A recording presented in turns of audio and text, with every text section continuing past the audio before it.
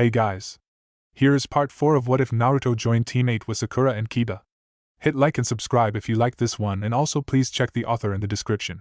Let's start. We are paid, that's all. We are God.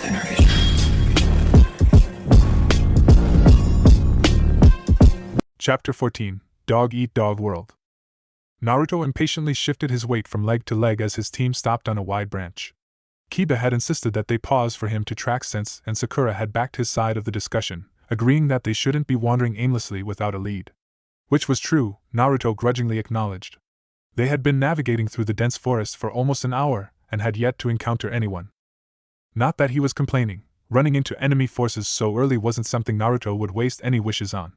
Admittedly though, names like Forest of Death coupled with survival and elimination had given him the impression that there would be relentless assaults on all fronts the moment they stepped into the grounds.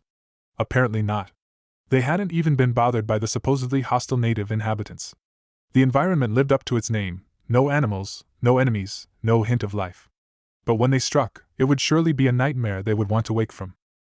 "Naruto, stop moving around," Kiba murmured. He had an ear pressed against the bark, frowning in concentration. Akamaru was sniffing around on a lower branch. "Sorry," the blonde said automatically.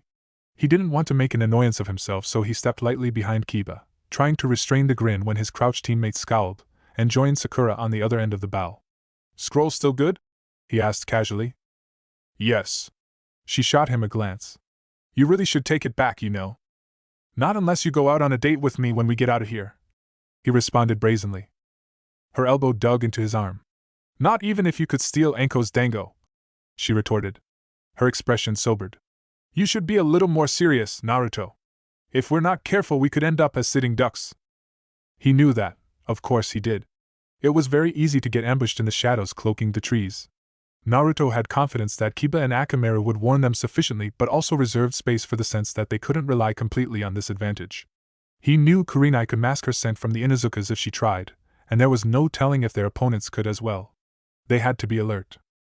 And he was. There had been a period of time right when the exam had commenced where Naruto had been so attentive and on guard that he constantly mistook oddly figured trees as the other genins. He had been too alert then, and he was currently trying to find a healthy balance between calm and accordingly focused. Kiba rose to his feet, head tilted. Akamaru found his way onto their branch again and gave a submissive whine. Naruto and Sakura glanced at each other as the hooded boy frowned. "Is something wrong, Kiba?" Sakura asked in a low voice. Her hand was already hovering over her weapon's pouch. "Not here," Kiba told her, and her hand hesitantly went lax. "Then what?" "It's nearby, though." "Not even a kilometer." Naruto walked up to the taller boy's side. "What is?" he questioned. Kiba shrugged as he knelt down to scratch Akamaru behind the ears. "Trouble. What else do you think?" Anko had just finished constructing the leaf insignia out of dango sticks when a petrified scream rose from the midst of the forest. She shook her head, bearing a small smile. Evidently it had already started. The Forest of Death was a harsh milieu to conquer, and she imagined that the competing genins had already run into complications. There were numerous poisonous species that roamed the area, and accidentally identifying a plant's elements incorrectly could have fatal consequences. Anko had actually had a discussion with Kurenai and a handful of other jounins a few days prior. Some had commented that it was a cruel predicament for the young rookies. Too bad, Anko remembered saying. She had been through worse, hadn't she? She absently rubbed the back of her neck. It was always the same. No matter how hard she scrubbed, how many hours she had spent in the shower, she could never rid herself of the feeling that putrid malevolence was lurking just beneath her skin. To drive herself away from darker thoughts, Anko thought of Kurenai's brats. She hadn't spent much time with them, but she had paid particular attention to them before the second exam had begun. She had almost laughed. To this day, she still wondered about Kurenai's decision to sponsor their participation in the exam. One more year wouldn't have hurt. The kids hadn't given the special jounin the impression that they were fully prepared. She would just have to wait and see. They had already surprised her once. There was no telling what Uzumaki Naruto's team would come up with. "Mitarashi-san!" A distressed Chunin materialized in a puff of smoke. Anko recognized his face from somewhere. "What, something come up already?" she sighed. Something always did. There were always problems somewhere, somehow. They would surface, and as Anko got up to follow the messenger, she found herself hoping that her darkest demons would remain sealed in the pits of her closed conscience. But then, things always went wrong. In Kiba's opinion, looking for trouble was just stupid. He could tell that Akamaru was disturbed, even as the puppy bounded along beside him. He had sensed something big, something sinister. Who would want to go looking for something like that? Sighing, Kiba looked ahead at Naruto's back. This was the village pariah, after all. What else did you expect from Uzumaki Naruto? Naruto suggested that they do some scouting. He had been restless for a while now, Kiba knew. He had the tingling feeling that crept steadily up his spine. He was quite certain that he had detected a faint hint of killer intent accompanied by the vague scent of blood. Akamaru had commented that the blood smelled familiar, but Kiba, his nose admittedly inferior to the puppy's, could not confirm the notion.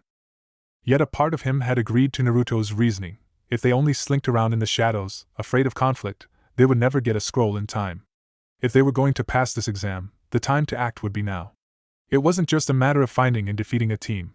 The scroll had to correspond with their heaven scroll, or they would not be entitled to pass. There were only a limited handful of earth scrolls out there. Behind him, Sakura paused longer than necessary on a branch, and with an increased burst of chakra, launched herself alongside Kiba. "We're not going to rush into battle, are we?" she asked. Kiba hoped she wasn't feeling the pressure already. He understood that bearing the scroll, a vital item that could determine their success, was a rather daunting task. But Sakura was up to it. Her teammates knew that she was stronger, both emotionally and physically, than she let on. "I think we're just doing a quick scout at the moment. There's no point attacking without reason. Besides, Akamaru told me he can smell more than 3 people. There's a pretty good chance there are 2 teams ahead." Which meant that they were either of the same village and had decided to ally, or they were fighting.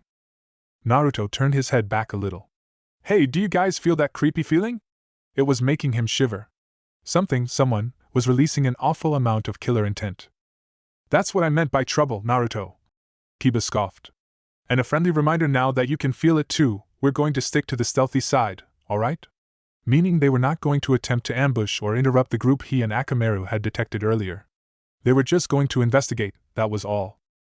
Suddenly Akamaru let out a sharp bark. Kiba cursed and grabbed Sakura's elbow. "Down!" he hissed at her, and she hurriedly kicked off from a side trunk to assist their sudden descent. "Naruto!" she shouted, trying to keep her voice low. The blonde boy had heard Akamaru's warning bark and had dropped down to the ground a short distance ahead of them. But instead of rejoining them, he was taking cover by a clump of unruly bushes, silently watching something his teammates could not see. "What's he up to now?" Kiba tapped Sakura's arm and jerked his head toward Naruto. Assuming he had good reason to remain so still and quiet, they had found their targets, and they approached carefully. Akamaru let out a low whine. 6 people. They're strong." "Naruto?" Sakura breathed when they joined him. "What?" Her voice trailed off as Naruto looked at her. His eyes were sharp, focused and serious. It was fortunate that Akamaru had warned them. The trees thinned and petered out to reveal a clearing. Had teammate rushed on ahead, they would have launched themselves straight into a confrontation. And now that he could see what Naruto could, he could understand his friend's solemnity, and he was starting to wish he had not let the idiot convince him to come. Kiba felt like strangling him for leading them to Sabaka no Gaara. Akamaru was trembling. It was worse than the first time they had run into Gaara. The puppy flinched and instantly turned to hide in Kiba's jacket, where he cringed fearfully. What a welcoming committee, Kiba thought uneasily as he raised a hand in an attempt to soothe his terrified friend. Gaara's team was not alone. Facing them was a team of genins from Rain. Their leader was a tall, intimidating man with stitches sealing shut a corner of his mouth and a scar that rivaled Marino Ibiki's running down the right side of his face. "It's very foolish of you to challenge us head-on like this," he told Gaara in a husky voice. For some reason, Kiba did not think that Gaara would be cowed. He hadn't seen the redhead in battle, but from their last meeting, he had been left with the feeling that the Sand Genin wasn't a pushover. In fact, he wouldn't be surprised if he was the strongest of his team. "That's enough talking. Let's do this, old man." As predicted, Gaara was not at all perturbed. In fact, he looked eager. Frighteningly eager. His teammate, Kankuro, seemed to have more rationale. He approached Gaara with the suggestion of figuring out which one of their opponents had the scroll, justifying that it would save them work. But Gaara wouldn't hear it. "Those who meet my eyes like that," he murmured, reaching over his shoulder to pull out the stopper on his gourd, "must die." Akamaru continued to quiver. Sakura looked away from the scene, forcing herself to remain calm despite the overwhelming tension, and reached out to gently fondle the puppy's head. "What's wrong, Akamaru?" she asked softly. She sounded distracted. She had good reason to be. In a flurry, The rain leader pulled out umbrellas from straps on his back and flipped them open in one swift movement. Then let's do this, here I come. Kiba knew that retreating would be the smartest thing to do. He knew he should be getting Naruto's attention, getting them as far away from this battle as possible. It wasn't safe, any idiot should know that by now. But he couldn't muster the will to find his voice. He could only watch what Akamaru had known would happen unfold before them. Naruto and Sakura were equally motionless, and their attention was similarly focused on the parasols hovering over the clearing. Ninpu, Joro Senbon! The rain ninja snapped, a gleam of triumph already seeping into his voice. He was confident in his technique. And he should be. Teammates' breath caught collectively as thousands of needles hailed down on Gaara. Kiba's eyes were wide. No one could have survived that. Sabaku no Gaara had undoubtedly been reduced to a pincushion. Akamaru must have been warning them about the rain guy, not Gaara. Is that all?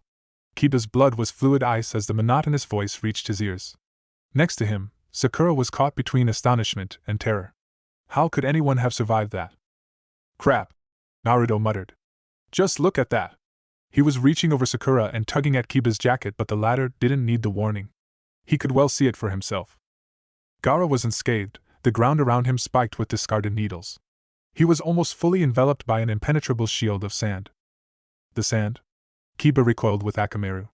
The sand gave off the strong stench of blood. Kiba was impressed. The kid had constructed an effective shield in a matter of mere seconds, and out of sand. Just what did they teach Genins and Suna? He wasn't even fazed by the otherwise lethal onslaught. Not even when his opponent cursed and tried again. A slab of hardened sand lazily rose from the ground and cut off access to its user. The shield began to crumble and fall to the ground, pooling around Gaara's feet. He hadn't even moved from his original position. A rain of Senbon, he observed. Very well then. I'll turn it into a rain of blood. The hairs on the back of Kiba's neck stood on end as a horrible aura spread through the area. The scarred rain nin flinched but quickly recovered and charged Gaara, his pride damaged. Just judging from the previous scene, Kiba knew he didn't stand a chance. If needles from every direction had failed to even scratch Gaara, what would Taijutsu do? The answer was nothing. Kiba and his teammates watched in transfixed horror as thick limbs of sand sprang from the ground and snatched at the attacking Genin's body. Within seconds he was encased in a bulging cocoon and suspended above his stupefied teammates, his visible face twisting in pain and shock. It didn't look like he could move. Deprived of the chakra to sustain them, the umbrellas plummeted down to earth, spearing the dirt. Ironically, they ventured closer to Gaara than the rain Genin had managed. He was well and truly afraid now, the increasing trepidation causing his pupils to dilate so that they were wild. Get me out of here! He screamed down to his teammates. But they took a step back, mouths open yet devoid of words. Gaara walked over and shook open one of the fallen umbrellas. He held it over himself. I can cover your mouth and kill you, but that's just too pitiful. He held out an arm and slowly drew his fingers into a forceful fist. Sabaku! Oh God! Sakura whispered, appalled.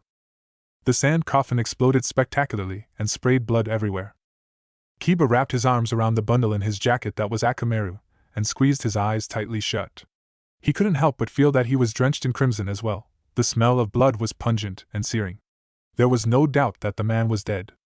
Slowly, Gaara lowered the blood-spattered parasol and tossed it aside. There was no pain, he told the remaining rain Genin. It happened too quickly for him to be in pain. It will be the same for you. The message: there was to be no survivors. Kiba opened his eyes and looked toward Kankuro and Temari, the murderer's teammates. They were simply standing there, watching this bloodshed like it was just an unfortunate sport. The face-painted boy even had the nerve to look irritated and at ill ease. Remembering Kankuro's anxiety and quick change of attitude upon Gaara's arrival the other day, Kiba realized that Gaara commanded fear to its limits. He was no ordinary Genin. Wait! The shorter of the dead man's teammates tripped over his own words. He placed a heaven scroll on the ground and rolled it toward the sand trio. Here, we'll give you our scroll. Please let us go. Gaara's response was to raise both his arms, palms facing the opposition. It was Scarface all over again. Sakura had shut her eyes and was trying to control her agitated breathing, having long since released the calm demeanor she had been trying to keep up. She was afraid. Kiba wanted to comfort her, rub her back and tell her that he'd never let that happen to them. It wasn't until the screams of the rain nins tore through the air that he finally found strength in his limbs to move. Kiba scrambled backward, keeping low. We have to get the hell out of here. We're dead if they find us. Sakura! Naruto! Akamaru was already a mess. Naruto stared at him, unable to comprehend the words. It took him a moment to pull himself together. He was visibly shaking as he rose and touched Sakura's shoulder. He was trying so hard to keep his cool and not lose his head. Kiba's right. Come on, Sakura. I haven't had enough. They froze. Too late. Much too late. Akamaru buried himself as deeply in his master's jacket as he could. Kiba slowly turned around. Sand was snaking towards them. When he had been 8, Naruto picked his first fight. There had been the occasional incidents where some older kids would give him a shove or two simply because he was too loud, too bright, too cheerful, trying too much to be their friend. But it was the first time Naruto himself had made the first move, the first time he had retaliated. After trying to join their soccer game and failing, he had started to argue with the other boys. Naruto had long since forgotten the trigger. He just knew that he had drawn his fist back and punched the leader. Without thinking, without realizing what he was doing. He had just known that he was angry, that he was being treated unfairly for reasons he had no inkling of. His arm had moved on its own. He had been too shocked to defend himself against his punishment. He was Naruto, the kid who grinned a lot and took everything at his own pace, not the boy who went around punching people. It was reflex, Iruka had told him afterwards after breaking up the fight. Things just happened like that, they unraveled by themselves. All you needed to do was give it a push. Now, for Naruto, all the push he needed was the evident tremor of apprehension in Kiba's voice and Sakura's trembling frame against him. The pink-haired girl was struggling to get a hold of herself, trying to remain strong. She was so scared. Was the dangerous sand slithering towards them the cause of her fear? His heart thumped against his chest as Naruto gathered chakra in his coils and molded them. He had been doing so much work with his chakra control that the process of shaping the energy was almost second nature to him. But Naruto felt it was more than that. It was fueled by desperation, by the burning desire to defend everyone, to keep his friends alive. No one was dying on his watch. With a growl, he unleashed a fully fledged chakra shield. The dense barrier of chakra rose around Naruto and his team, rotating at a powerful velocity. He wasn't quite sure if he had repelled the sand or if some had managed to penetrate their defense. He really didn't care anymore. Someone was trying to kill them, trying to hurt his friends, his precious people. Naruto sprang out of the bushes without second thought, his lips pulled back in a feral snarl. A wave of sand swept him back, pushing back his fist before it could make contact. He flipped backwards and found himself lowering into a crouch, muscles drawn taut. "Get away from us!" he shouted. He seemed to have surprised them. Had they not expected him to attack? Temari was frowning and Kankuro was reaching over his shoulder for the bandaged parcel he carried with him. Gaara hadn't moved. But he did stare straight into Naruto's eyes. His dark ringed eyes were narrowed. Something had grabbed his arm. Naruto snapped his head around, expecting to see tendrils of sand coiling up his jacket, but it was only Sakura. She recoiled a little at his reaction, but now he was no longer looking into Gaara's terrifying gaze. Sakura's green eyes wavered, and they pierced deep into Naruto's consciousness. Another hand fell on his shoulder. "What the hell do you think you're doing?" Kiba muttered. His eyes were fixed on the sand genins. What was he doing? Naruto looked over at Gaara, then at the bloody smudges on the dirt. He shuddered. He had been about to start a fight with a heartless killer, not some academy bully. Slowly, his resolve ebbed away. By insisting to come here, he had gotten them into this mess. Scouting had seemed like a good idea at the time, to get a good bearing on how things were to be done, how strong their opponents were. They had certainly achieved the latter. Naruto had let his instincts get the better of him. It was his responsibility to get his team out of here. Alive. Kankuro was the first to recover. He relaxed as if they weren't a threat. They probably weren't. "Hey, it's you three."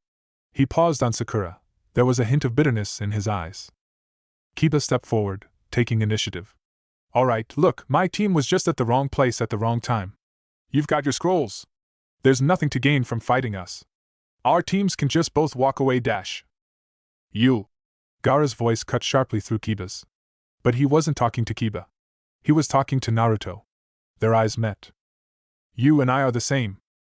Naruto's brow furrowed. "The same? What do you mean?" He wondered if it was a distraction for Kankuro or Temari to attack them. Somehow it didn't feel like it, though he was still grateful when Sakura stepped a small way aside so that she would not become an obstacle when Naruto needed to move to haste. They were all tensed, prepared. "We are the same," Gaara repeated. His teal eyes bored into Naruto's. "We are the special ones." "What is he talking about, Naruto?" Sakura whispered. I don't know. Yet it felt like he should know. Looking at Gaara, the redhead was so certain of his claim. How were they the same? They were different. The petrified screams of the rain team echoed in his head, and Naruto clenched his fist.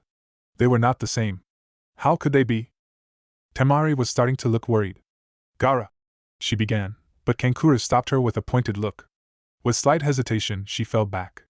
Why were they so afraid of their own teammate? What were they hiding? Suddenly, Naruto realized that Gaara's teammates were not alongside him like Kiba and Sakura were. They were hovering behind him, as if getting too close would get them mistaken for prey. They weren't ready to protect him, they were ready to protect themselves. Gaara was alone. But why? We are the same. Naruto's eyes were wide, staring in disbelief. You're kidding me. There were people like him out in the world. Had they been mistreated and sneered upon and rejected and been in so much pain? How was it humanely possible? His teeth ground together painfully. He was looking at another Jinchuriki. Just like himself. I will kill you to prove my existence. Gaara went on tonelessly. Let's fight. By now his affinity to sand was obvious, and a predictable column of the substance rose behind him, towering high above both teams. Naruto raised his head as the perilous shadow engulfed him. Was his tailed beast the reason behind Gaara's insatiable thirst for blood? If he had not come across Old Man Hokage, Iruka and Team 8, would Naruto be a replica of the Sand Nin? The sand lurched forward, cascading neatly over Gaara. Various vines coiled around each other in a race to reach their target first. Naruto rapidly concentrated chakra to his feet in preparation to throw himself out of the way. But before he could, the rearing head of the thread exploded in a soggy mess that spattered against Naruto's clothes. His reflexively thrown-up arms spared his face from grime. The disrupted sand was still poised to strike, though it was ravaged at the tip. Sakura had stepped forward from her original position, a thick shimmering strand of water wound around her clenched hand. It didn't come across as an overwhelming shock that she still maintained an edge over her teammates in chakra control, and Naruto thought she was showing this off rather well. Gaara's frightening eyes narrowed. This is between me and him. There are teams for a reason, Sakura parried in a voice firm with fortitude. Naruto heard Akamaru's rumbling growl. Kiba had managed to coax the puppy out of his jacket, and both had their canines bared. They said nothing, but their ferocity spoke volumes that Naruto appreciated. You'll have to get through all of us first. They were facing down dangerous adversaries that were well capable of snapping all the bones in their bodies with a flick of his wrist, and Kiba seemed to be on the verge of giving them a coarse read between the lines gesture with his hands. Kami, he loved his team. You really think you can take us? Kankuro was once again tugging at the straps that bound the mysterious bundle to his back. He was smirking at Sakura. His dark eyes held the gleam of a hunter. That made Sakura the prey. A low growl erupted from the back of Naruto's throat, and he fought to keep himself in check. He did inch a little closer to his friend, though. I don't need you, Kankuro, Gaara said flatly. This is my fight. For the first time, the face-painted boy looked displeased with his teammate's command. Gaara, let me dash. Neither of you should be bothering. Temari cut through. We have our scroll and risking more time here is pointless.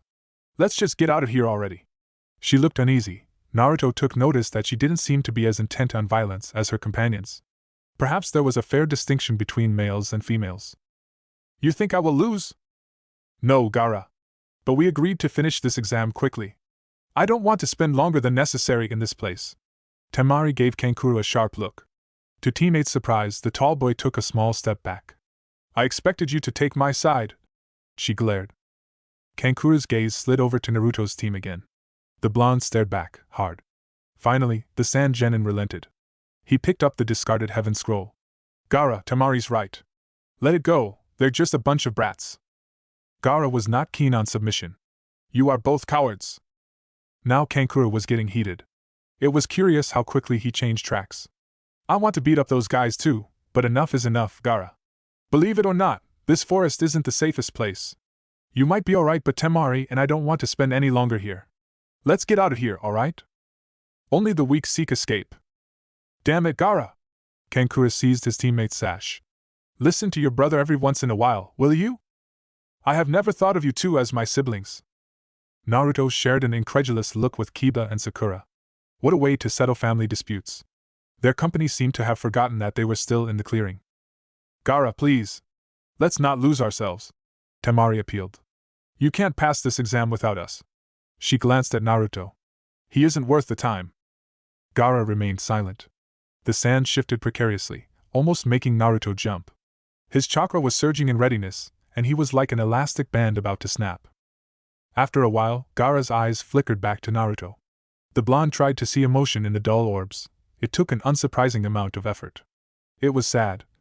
Gaara didn't even seem like a human. Naruto felt sad. The other boy could only be around his own age. He didn't think Gaara had even had anyone to play with. He'd had no one to reject him from a game and tussle with him. If the redhead had been even half as frightening as he was, any other child's first instinct would have been to flee, not to stay around and bully him. If he wasn't trying to kill them, Naruto might have felt a certain kinship with Gaara. He wanted to understand how the Sand Village had treated him, how he had lived his childhood. Somehow, discovering that he was a Jinchuriki had softened Naruto's view of him. "That's too bad, Gaara," he said. His quiet tone drew the attention to him. "I think I know where you're coming from now, but if you try to hurt my team, I'll fight you to the death." The two held an intense gaze until Temari interrupted them. "Gaara," she persisted. Her brother did not look away, but Naruto was aware that the other boy now held a slight gleam of interest in his eyes. It was almost like Sabaku no Gaara was scrutinizing him. "What is your name?" "Uzumaki Naruto." He couldn't help but add, "Remember it." It took some restraint to resist from launching into his well-practiced Hokage declaration. Naruto hadn't realized that it was so well drilled into his habits, and the corner of his lips tugged into a small smile when he saw Sakura and Kiba noticeably turn their heads in his direction. "Uzumaki." Gaara was testing out the sound of the name. "I will see you at the tower." Although Kankuro and Temari did not move a muscle, Team 8 could see sparks of relief flickering in their eyes. Naruto nodded. "We'll get going then." It sounded like his team was expected to pass the second exam. No, that wasn't it, Naruto realized as his team escaped into the foliage. They weren't expected, they were being ordered. They had fled in the opposite direction of Gaara's team, but it took Naruto a while to realize that his friends were following him. Together, they kept the same pace and stuck close together, but they still let him precede them by half a step. And he was the one who had gotten them in that crisis in the first place. His lips pressed tighter together. He was definitely going to ask Kurenai's opinion on leadership when they got back. Over their footsteps and the pounding of blood in his ears, Naruto could hear Sakura's breaths coming in hard gasps, but he doubted it was her endurance. She and Kiba were more unnerved than he was. Instantaneously he decided that they had come far enough. His team didn't seem to care when he slowed and sat down in the middle of nowhere. The silence was almost to be expected. After what they had just witnessed, even Naruto didn't feel like cracking jokes. Sakura had Akamaru cradled to her chest and was pacifying the puppy. Naruto was surprised. Her voice sounded quite strong. He supposed that, as shinobi, they were required to overcome their fears in an instant. That had been one hell of a way to get them started. It was Kiba's voice that eventually punctured the wordless atmosphere. "Well, crap." His laugh was a little shaky. "You're such a poet, Kiba," Sakura murmured. It sounded to Naruto like his friends wanted to distract their thoughts, and he agreed with their resolve. "That was freaky, huh?" Kiba again. Naruto glanced at the taller boy. "He didn't have eyebrows," he said, smiling. "Really? I didn't notice." "Yeah, bet you were too busy finding a tree to pee behind." "Hey, you look like you were doing it right in your pants." "Was not." "Did you see his tattoo?" Sakura spoke up, and both boys turned to see that she was looking at them. Kiba thought about it. "The one on his forehead? The red one?" At a nod from Sakura, he shrugged. "I think it was a kanji character, but I didn't see what it said." "Love." Hearing the word in his own voice only made Gaara even more of a mystery to Naruto. Sakura glanced at him. "You saw it?" "I'm pretty sure I got it right. I went up pretty close." Neither of his teammates wanted to question that. There was another lapse of silence, this time more companionable. Akamaru seemed to have recovered a little and was licking Sakura's hand. She seemed to be deep in thought. "Naruto," she began suddenly, then fell short. He waited, but she didn't continue. "Back there. Gaara said you were the same as him." The words came from Kiba, but Naruto could tell that it could well have been Sakura's. He lowered his head. He could tell them Gaara was a Jinchuriki. He could tell them. Not just of Gaara, but of himself. There was little insecurity now, after bonding so firmly with them. There was no denying that he was afraid of how they would react, and yet Naruto felt he was, almost. No, he wasn't ready. He just wasn't. It wasn't the right time, not during the Chunin exam, not in a place like this. "Maybe he was talking about our height," Naruto thought his laugh was pretty convincing. It had been better than Kiba's, for sure. Then why were his friends looking at him like that? They knew he was lying, of course they did. But it was as if they were trying to see more of him. For a fleeting, heart-stopping second, Naruto suspected they knew. But they couldn't. No way. Don't ever let anyone take your title of biggest idiot, you hear me, Naruto? Kiba finally retorted. Naruto was almost guilty when his heart unclenched. Loud and clear, Kiba. Loud and clear. After the exam, possibly. He just couldn't tell them now. To alleviate his tension, Naruto told his teammates that he was going to do a quick reconnaissance on the area, and after promising that he would not drag a Sudogara back with him, he left. The trees were sparser in this area, Naruto noticed. He remembered that they had passed the river a while back, but after the encounter with Gaara he wasn't sure where they were anymore. Far from their original gate, he assumed. He jumped up for one of the low branches of an ancient oak tree. It was wide enough to hold his body. Uzumaki Naruto wasn't one to sit down and think. It wasn't in his nature. He thought he could glimpse a little of his friends on the ground. Always trust your teammates, Kurenai had taught them. Naruto trusted them with his life. He was a little more confident about confiding in Kiba and Sakura than he had been months prior. He was almost ready to invite them to Ichiraku's and tell them, "Hey guys, I've got something to tell you. I have a demon sealed in me." Yeah, right. Naruto sighed and tucked his hands behind his head, closing his eyes. I wish I was normal. He stayed like that for a while longer, and then got up to do what he had said he would. Although it was extremely likely that another team could be nearby and decide to ambush him, Naruto wasn't being nearly as cautious as he knew he should be. Still, he didn't venture very far, and soon found his way back to his friends. Sakura and Kiba were talking in low voices when he returned. They were discussing strategies and working out parameters they could operate in. For some reason Naruto was grinning. They could almost pretend that they weren't in a pass or fail, life or death situation, and that in 5 minutes Kurenai-sensei was going to ambush them. In fact, that was how he was starting to think of it. It was much better than the alternative, and it heartened him. They had done this before and succeeded. There was no reason why they could not pass this exam. They already knew that there were only 12 pairs of scrolls left. Gaara's team would probably be at the tower by now. The aim of the second exam was to cut the numbers down by half. The odds looked grim. Not just that, Sakura said, looking at Naruto and Kiba. If anyone loses their scroll, or if their scroll is destroyed, that automatically makes one of the other scrolls useless. In other words, another team would not make it. It was a rough estimate that only 2 hours had passed since the start of the exam. They had plenty of time. At least, that was what they told themselves. We need to find ourselves an Earth scroll, Naruto told his team, getting to his feet. No time to be sitting around, guys. Translation: it was time to put the events of the past hour behind them. With a short burst of chakra, Naruto was in the trees. Last one is a rotten egg. The forest of death was larger than Sakura had imagined. They had been wandering about for a while now.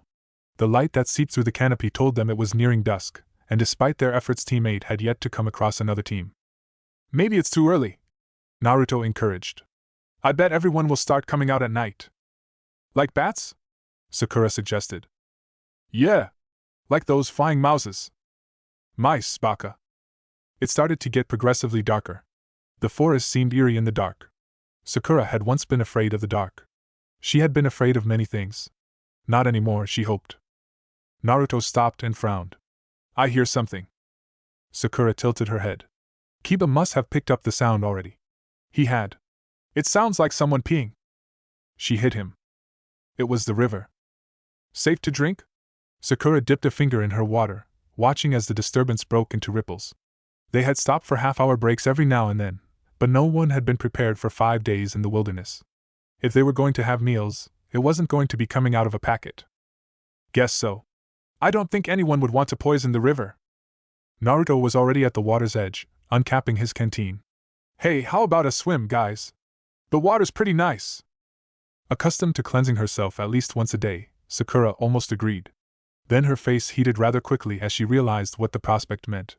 Naruto, you pervert! What? Oh. She had to admit, he was getting better at recognizing the signs. Paling, Naruto stood up, waving his hands in front of him. Sakura, I can X-dash. Sakura should have known that something was wrong if Kiba was not sniggering. Hey Narudash!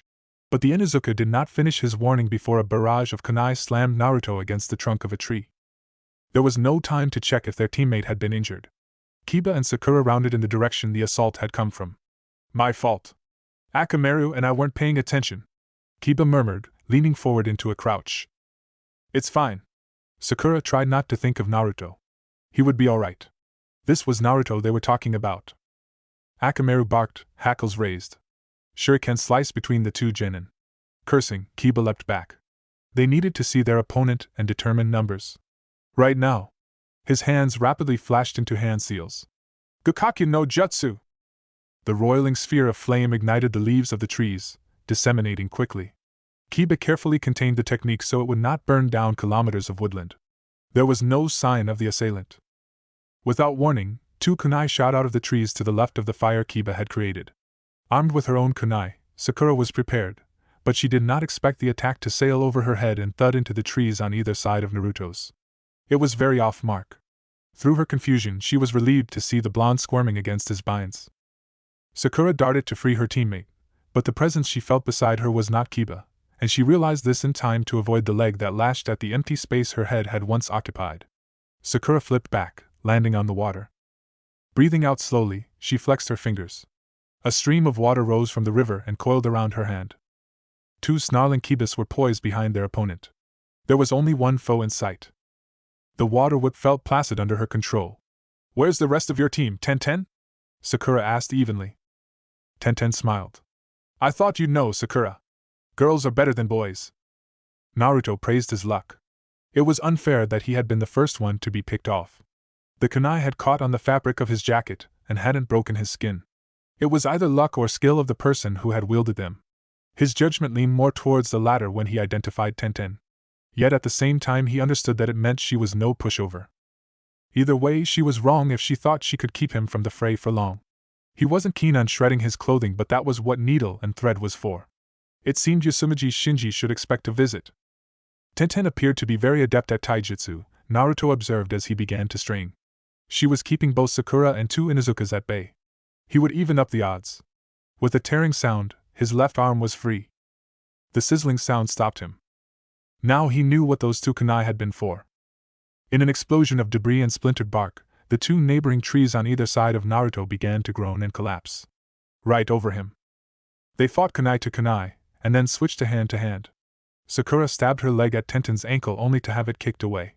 She let the other girl unbalance her and throw her over her shoulder, but used her own momentum as she landed to toss Tenten into the air. With a growl from Kiba, two gray figures gyrating at ferocious speeds surged after the airborne girl. Sakura's eyes widened as the Tenten twisted and whipped out a lengthy scroll. An incredible amount of sharp weapons hailed down on the pair. Kiba tried to pierce the dense rain, but gashes began to open in the folds of his clothes, spilling blood. Gathering more water in her hand, Sakura launched another water whip at Tenten. She rolled to the side as Shuriken whistled toward her, and spun around with another attack, this time aiming for the scroll. It was impossible for Tenten to physically carry such a large mass of weapons. Seriously, a scythe? Sakura hoped that the water would render the scroll ineffective or at least hinder the speed at which she launched the projectiles. Her aim was true, but so was Tenten's. Sakura winced as several thin wounds marked her arms and cheek. It was the water current from her whip that spared her from being impaled. It slowed down Tenten's attacks, giving her just enough time to weave between them. It was another stroke to the second exam. Each and every team was a foe, even if they were of the same village. It was a mutual understanding. That was why they hadn't wasted any words. Sakura did not think Tenten would go as far as to mortally wound them, but she didn't have to. She only needed the scroll. The scroll. Sakura checked on it as she reached inside her pouch for another kunai. Safe. A breath of relief escaped her. She wondered if Tenten had her team's scroll. Where was her team, anyway? Kiba had engaged Tenten in direct combat now. While they couldn't assume that Tenten used limited ninjutsu, the older girl was visibly proficient in taijutsu. She danced beyond his reach, but Sakura still saw her wince when Kiba's claws raked her forearm. Although he was distinctly male and felt a little indignant at Tenten's last comment, Kiba could not deny that their fellow Konoha genin knew what she was doing. She had successfully evaded his Gutsuga in tandem with Sakura's water whip. But she couldn't be unbeatable. It was 2 against 1. He swept up a roundhouse kick, and snapped his elbow back as Tenten ducked and slipped in for a jab at his exposed ribs. Her breath left her in a rewarding whoosh. She reeled back, wiping her mouth, before lowering into another stance. Sakura dove in once again. Where the hell was Naruto? His leg had only narrowly avoided getting crushed. Naruto landed hard on his back and skidded along the ground. Sawdust clogged his lungs with each breath, so he stumbled out of the dusty smog, coughing. He couldn't see the others. The trees had closed his passage, and after he had freed himself, Naruto had had to rebound off one of the falling trees to escape. Close shave, he thought dourly. The carcasses of the trees were strewn across his path. Shoving chakra to his soles, Naruto cleared the obstacle in a single leap. He was rewarded with a clear view of the fight unraveling beside the river. A kunai slipped into his hand. The prospect of fighting against a friendly acquaintance didn't quite appeal to him, but no one said he had to like it. Naruto sprinted toward the commotion, adrenaline jittering. Before he had gotten halfway, however, he was blindsided by a whirling fist. He saw it coming from his peripheral vision and attempted to twist in midair, but it still cracked painfully against his temple. As he fell, Naruto blindly swiped his blade through the air, though he made no contact. He rolled with the impact, absorbing the blow. Tenten nimbly eluded another of Kiba's Tsuga attacks. Her face lit up. Neji! You're back early. The stoic Hyuga had not taken his pale eyes off Naruto. Judging from their tone, either of the two had been expecting the other. Is Lee around here as well? Naruto asked, casting around. You talk too much. Neji's outline blurred, and Naruto hastily jerked his head back as a palm jabbed at his face. He grabbed his opponent's wrist as it passed, his other hand slicing down with the kunai. Neji sidestepped, still bound by Naruto's grip. The blonde leaned into his opponent's unstable guard, knee raised. Chakra burst from Neji's open palm, forcing him to let go and propelling him backward. It was plain that Neji had the upper hand in experience. The dark-haired boy's strikes were precise and drawn tight. He seemed to be slightly faster than Naruto, but it wasn't a speed the younger genin couldn't handle. He could push himself further if he needed it. He hoped he would not have to release his weights. Slowly, he began to retaliate. Naruto wasn't quite sure when they had moved away from their teammates. He could still hear the dull thuds and metallic clangs, but the trees obscured them from his vision. Glancing over, he wondered if it was Neji's intention. The other boy seemed unfazed. Who has the scroll? Me, Naruto replied, not missing a beat. Neji's eyes narrowed. That was idiotic of you. I'll take it from you now. He snorted. What happened to fighting over it? You are a waste of my time. Naruto was sick of the holier-than-thou attitude. Growling, he gathered chakra. Kage Bunshin no Jutsu. Scores of clones took form around them. Lowering his hands, Naruto smiled coldly. How about now? Am I still a waste of your time? Neji calmly accepted the new development. We shall see. He was promptly screened from view as Naruto's clones pounced on him, charging, shooting off trees, clambering over each other.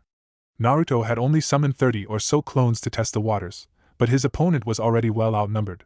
Serves the jerk right, he mused triumphantly. Then spaces between the clones began to glow. Neji's voice rose above the cries of surprise. Hakushikaten! Bearing witness to the sight before him, Naruto was grateful that he had hung back. A bright sphere of chakra had rose up around Neji, forcefully repelling everything it came in contact with. Clones were tossed mercilessly into the air and into trees, where they dissipated. There was no point of penetration. It was a very effective defense, Naruto had to admit. It also looked like his chakra shield. He wasn't quite sure how his variation looked from the outside, but Naruto thought the form looked rather familiar. In fact, he hadn't thought of using the chakra shield in battle like this. Kurenai-sensei had basically forbidden him from using it without her permission. Perhaps she thought he wasn't ready to handle it. Neji's technique looked much more potent than his. Still, that didn't mean Naruto was prepared to give up. Shuriken was flung at Neji the moment he was visible. It was almost expected that he would throw up his impenetrable defense, so Naruto was faintly surprised when his impaled opponent was revealed to have been a log of wood. Neji did not stay in hiding for long. He struck out from behind, his hand glowing with chakra. One of the clones that had survived the first attack by standing back saw the peril and gave a yell of warning. He was close enough to grab the original by the vest and toss him out of harm's way, but was too slow to dodge Neji's attack. Face to face, both genins exchanged blows. Neji had a very firm guard that frustrated Naruto. His footwork was defined and he effortlessly turned away Naruto's fists with his movements. Even when he managed to slam his elbow against Neji's chest and throw the latter back, it quickly became clear to Naruto that if he was going to emerge victorious, it would not be through taijutsu. Leaping back and tossing his kunai, Naruto's hands were forming hand seals the moment they were free. Neji simply stepped out of the blade's trajectory, but his opponent had finished his preparations. A large fireball rapidly ate into the surrounding trees, flaring with intense heat. Neji could feel the perspiration gathering at his pores as he took off. He had never seen a genin produce a katan jutsu of such sheer bulk and raw power. Although it didn't extend very far, it took adequate chakra reserves to keep a jutsu of such capacity aflame. Neji's eyes flickered. It seemed he had underestimated Uzumaki Naruto. It was Naruto's turn to launch an unannounced assault. Clones dropped from the canopy, wielding kunai. Neji evaded and made short work of them. But the original was nowhere to be seen. The Hyuga shifted his stance, casting around. His sandal nudged against something. Looking down, he saw that it was a kunai one of the clones had been using. Something went off in Neji's head. Too late. The blade disappeared in smoke as a fist rocketed upward. Neji's eyes widened. He had no time to dodge. No, he had to retaliate. Byakugan! Naruto had little warning. His opponent's hand clamped down on the head of the kunai disguised clone and, using it as leverage, chambered a back kick into Naruto's chest. Sent rolling into the dirt, Naruto tried to make sense of the situation. He thought he'd planned it so beautifully. Even if Neji could have dodged the clone's attack, he wouldn't have been able to block Naruto's. And yet he had struck out with perfect precision, as if he had known exactly where Naruto had been. It was impossible, not unless he had eyes in the back of his head. Neji straightened.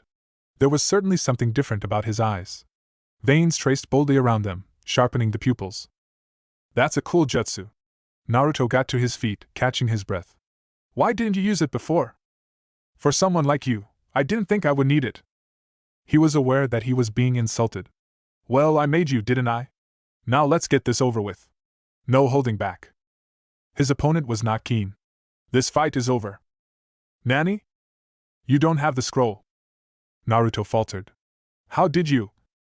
The girl has it, Neji said. He knew. And before Naruto could understand how he had found out, Neji was already heading back to the other fight. Sakura was in trouble. Naruto skidded into his path, arms outstretched. Stop right there, he growled. You can't just walk away from our fight like that. Neji's eyes, returned to normal now, barely even acknowledged him. We both have a heaven scroll.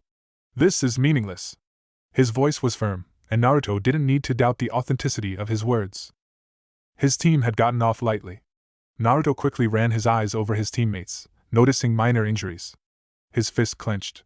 They had agreed not to involve themselves if it was not necessary.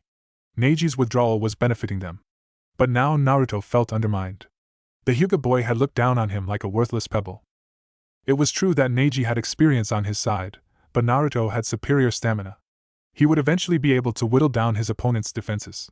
However, considering that they had days to go and chakra deprivation would complicate their progress, Naruto held himself in check. His eyes were reproachful as Neji broke up the fight between their teammates. He wanted to fight Neji and show him that he was more. But now wasn't the time. Tenten looked a little winded, though Naruto's friends looked weary as well. She sighed in exasperation when Neji spoke to her. You don't think you could have checked that earlier, Neji? You could have saved me the trouble. It doesn't matter now. Naruto thought Neji was looking at him, but with those eyes he couldn't be sure. Lee is late. We'll find him now. Let's go, Tenten. Kiba stepped forward as the two turned away. Wait a minute! You're just going to walk away like that? You picked a fight with us and now you're just going to leave? He was incredulous. It was only coincidence that we ran into each other, Tenten said, looking over her shoulder. My team had arranged to meet here after half an hour. I came back a little earlier and saw you. She shrugged. It was either ambush you or get discovered and ambushed. Sakura caught Kiba's arm. She's right, Kiba. Let's just let them leave. Then and there, as he watched them walk away, Naruto decided that he definitely did not like Hyuga Neji. No one questioned Sakura's choice of equipment when she produced a small first aid kit from one of her pockets.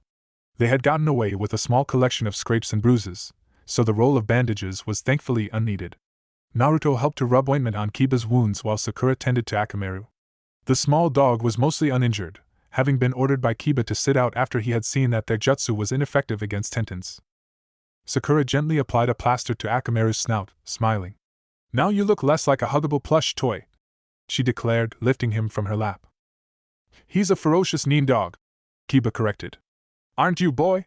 He directed this to Akamaru. Akamaru barked and rose proudly, but when Sakura tickled him under the chin, what sounded suspiciously like purring rumbled from the puppy. "I'm going to ignore that," his master said pointedly. He glanced at Naruto. "What about you? Hurt anywhere?" Naruto blinked. "Me?" He had been a little sore previously, but now he had practically forgotten his pains. His tenon had likely seen to it. "I'm alright. Useful vest, this thing. You know, it's pretty strange. I can't remember the last time you needed medical attention," Kiba remarked. "Hey, don't go around jinxing it." By the time they had treated their injuries, another issue arose. Food. Naruto had been trying to ignore his hunger for a while now. There was no room for argument. They could not continue on empty stomachs. In fear of their battles, especially Naruto's giant fireball, attracting other teams, they had moved on, keeping by the river. The crystalline serpent was still sprawled beside them. Food usually came in the form of a steaming bowl of ramen, but when Naruto saw fish swimming by in the water, he decided he didn't mind a seafood meal. Kiba and even Sakura were not keen on lighting a fire. In the darkness it would draw attention to them like moths. But they eventually agreed with Naruto's suggestion. "Being too careful isn't always a good thing," Kiba said slowly, grinning. Akamaru was in the mood to jump into the water to startle fish downstream. Naruto and Kiba were waiting further down, targeting their prey. The duty of lighting a campfire had fallen on Sakura. It was logical. She had the best chakra control and was least likely to cause an unwelcome bushfire. The boys were mucking around. They were splashing around and scaring away the fish. Sakura knew that she should be berating them for being silly, but the light-hearted atmosphere was relaxing. It almost felt like they were on a simple mission. The tranquility vanished when Akamaru suddenly sprang back onto dry ground and barked. Kiba groaned. "You're kidding me! How many more people are we going to run into in one day?" A green blur streaked down from the trees high above them, landing lightly on the other side of the river. As she watched the figure look around, Sakura recognized him as Rock Lee. Naruto had also come to the same realization. "Hey! Lee!" he called. He was much more gracious toward the green-clad boy than he was toward Neji. The thought of Lee as an enemy hadn't even occurred to him until he heard Kiba sigh. On that thought, Naruto drew his wave in tight, but Lee was already leaping across the expanse of water that separated them. "We meet again, Naruto-kun," Lee beamed. He turned to greet the blonde's teammates. Naruto noticed that his smile for Sakura was considerably brighter than his for Kiba's, but if the Inuzuka was disgruntled he didn't show it. "Isn't it past your bedtime, Lee?" Naruto grinned. The tall boy just smiled. "How are you doing in the exam? Have you found your scrolls?" Lee caught himself quickly when he saw teammates share wary glances. "I apologize. It is not my business, is it?" "It's fine." It was Sakura who covered for them. "We haven't found our second scroll yet, no?" Lee nodded. They had not disclosed the nature of their scroll and he didn't seem to have intention to take it from them. The matter was left at that. "Where did you come from anyway?" Kiba asked. He looked up from spearing the few fish they had caught onto sticks. At this, Lee's eyes clouded over. He looked perturbed. "My team split up for individual investigation," he explained. "I came across something that disturbed me." "A ghost?" Naruto guessed. His humor barely appealed to Lee. "Your classmate, Uchiha Sasuke's team," he said. Sakura frowned. "Can you tell us what you saw, Lee-san?" It didn't seem Lee could say no to Sakura.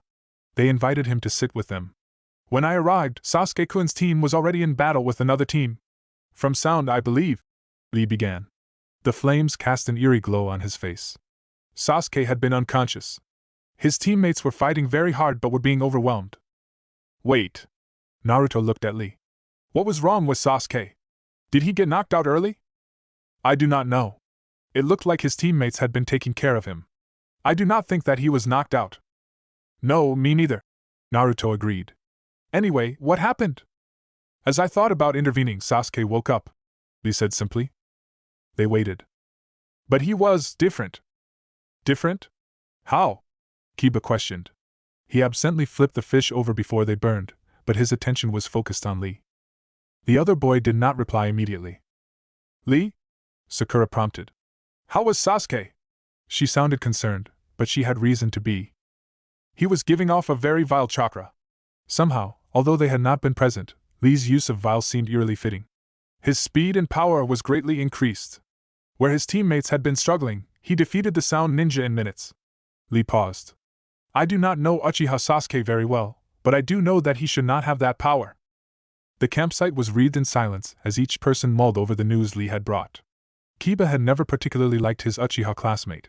He attracted fangirls like no other boy at the academy, and he was too detached. But that was not to say that he was beyond caring. Sasuke had obviously undergone an unknown change. However, as Kiba tried to sympathize, he was also grateful that his team had not been affected. Lee's description sounded horrific. His glance sidled over to Sakura and Naruto.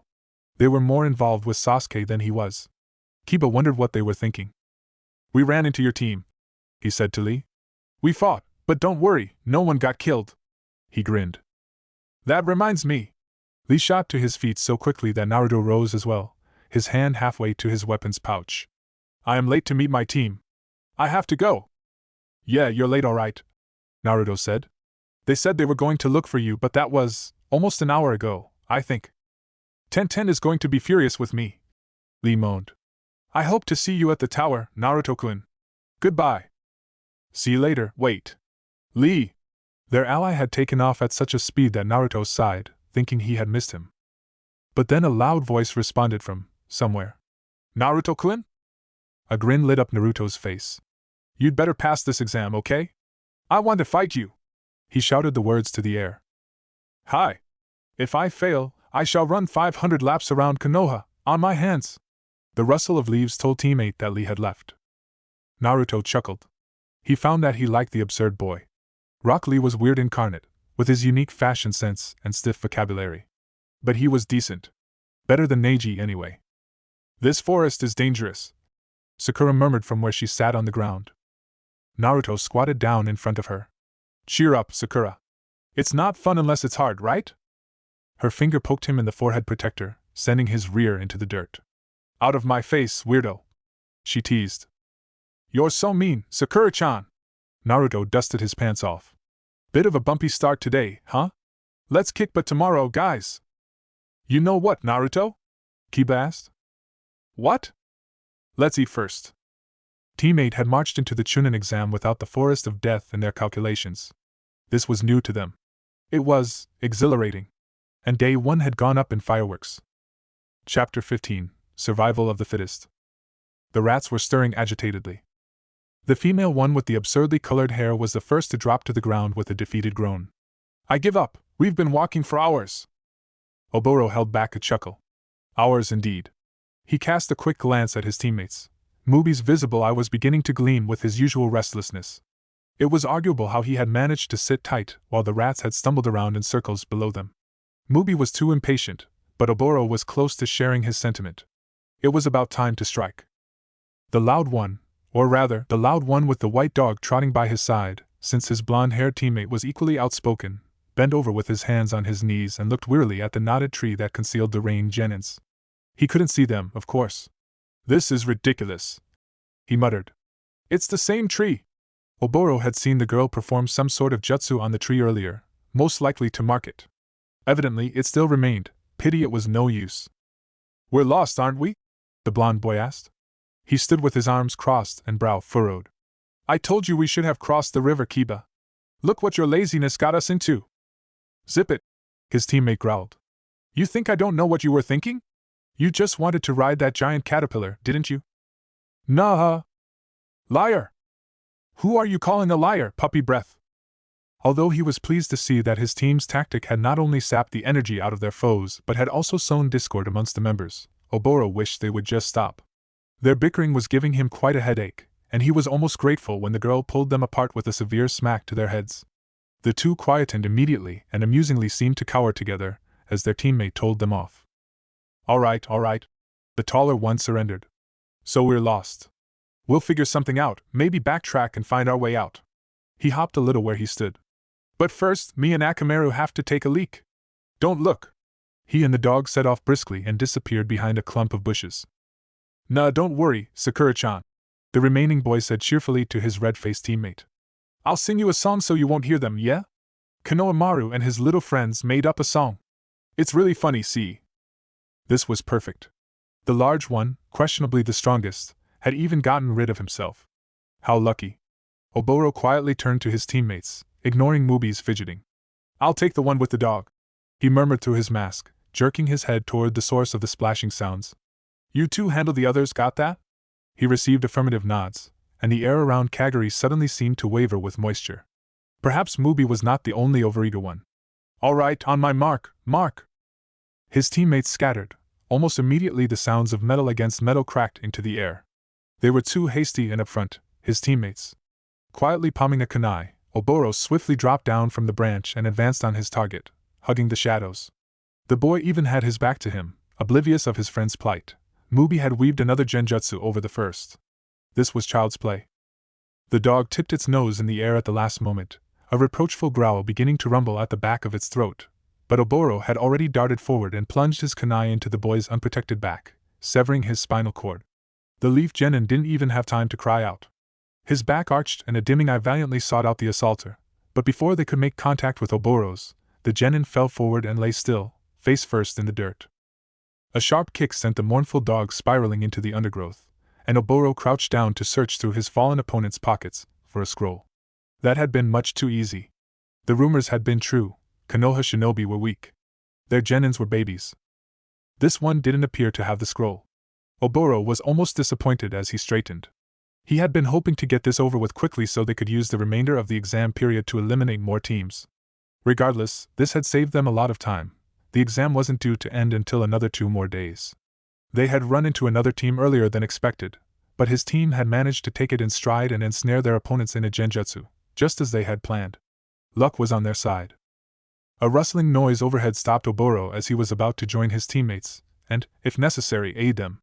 He looked up in time to see a white blur streak over his head, but his hand was only halfway to his weapon's pouch when a hot liquid sprayed into his eyes, stinging them with unbelievable pain. Oboro yelled and stumbled in mid-step, scrabbling at his face. Whatever the harmful substance was, it reeked as much as it stung. Had Oboro's eyes been open, he would have seen the motionless form of the crumpled genin behind him dissolve in smoke. But as it was, he saw none of it. His eyes watered uselessly when he tried to open them, and the crisp air sent tiny needles pricking his sensitive pupils. A hard fist drove into his stomach, catching him unawares. Oboro staggered back several steps before he managed to dig his heels into the soil and strengthen his stance. Cursing, he hurriedly formed seals for water clones to engage his opponent, and the snarls of Bitsuga, followed by the sloshing of water, warned him that if he didn't deal with his handicap fast, he would suffer a humiliating defeat. Oboro conjured another clone and thrust his head into its torso. It exploded in a spray of water, and he cupped the liquid to his face, rubbing it into his sore eyes. He hissed with discomfort, the sound rasping through his mask. Focusing his blurred vision, Oboro tried to make sense of the gray figures tearing viciously into his clone squadron, and could only land on one conclusion: the rats were fighting back. Naruto cackled impishly when a screech of outrage and agony erupted from behind the bushes. Oh yes, messing with Team 8 had its consequences. The Rainin facing him had both eyes bound by bandages, but it was clear that he knew he had been fooled. His head turned this way and that, trying to fit the half-dozen clones surrounding him in his vision. When did you find out? He hissed. The blond boy waved a hand dismissively. Ages ago. Let me tell you something, pal, our sensei is a genjutsu mistress. Sakura over there saw right through you clowns. As if she had heard him, the air was split with a vociferous clang as Sakura clashed with the second rain genin. Naruto resisted the urge to spring to her side and slice through the water clone that was sneaking up behind his teammate. He realized, as Sakura switched places with a log and came charging out of the undergrowth, that trusting your comrades to take care of themselves was as vital in teamwork as the ability to interpret your partner's next move before it was executed. Those clones were yours, his opponent accused, demanding his attention once more. Naruto just grinned. He had to congratulate himself. Substituting the real members of Team 8 with transformed shadow clones had been a grand idea. He wondered if Kurenai-sensei would be impressed. His opponent's arm blurred in motion, and in an instant shuriken were slicing through the air. The sharp-edged blades immediately took out the 2 shadow clones stationed closest to him, and Naruto dashed forward with a kunai in his hand. His remaining clones had closed in on the Rain Ninja and grabbed a limb each, immobilizing him despite his efforts to break free. Naruto's kunai sank into the guy's left shoulder, but instead of grating against bone, blue eyes widened as the figure lost shape and collapsed to the ground in a splash of water. Unable to control his momentum, Naruto barreled into one of his own clones, destroying it. Kyuso dash! Before he had even regained his footing, Naruto spun and tossed his kunai to his right, where he had sensed a flickering chakra presence. The weapon thudded into the tree's thick hide, directly where the Rain Genin's head had been a breath ago. His remaining 2 shadow clones hung back warily, circling their opponent, but before they could act, something came plummeting down from the canopy. Naruto winced as Sakura drove her weighted forearm into the back of the unsuspecting Genin's head. He dropped like a stone. She flashed him a grin. How was that? Beautiful. Absolutely, hey. A thick tendril of water shot up from the puddle left behind by the defeated water clone and snatched at Sakura's ankle as she landed. Pain flickered through her features, half a cry rising from her throat, and Naruto knew that it had caught her at a bad angle. Wasting no time, she began slashing earnestly at the binds with the kunai, to no avail. Naruto, suddenly very grateful for the attentiveness Kurenai had drilled into him, threw shuriken at the arm that had reached out of the earth near Sakura's feet, knocking the kunai out of its grasp. One of his clones dived forward before it could sink back into hiding, forcefully pulling the arm. Sakura turned her head to look in bewilderment at the comical sight of 2 Narutos grunting and heaving at a detached arm.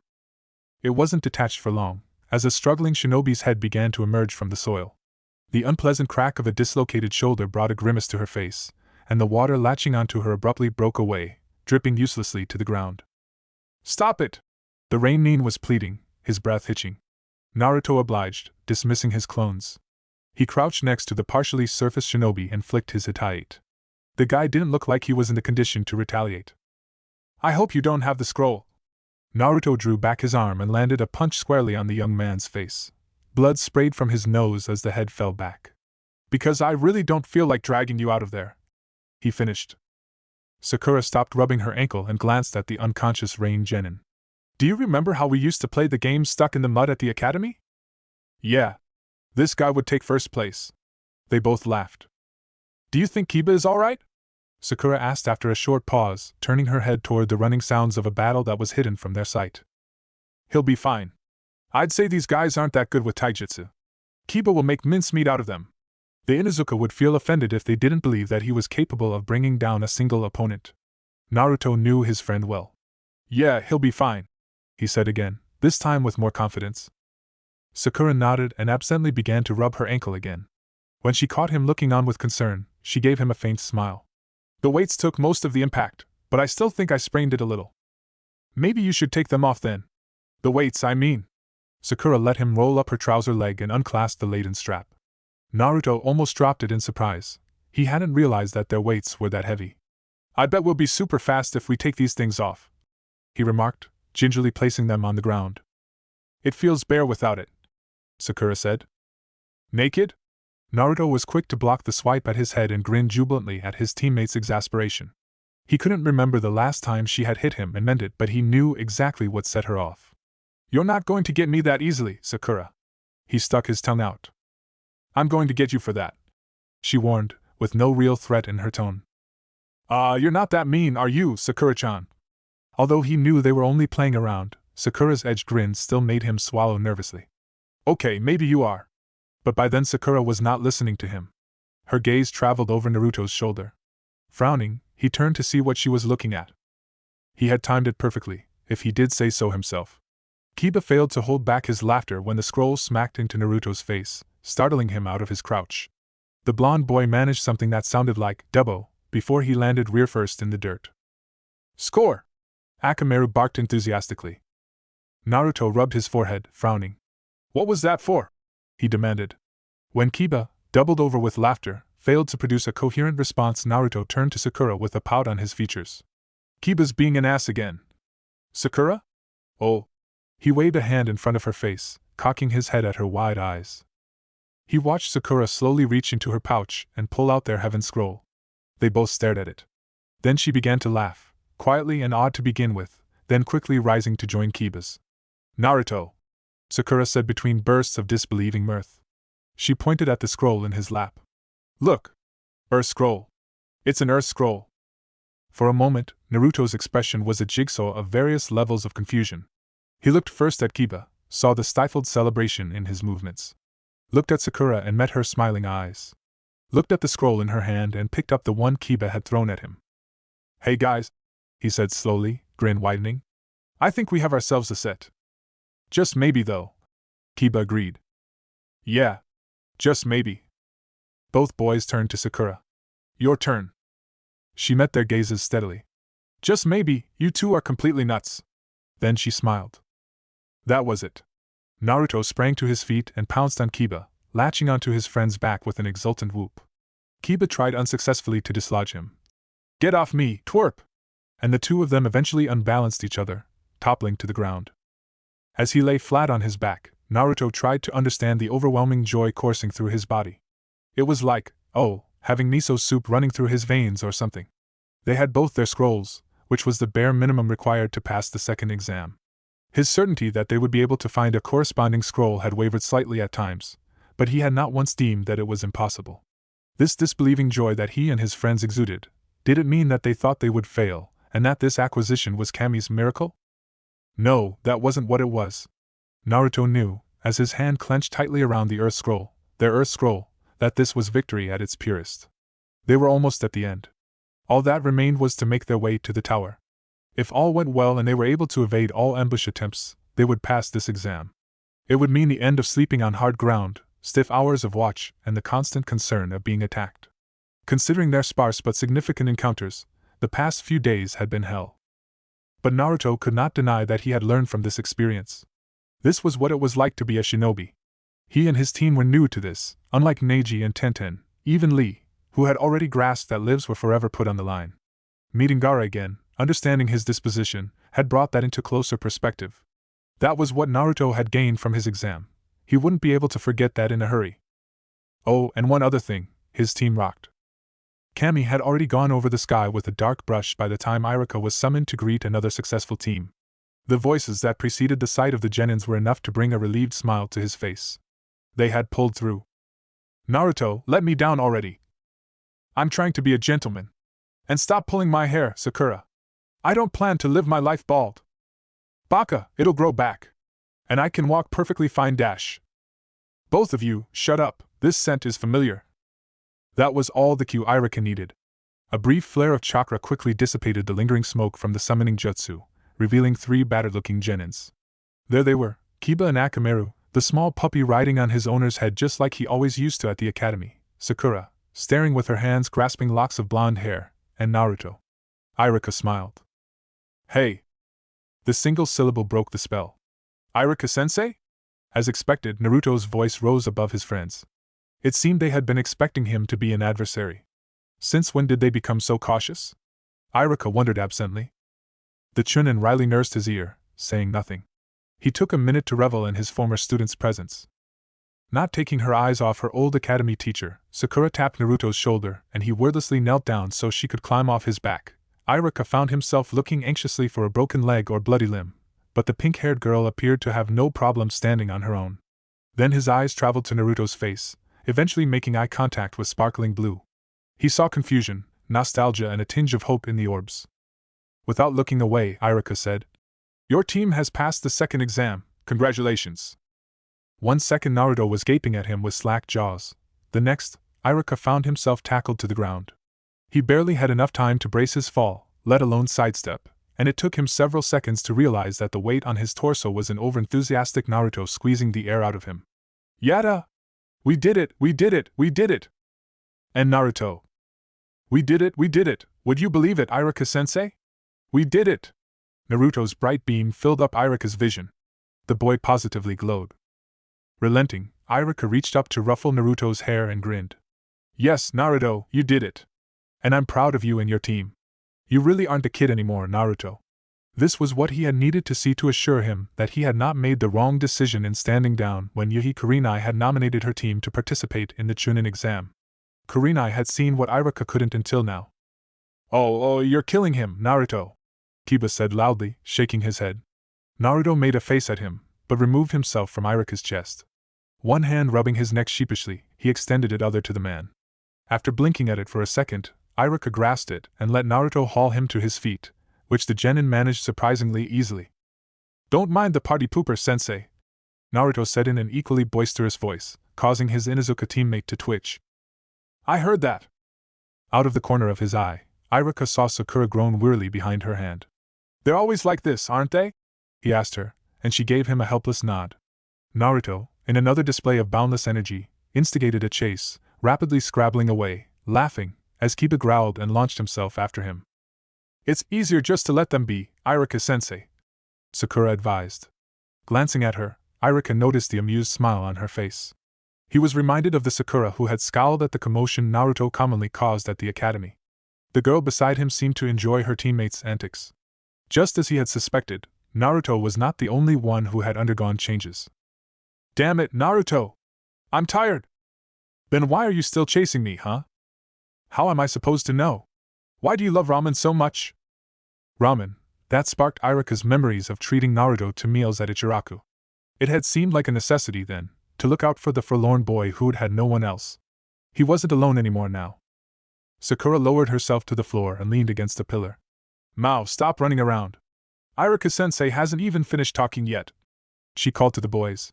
The only one who paid attention to her was Akamaru, who trotted over and nestled at her feet. Irika shrugged to himself, smiling. He had been wrong that day he had visited Naruto. He had claimed that he had let go of his students and completely relinquished his concerns for them, but deep down he had remained anxious and aware of their actions, particularly Naruto's. After all, they were still rookie genins and the Chunin exam was too rough for them.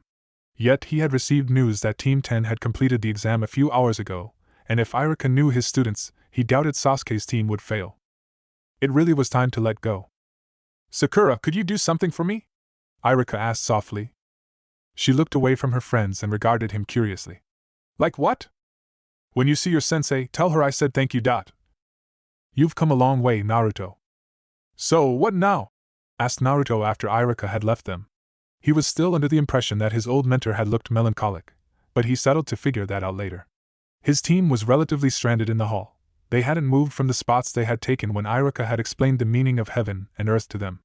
And all three of them had conveniently forgotten to ask their academy teacher what they were supposed to do at this stage. Kiba scratched his head. Guess we should check out the higher levels. There should be rooms for the people who finish early. Sakura had made her way over to the staircase and was peering up at it. Do you think Sensei is here? She asked the same question Naruto had been wondering. He wanted to talk to Kurenai about the events that had occurred in the past few days. Maybe she was waiting for them. He started to run toward Sakura and the stairs. It was her eyes that alerted him. Her yell and the sudden motion of her hand snapping to the side, a signal for him to don't hesitate, just dodge, also caught his attention, but it was predominantly the warning and fear flashing through Sakura's eyes that sent Naruto hurtling to the ground, rolled into a ball to break his fall. A plume of sand crashed down on the space Naruto had been occupying only seconds ago. His hands automatically came up to shield his face from the flying debris, a mistake. In the heartbeat that he was distracted, the sand had coalesced into a rough claw and was racing toward him, shedding grit in its wake. The room was rocked with waves of killer intent, and Naruto wasted another second widening his eyes at the revelation that someone wanted to kill him. There was no time to evade, no time to retaliate. His teammates' cries rent the air. Naruto! His eyes were squeezed shut, his arms pushed defensively in front of him, as if he was a goalkeeper afraid of the ball. Sweat coated him in a thin film. He felt the air around him stir as the sand streaked past him, and pictured the thick limb wrapping around his frame. Why couldn't he move, damn it? A full minute passed before it occurred to him that the terrible grinding sound couldn't possibly be his bones being crushed. Naruto opened his eyes and rapidly blinked his surroundings into focus. The first thing he saw was a long mane of dark hair, and instinctively, he knew that everything would be all right. What is going on here? The voice of his sensei demanded sharply. Naruto was suddenly aware that he was sandwiched between his friends.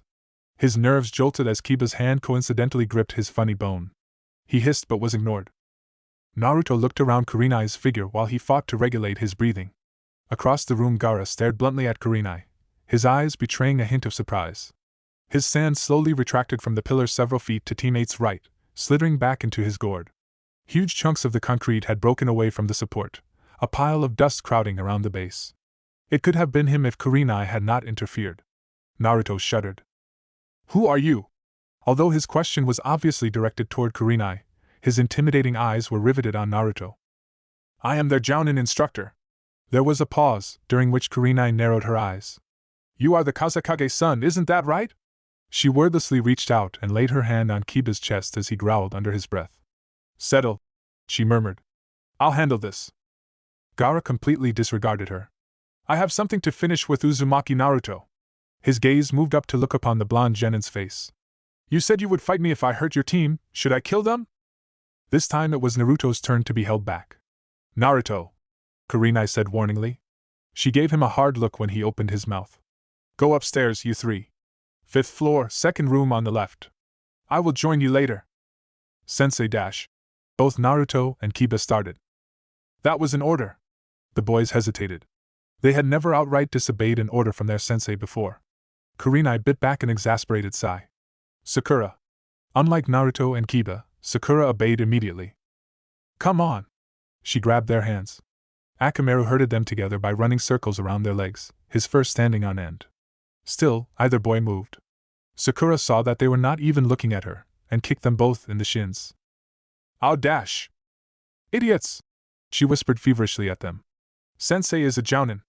Her point struck home. Shaking her head, she pulled them toward the stairs. Naruto and Kiba only cooperated when Kurenai and Gaara were broken from their view by the next landing. They were met by a wide hallway with doors on both sides. Another set of stairs were visible on the other end. Sakura glanced at her teammates. Should I continue dragging you or can you walk by yourself? Both mumbled confirmation on the second option. They were not silenced, though. What is with that guy? Kiba scowled. He looked over at Naruto. You okay? Yeah. Gaara's casual threat to kill his friend still rang in Naruto's head, and he was still shaken by his inability to move when he had sensed a murderous intent. His past, admittedly few, experiences with similar threats had not beaten him down like this before. Sakura led her team up the next flight of stairs, biting her lip. Just what did Gaara want? And why Naruto? The knucklehead was loud and tactless and at times pretty annoying, but he had gotten much better since the start, and there was no reason why he would unexpectedly become a target. Whatever it was, she hoped Kurenai would be able to deal with it.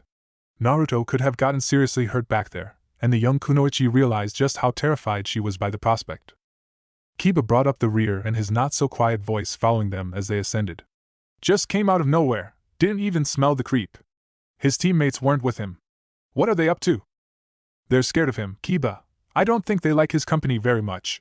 Sakura and Kiba stopped to look curiously at Naruto. They had reached the 5th floor. Why though? Sakura wondered aloud. They're his siblings. Naruto belatedly realized that the topic was pulling a little too close to home. Seriously? Look at that guy, tell me you're not scared of him. He doesn't look that bad. Don't go falling for him, Sakura-chan. I'm much better looking, any? Naruto raised his biceps, laughing. Kiba snorted and Sakura's frown eased up as she looked away, cheeks dusted with a faint blush. Naruto smiled. So which room did Kurenai-sensei tell us to go to? The second on the right? Yeah.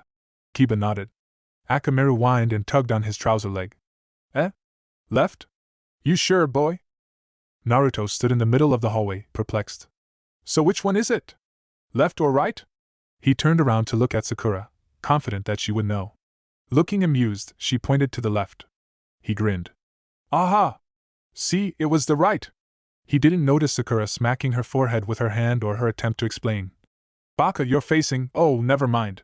He was too busy staring at the door, which had opened by itself when he had reached for the handle. Geez, Naruto, still as loud as ever. Shikamaru? Looking at each other, Sakura and Kiba walked over to Naruto.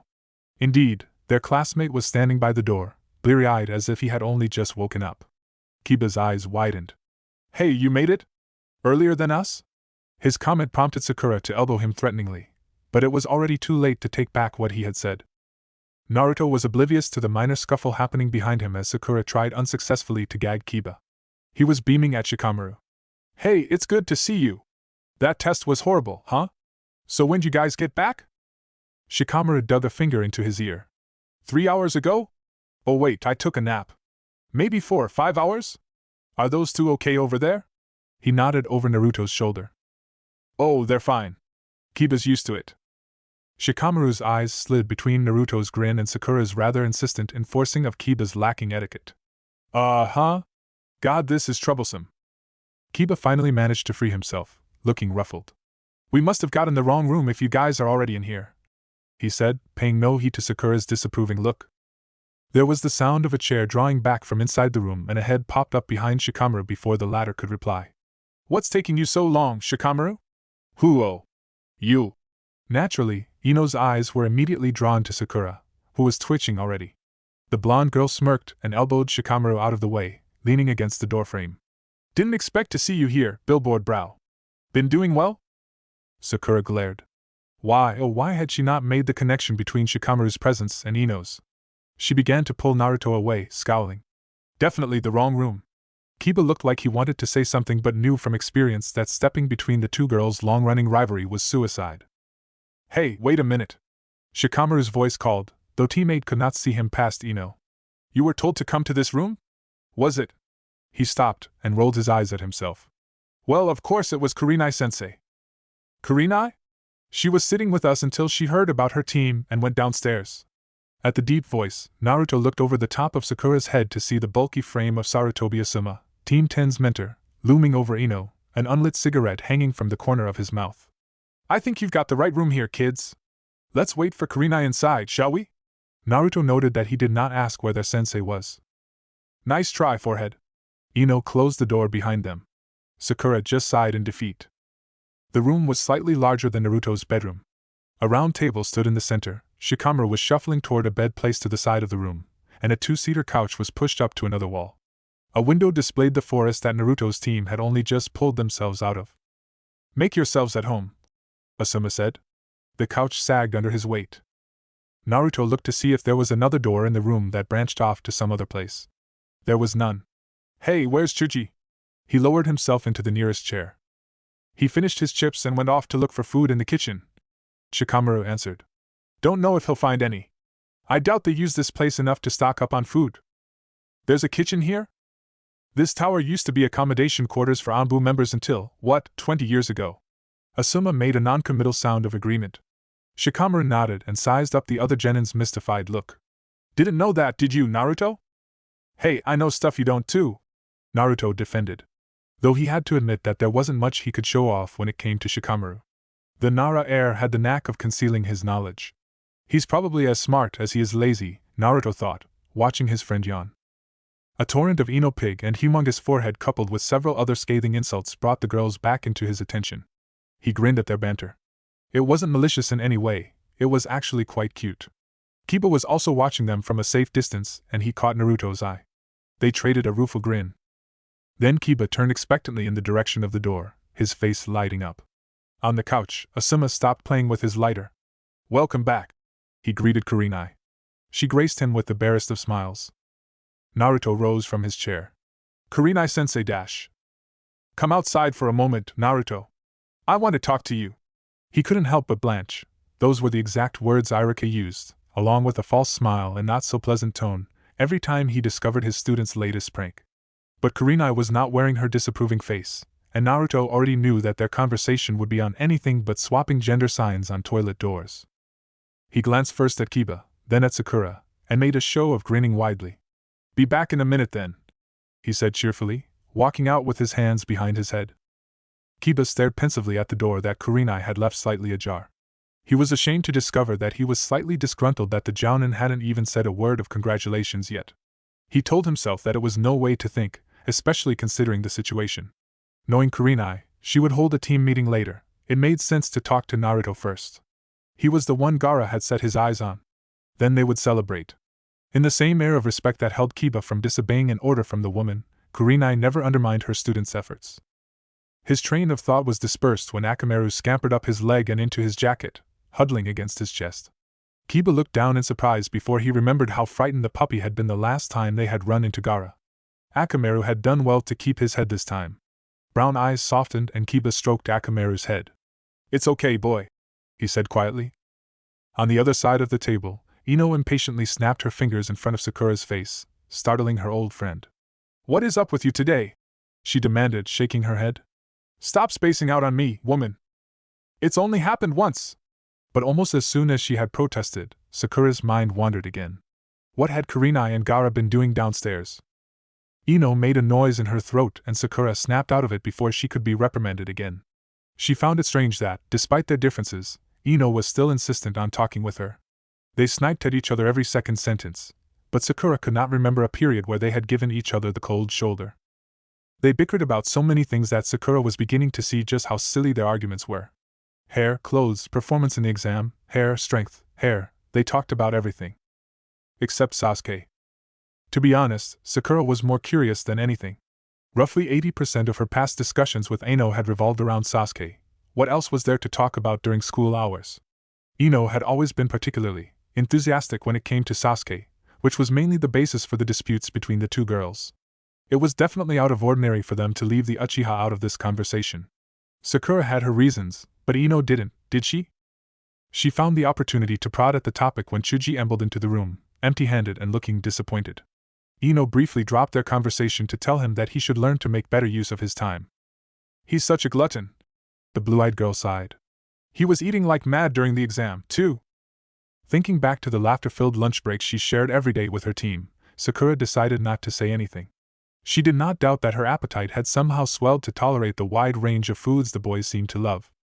Talking about the exam, she said, overly casual. Has Team 7 come back yet? Sakura might as well have abandoned tact and stared obnoxiously at her companion. She doubted Ino would have minded. The other girl had gone abruptly quiet, and when Sakura followed the direction of her gaze she saw only the table's scratched surface. Just when she was about to prompt her friend, Ino's eyes seemed to regain the conscious gleam, and she shook her head. No, I already looked around. They're still in the forest. Oh. Okay. Needless to say, Sakura was not used to the pensive expression Ino wore. She looked troubled. Is something wrong? She didn't wait for Ino's negative reply and, remembering Rock Lee's words, pressed on. Is it Sasuke-kun? If Sakura had been paying attention, she would have noticed Asuma crack an eye open with slight interest. Ino raised her head and looked into the deep green eyes that were watching her so intently. For the briefest of moments she saw the rounded face of a much younger Sakura, peeking meekly behind long bangs. She chuckled and leaned her elbows onto the table. Hey, you still know me too well, forehead. Once she was done blinking, Sakura smiled. You don't say. It took a few minutes for Ino to gather her thoughts. Several times she lifted her head, mouth open, only to slump back down with a frown. Just as Sakura found herself on the edge of her patience, Ino finally spoke. Have you ever thought that, no matter how much you think you know someone, you can never truly know them? Ino laughed quietly. My, that sounds ridiculous. But do you know what I mean, forehead? When you see them. Her voice trailed off, her words eaten by silence. You know? It sort of scares me. Having put the pieces together, Sakura thought she had a vague understanding. Actually, it was fainter than vague. She was only certain of one thing. Ino had seen Sasuke undergo the transformation Lee had spoken of. Sakura had half a mind to demand a recount. She had already started formulating the question in her mind. But then she realized that Ino obviously did not want to talk about it. She'd hate to be insensitive, even to Ino Pig. So she just remained silent. Looking over, she wondered if Kiba had been listening in. He was suspiciously silent. Shikamaru and Chuji were engaged in their own conversation, and Asuma-sensei appeared to have fallen asleep. Watching the Jounin's chest rise and fall with each breath, Sakura found herself rubbing her eyes. Spending days in the forest of death under such a tense condition had worn her out. Her feet ached. Her body must be falling asleep on her. It took a particularly hard nudge from Ino to get her attention. Disheveled, Sakura absently began to tell her off. Then Ino pushed a cup of tea in front of her. She blinked for a while, and then carefully wrapped her fingers around it. The warmth was heavenly. Thanks, Ino, she said. But her former friend had already gotten up and was heading for the door. I'm going to the bathroom. Sakura supposed that, in the end, Ino still had her pride. It didn't stop her from smiling, though. Kurenai could see that her student could barely contain himself as she led him into a room 3 doors down from Team 10's. It had to be the natural abundance of impatience that resided within the boy. At least she was assured with the knowledge that it was not her methods that failed to settle him. Once inside, she casted a simple genjutsu that would ensure that whatever they discussed would not be heard by other ears. Then she looked expectantly at Naruto. He knows, he blurted out. About me. His brow puckered and he subtly gestured to his stomach. About it. I thought as much, Kurenai said musingly. Gaara had certainly scattered more than just implications during their surprisingly civil conversation in the entrance hall. She had seen no fear in those eyes, not even in the face of authority. It was easy to see that the Chunin exam was nothing to him. The Jounin was disturbed by his ulterior motives, which were unknown to this point. Naruto's revelation only complicated her thoughts. And he's like me. He's got something inside him too. His tone was a little bitter, and Kurenai patted his shoulder while she mulled it over. I'm not surprised, she said slowly, choosing her words. I've heard rumors about the Kazekage's youngest son. This confirms it. The Hokage was already informed of this, she was sure. What followed was much staring on Naruto's part. He's the Kazekage's kid? He said incredulously. But I thought he'd be. He stopped himself. An orphan? No, it didn't seem likely now that he thought about it. There was Kankura and Temari to keep in mind, since they were Gaara's siblings. Come to think of it, he vaguely recalled Kurenai-sensei mentioning something similar earlier. A part of Naruto had recognized that when Gaara had said they were alike, he had directly related himself to the Sannin. He really had to stop thinking like that. Kurenai silently regarded her student, and wondered if Naruto saw Gaara as a kin of his, someone who understood how he felt. Naruto, Gaara saw you as special because of the demon inside you. He wanted to see how you fought, and what you were capable of. As a Jinchuriki. You said you would fight me if I hurt your team, should I kill them? Naruto lowered his head, clenching his fists. The second exam is technically still running even though you have passed. The rules still apply. In other words, Gaara could fight you if he wished. Even kill you. Naruto looked up at Kurenai when the hand on his shoulder tightened considerably. However, I warned him that I would intervene if he threatened my students. I'm not sure he will heed my warning, so you must remain aware of your surroundings, Naruto. Is that understood? Hi, sensei. The thought of Gaara creeping into the room while he was asleep made him shudder. Good. Kurenai sat down at the table and began to pour herself some tea. After some thought, Naruto joined her. Do you have anything else to tell me? Yeah? Naruto unconsciously rocked back and forth, his eyes unfocused. I almost told the others about me. Like, what's inside me? The cup was almost at her lips, but Kurenai placed it back down. Almost? She incited. Almost. I didn't because we were in the middle of an exam and it'd be pretty stupid to spring something like that on them. You aren't honestly telling me that the exam was all you were worried about, are you, Naruto? He fidgeted uncomfortable. Kurenai sighed. If you don't tell them yourself, they may find out another way. Not through me, since it's not in my right to reveal your secrets. She added at his alarm. You don't trust Sakura and Kiba? It's not that. Then what is it? Naruto knew that he had been cornered. With some self-convincing, he managed to look Kurenai-sensei in the eye and spoke. I didn't even know about the Kyuubi until a few months ago, and since then I haven't told anyone. It feels normal for me to keep it a secret. It's such a big thing. It doesn't have to be big, Kurenai said lightly. We have already talked about this. Your teammates are not stupid. It is not unlikely that they will uncover the truth by themselves. I hope you have the mind to tell them before it comes to that.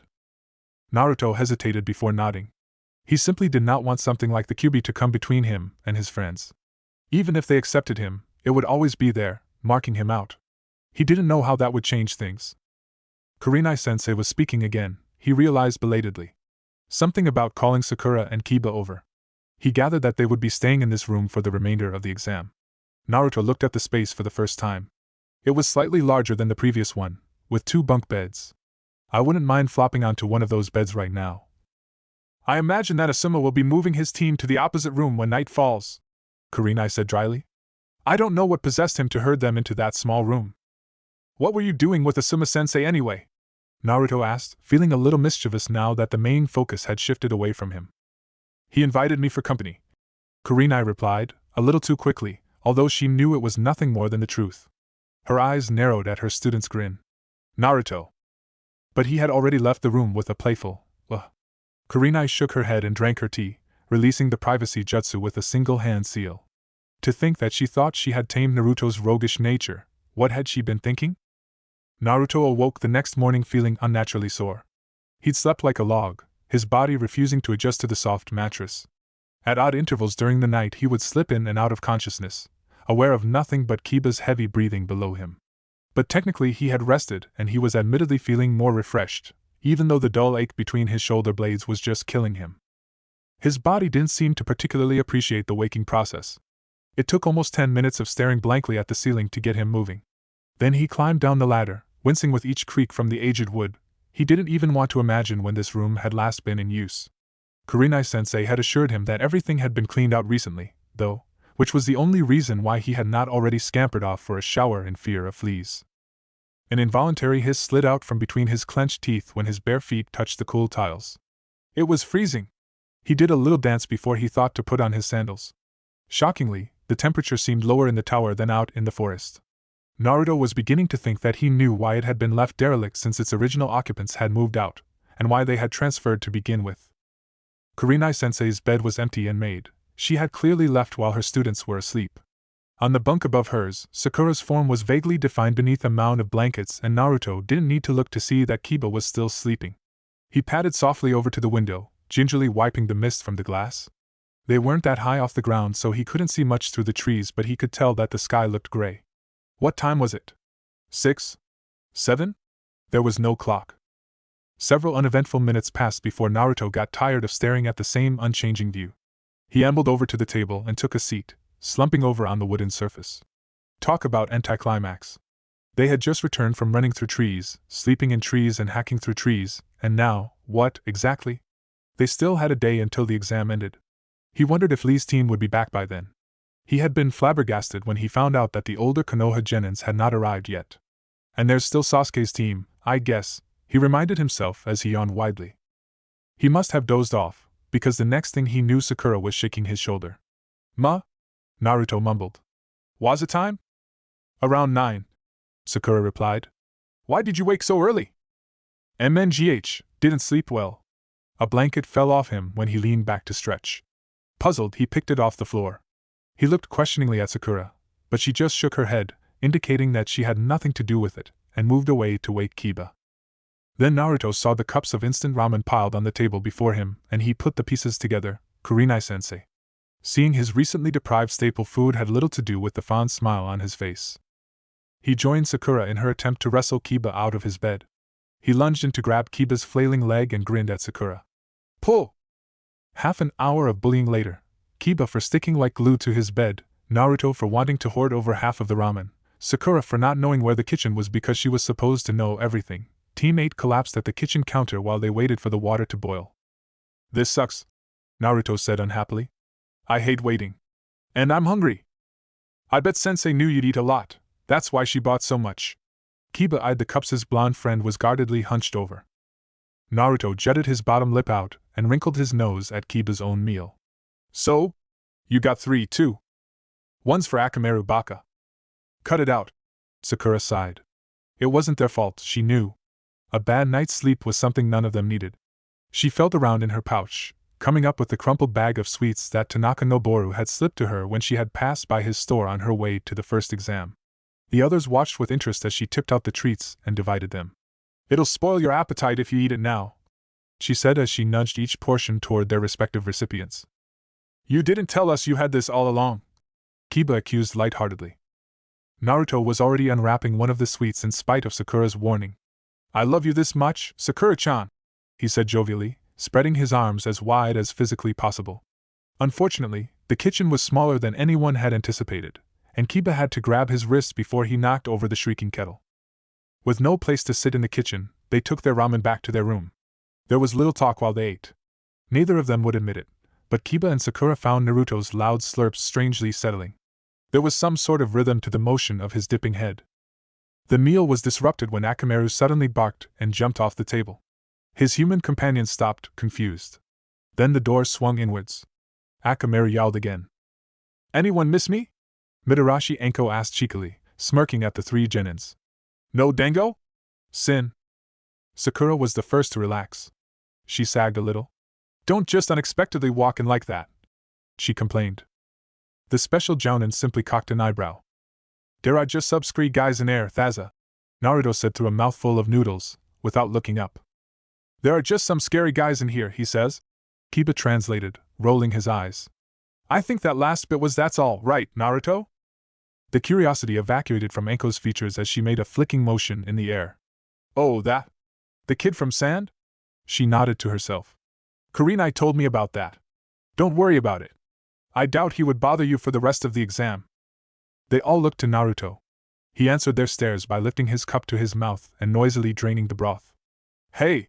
he protested when Sakura shook her head and wrestled the next cup of ramen out of his hands. She gave him a hard look which subdued him. Anko chuckled. "I knew I saw something in you, girl. Girls have to control their men." There was silence for the briefest of moments, and then Kiba burst into uproarious laughter. He was so loud that Akamaru jumped and scampered off to duck behind Sakura's leg. As usual, Naruto took a while to catch on, but when he finally did, he laughed as well, scratching his head. It was so hilariously ironic that he couldn't help it. Blushing profusely, Sakura picked up Akamaru and hid behind his fur, muttering to herself. "He's not a man yet, Anko barked out a laugh. These kids were so deliciously childish. She liked them. She couldn't remember what she had been like at their age. It hadn't mattered. Her neck prickled unpleasantly, and she stiffly rolled one shoulder. I came by to ask you three something, so listen up. It's important. She waited until Kiba had controlled his snorts. It didn't take long. The Genins had sensed her shift into business mode. Did you run into any grass shinobi in the forest? They glanced at each other, and their heads came together, murmuring low words of discussion. Sakura tried to describe the grass symbol for her friends. Nope, Naruto said at last. Anko unclenched the muscles she hadn't realized she had been contracting. She thought so. What about snakes? Oh, loads, Kiba answered. His dog seemed to nod. Really? He was planning to drop one down your jacket while you were sleeping, Naruto. Sakura sighed. She had discovered the ploy before it had been executed and rescued the unfortunate reptile, which was fortunate, as Naruto's yells would have been heard from Wind Country. Naruto gave Kiba a jab in the ribs and kicked his chair out from under him. Then he looked at Anko with a straight face, expecting her to reveal the purpose behind her strange questions. She was the proctor of the exam, in other words, one of the most informed individuals at the moment. Something was up, and it wasn't the sky. The Jounin's eyes were distant as she spoke, grimacing as if she was remembering something she would rather forget. We found out that an S-class missing nin infiltrated the village and took the disguise of a participant from grass. His name is Orochimaru, and he was once a leaf nin. Anko did not see the shock on her audience's faces. To the inexperienced genin, Konoha was a powerful shinobi village with near-impenetrable defenses. It took a terrifying amount of skill to deceive the guards and hide right under the authorities' nose. To think that they had eluded the Hokage. Kiba pulled himself up from the ground and flipped his seat upright without a word. Anko was somewhat of a friend to them, but she was still a special jounin, and the atmosphere was set for a briefing. And? He asked, when Anko made no indication to continue. She looked at him, blinking for a while. Then she tapped her chin thoughtfully. And, you ask? She mused, grinning. And he's dangerous. They did not look impressed. She schooled her features into a grim expression. I'm serious. We haven't found him yet, and we don't know what he's planning. I'm just warning you, be careful. Sakura nodded. Her mind was racing, but she found that her composure was calm. Something did not add up. It wasn't every day that the village was threatened by a high-class criminal. Naruto looked dubious. You came just to tell us that? He didn't think so. He was right. Orochimaru wouldn't come back for a social visit. He's after something. I'm not qualified to tell you what, exactly, but I can tell you that he attacked a certain Team 7. Kurenai told me you were classmates. No one felt like eating after that. Kiba was restless by the time Kurenai came to tell them that the second exam was over. There was nothing to do in the tower, and his team did not dare to explore further than a few floors, aware that Gaara could be out for an untimely stroll. In fact, the most eventful thing that happened was Team 7's completion of the exam. Ino had brought the news to them 4 hours before the deadline, but when they went down to meet their classmates, the only members present were Shino and Hinata, both looking dead on their feet. Apparently, Sasuke had been led off by their sensei shortly after their arrival. No one from Team 10 wondered aloud about the Uchiha's absence, so Kiba assumed that Anko's news had circulated. Most likely Sasuke had been injured by this Orochimaru person. Kiba did not dwell on the issue much. He had nothing against Sasuke, but he simply did not see the need to care too deeply about him. The same could not be said for others, though. From his position at the rear of their team line, Kiba had little difficulty catching the subtle hints of curiosity and concern in Sakura's tight shoulders. Sensei is looking at you, Akamaru warned from atop his head, reminding his owner that they were obedient audiences to the Hokage's congratulatory speech. Kiba stood straighter and focused on the short figure standing at the front of the Jounin assembly. He tuned just in time to catch the slight outbreak at Sarutobi's disclosure of the true purpose of the Chunin exams, which he had missed completely. Kiba took advantage of the brief lapse as the third stepped down to tap Sakura on the shoulder and ask for a relay of information, but all he got was something confusing about wars before a pale-skinned Jounin took his turn addressing them. The man coughed twice into his hand. Hello, everyone. My name is Gekahate. I'll be your referee for the preliminary matches today. Kiba's eyes were already narrowing. Preliminaries? Hate cleared his throat. He looked sick. The preliminaries are being held because we have too many people remaining. According to the rules, we have to hold a preliminary round to reduce the number of participants for the third exam. Due to the limited time we have on our hands, the preliminaries will commence immediately. Kiba made sure he was heard amongst the complaints, but there was no room for negotiation. Hate apologized for the inconvenience, and smoothly moved on to announce that there was the option of dropping out from the exam if you were feeling ill. It would not affect your team as it was an individual contest from here onwards.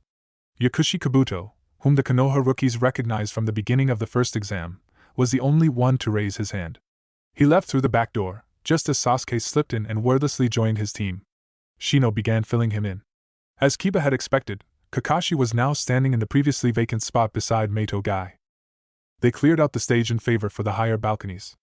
Naruto, who would never learn subtlety, openly stared at Sasuke as his team passed theirs. "He looks peachy to me," he muttered to Kiba. Then Kurenai-sensei appeared behind them and all discussion ceased. Hade briefly outlined the rules, or rather, the lack thereof. The matches were to be treated as equivalents of real-life battles and a winner was decided when their opponent is unable to continue fighting, though he would stop the match when the victor was clearly established. So that means less chances of death, Kiba thought, deliberately not looking at Gaara. A panel on the far wall slid aside, revealing an electric board. By the time Kurenai had directed their attention toward it, the first pair of names had already been drawn: Aburame Shino and Abumi Zaku. "That guy's arm is broken," Naruto noted vaguely. He was not too worried. He didn't have a good opinion of the sound shinobi anyway. But now he was intrigued. How did Shino fight?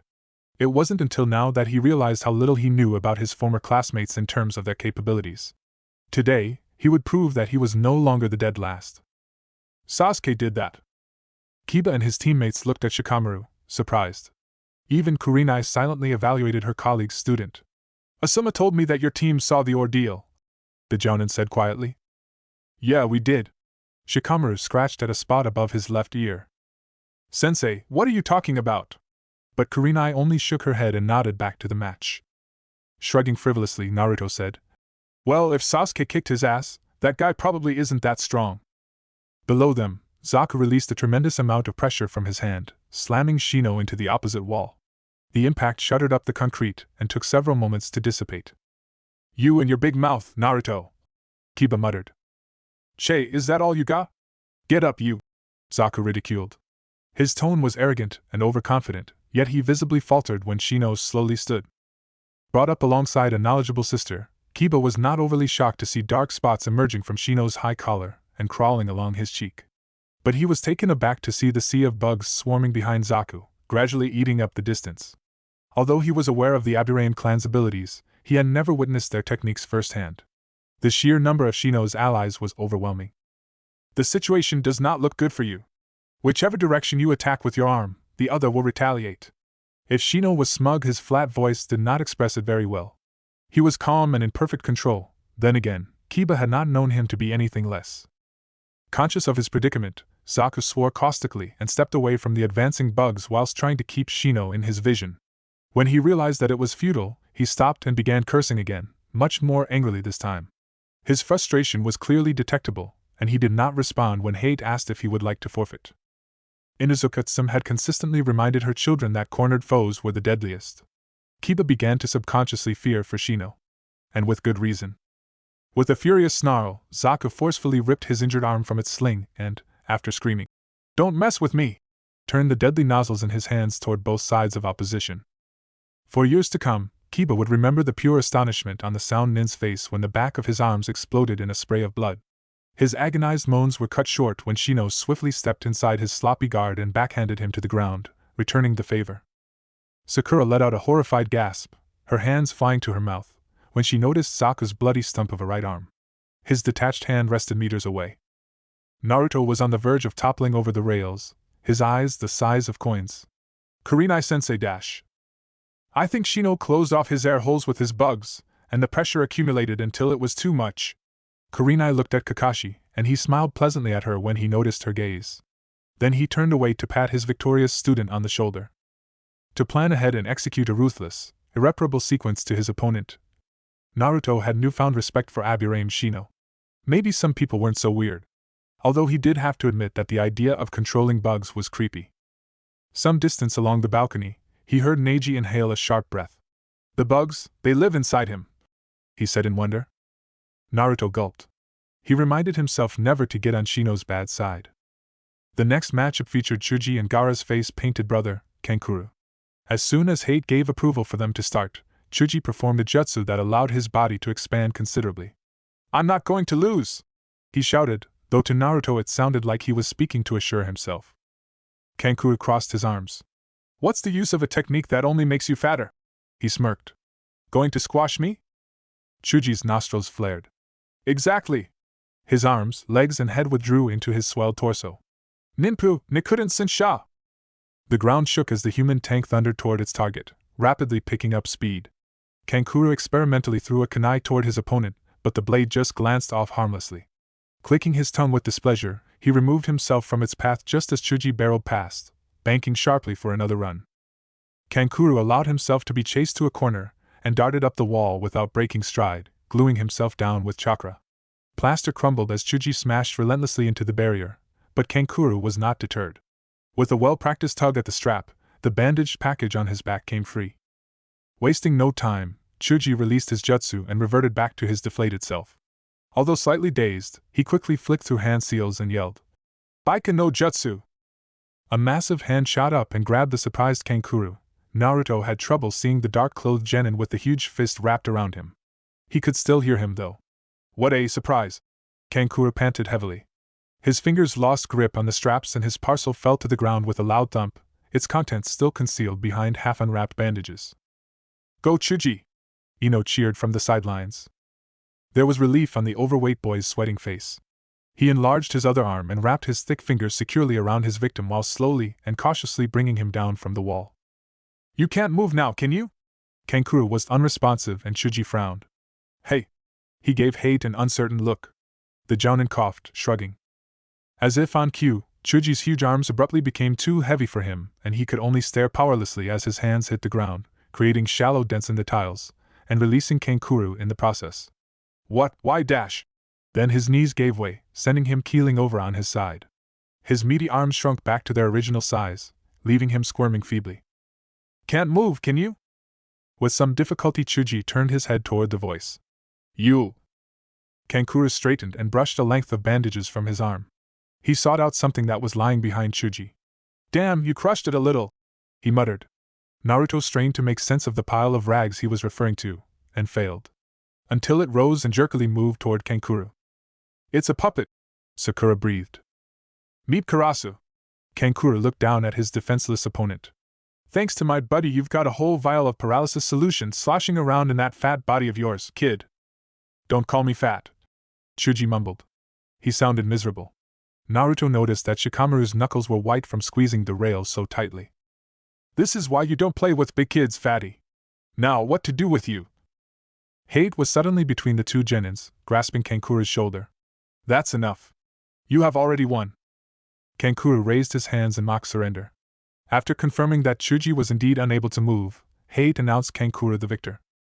As Chuji was carried off by a team of medic neens, Naruto decided that he really didn't like the guys from Sand. The billboard flashed again, scrolling through the scrambled names. Then it stopped. Akato Yoroi vs. Uzumaki Naruto. Under his guise of a jounin, Jiraiya leaned forward with interest and watched Naruto make his way down to the grounds. About time the gaki had his name drawn up. Jiraiya sighed longingly as he thought of the many, conventional things he could have gotten around to. All this just for that brat. He shook his head. Of course, he didn't necessarily have to be doing this. But he was interested. The referee drew the two genins together in the center. Jiraiya took the moment to look sideways at Sarutobi. He hadn't told his old teacher that he would be looking in, but the Hokage had probably figured it out for himself. The old man knew most, if not all, of his shinobi's faces. If the fact that Jiraiya had not yet been confronted meant anything, Sarutobi wanted him to see this too. Naruto was dwarfed by his opponent, who was easily a head taller than he was, and quite possibly twice as experienced. Akato Yoroi sized him up. I hope you're ready, midget. This midget is going to beat ya, Naruto responded. Kage Bunshin no Jutsu. With his dark glasses shading his eyes, it was hard to see if Yoroi was stunned to be surrounded by a ring of attackers in an instant. He raised one hand to adjust his glasses while he activated a technique which caused his other hand to spark with an unearthly glow. Jiraiya studied the jutsu. He had it figured out in under a minute and almost snorted when he did. Naruto had extraordinary luck. Yelps filled the air as Yoroi began to methodically cut through the clones. A Naruto materialized from a shuriken thrown by one of his copies and latched onto the man's arm, his primary weapon. Two more blonde-haired genins thrust their kunai forward. Yoroi slammed his glowing hand against the obstructive clone's head, destroying it. Then, stepping out, he grabbed both of his attackers and flung them a good distance away from him. Both collided with the wall, but only one popped out of existence. The real Naruto lashed out with a shimmering whip. Yoroi arched back and let it pass over him, but was too slow to avoid the watery belt on its second round. It recoiled and caught a glancing blow to the side of his head. His upper body jerked to the side and he stumbled a few steps. His glasses skidded across the floor. Narrowing his eyes, Yoroi wiped water off his face. "I like those," he said solemnly, referring to his cracked glasses. His voice grew deeper, almost morphing in a snarl. "This is the end of the line for you, brat." His burst of speed brought him a mere meter from Naruto's face. The water whip rose between the two genins, interrupting the blow that was intended for its wielder. Yoroi seized it, and it splashed to the ground, dematerialized, after only an instant in his grasp. Naruto paused, his back against the wall, and Yoroi grabbed him by the fabric of his jacket, lifting him into the air. Naruto choked a little. Hey, it doesn't hurt to be friendly, you know." A snort expressed Yoroi's disgust. His free hand, lathered with radiating chakra, raked against Naruto's stomach. The latter squirmed, kicking his feet. "How does it feel to have your chakra sucked from your body? It's glorious, isn't it?" Gasping, Naruto struggled to free himself. His movements grew weaker and smaller until his arms hung limply by his side. Yoroi laughed. Jiraiya raised an eyebrow when one of the genins overhead yelled down. "Ora, cut it out, Naruto! He's getting on my nerves!" The unmoving bundle dangling in the air suddenly came alive again. "Damn it, Kiba! I was just about to make my awesome comeback!" Naruto snapped. He belligerently made a face at his teammate, and then seemed to remember Yoroi. His opponent's expression was priceless. "Where were we?" "Oh yeah, dash." Naruto grinned. "Just kidding. You expect me to run out of chakra?" His hands shot up and clutched the one holding him. With a grunt, he pulled his lower body up. Using Yoroi's other arm as a step, Naruto snapped his leg up with impressive force. The heel of his sandal cracked against his opponent's jaw, inducing a howl that was cut short when Naruto jerked the unbalanced man forward. Falling, he braced the back of his shoulders against the ground and gathered enough momentum to fling Yoroi over his head and into the air. But it wasn't over yet. Two shadow clones appeared in the air above Yoroi, clenched fists pulled back. Jiraiya's impressed whistle was lost in the thundering collision when the tall man smashed into the ground, imprinting a sizable crater into the concrete. Geku stared at the inert Konoha genin. Akato Yora is unable to continue fighting. Winner, Uzumaki Naruto." As the loud boy executed a victory dance on the spot, spurred by his whooping friends, Jiraiya could have sworn he had felt Sarutobi's leveled gaze settling on him. He chuckled. If the Hokage had let him watch the match just to establish that the kid had potential, then his mentor really was slow on the uptake. "Yep, that's Minato's kid, alright. Saw what he did to my clones and water whip and I knew he, absorbed chakra or something. And you know me, right? My acting was awesome, hey? Man, you should have seen me. I kicked ass." Alright. I saw it all, okay? So stop talking about it already. And that move at the end was pretty cool, wasn't it? My clones dash. Arg. Nah, are you too? Sakura warily edged away from the two boys. Naruto had been so busy recounting his entire fight to Kiba that both of them had seen very little of the round involving Temari and Tenten. To be fair, the match hadn't lasted very long. Tenten had only just regained consciousness, but her recovery would undoubtedly have taken much longer had Lee not rushed in to save her from being skewered on her own weapons. So far, the genins from Sand were exhibiting their formidability. "My god, can't you control them, Sakura?" Ino complained tetchily. She regarded her squabbling classmates with distaste. "I would if I could," Sakura replied dryly. Naruto was much too excited to be subdued this time, and it wasn't like he didn't deserve the right to celebrate. Ino was searching her hair for split ends. Finding one, Sakura pointed it out to her. "I didn't expect Naruto to win," Ino admitted, speaking softly so the subject in mention would not overhear her. "He's been training hard." Sakura felt the need to defend her friend. "Yes, I can see that." They both watched the billboard. Even Naruto and Kiba had quieted down after Akamaru had nipped their ankles. The board froze. So did Sakura. The silence was very loud. Oh. For a moment Kiba didn't seem to know what to say. Hate was calling the competitors down. "Sakura," Kurenai prompted. Her student exuded uncertainty. "Sakura, you've trained hard, haven't you?" Not knowing what answer her teacher expected, she nodded. Then have some confidence in yourself. Sakura just stared until Naruto gave her a warm hug and spouted all sorts of encouragement. Don't let that cold bastard scare you. I'm rooting for ya. Go get him, Sakura. Kiba nodded. Their confidence was assuring. Sakura smiled. Gee, you guys think so highly of me. Who said I was scared? But they just looked at her like they understood. And there was no reason to be scared. She wasn't scared. She was a little nervous, yes, but not scared. She had never been afraid of Sasuke. It wasn't until Ino spoke that Sakura realized she had been walking with her to the stairs. You know, I'm starting to think that you're not all that tied up about Sasuke anymore. The old Sakura would have forfeited. Sakura opened her mouth to protest, although she knew her friend was right. She couldn't imagine what else she would have done. That was then, this is now, she said, recycling a cliché. And why are you here, Ino? This is my fight. At this, Ino openly hesitated. Halfway down the steps, Sakura stopped and looked over her shoulder.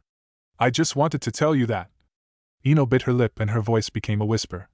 Sasuke isn't the same. What? Something happened in the forest. I don't know what and I don't know why, but just be careful.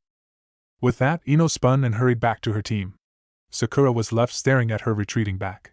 Then, swallowing, she moved on.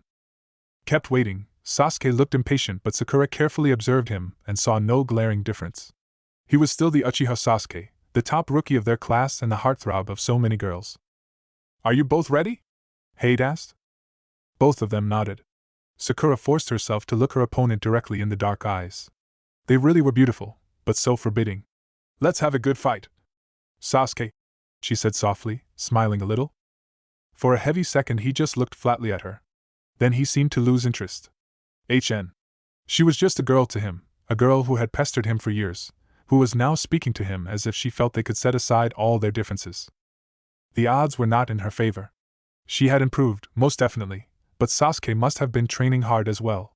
Sakura breathed deeply through her nose, allowing a sense of tranquility to thrum through her veins.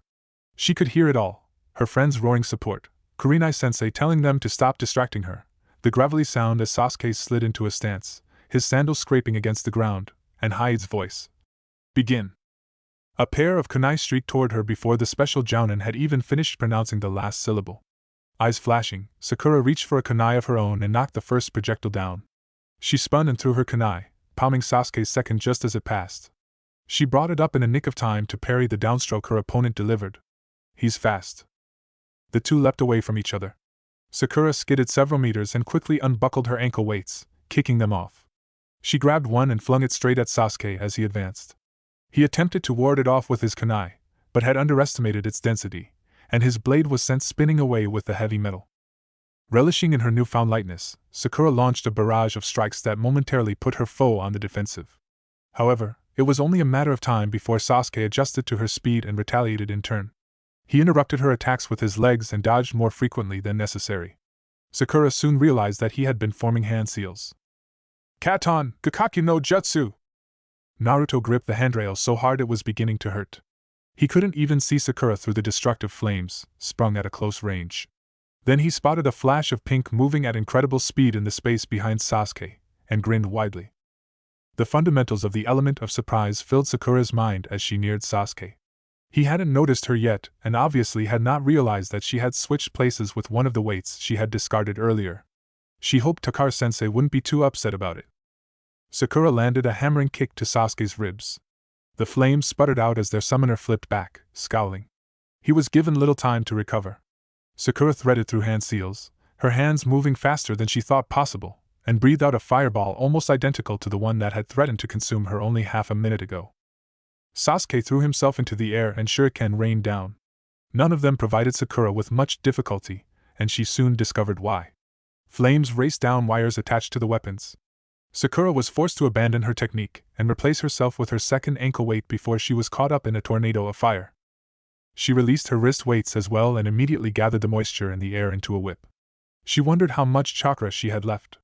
She couldn't keep this up for too long. Sasuke seemed undeterred by the few blows she had managed to land on him.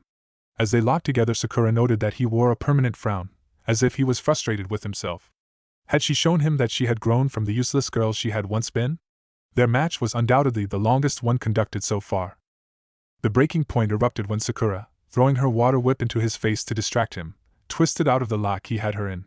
One of the jade rings she wore at the end of her pigtails collided squarely with Sasuke's nose and issued a sickening crunch. He grunted and reeled back, holding a hand to his face. Dark liquid trickled through his fingers. Sakura stopped, breathing hard. A part of her was mortified. But then Naruto broke out in laughing whoops and she reminded herself that this was a competition. She shouldn't be upset with herself. The glare Sasuke shot toward the balcony was sharp enough to cut. Slowly, he lowered his hand. His face was dominated by shades of red, even his eyes. The Uchiha clan's Sharingan, exactly the way it was described in the library scrolls. Sakura recoiled a little when the crimson eyes locked bluntly with hers. Bitterness, anger, and several other raw emotions were transferred in a single gaze. She shivered involuntarily. Then those daunting eyes widened and Sasuke unexpectedly sagged, clutching his neck. Sakura saw Hate frown and take a step forward, but stopped when the downed genin threw a hand out. "Stay out of this!" Sasuke panted. "Sasuke-kun." Sakura remembered what Ino had said, not just what she had told her, but also what they had discussed on the day that Team 8 had made it to the tower. She understood so little about Sasuke. He wasn't just the popular boy everyone idolized.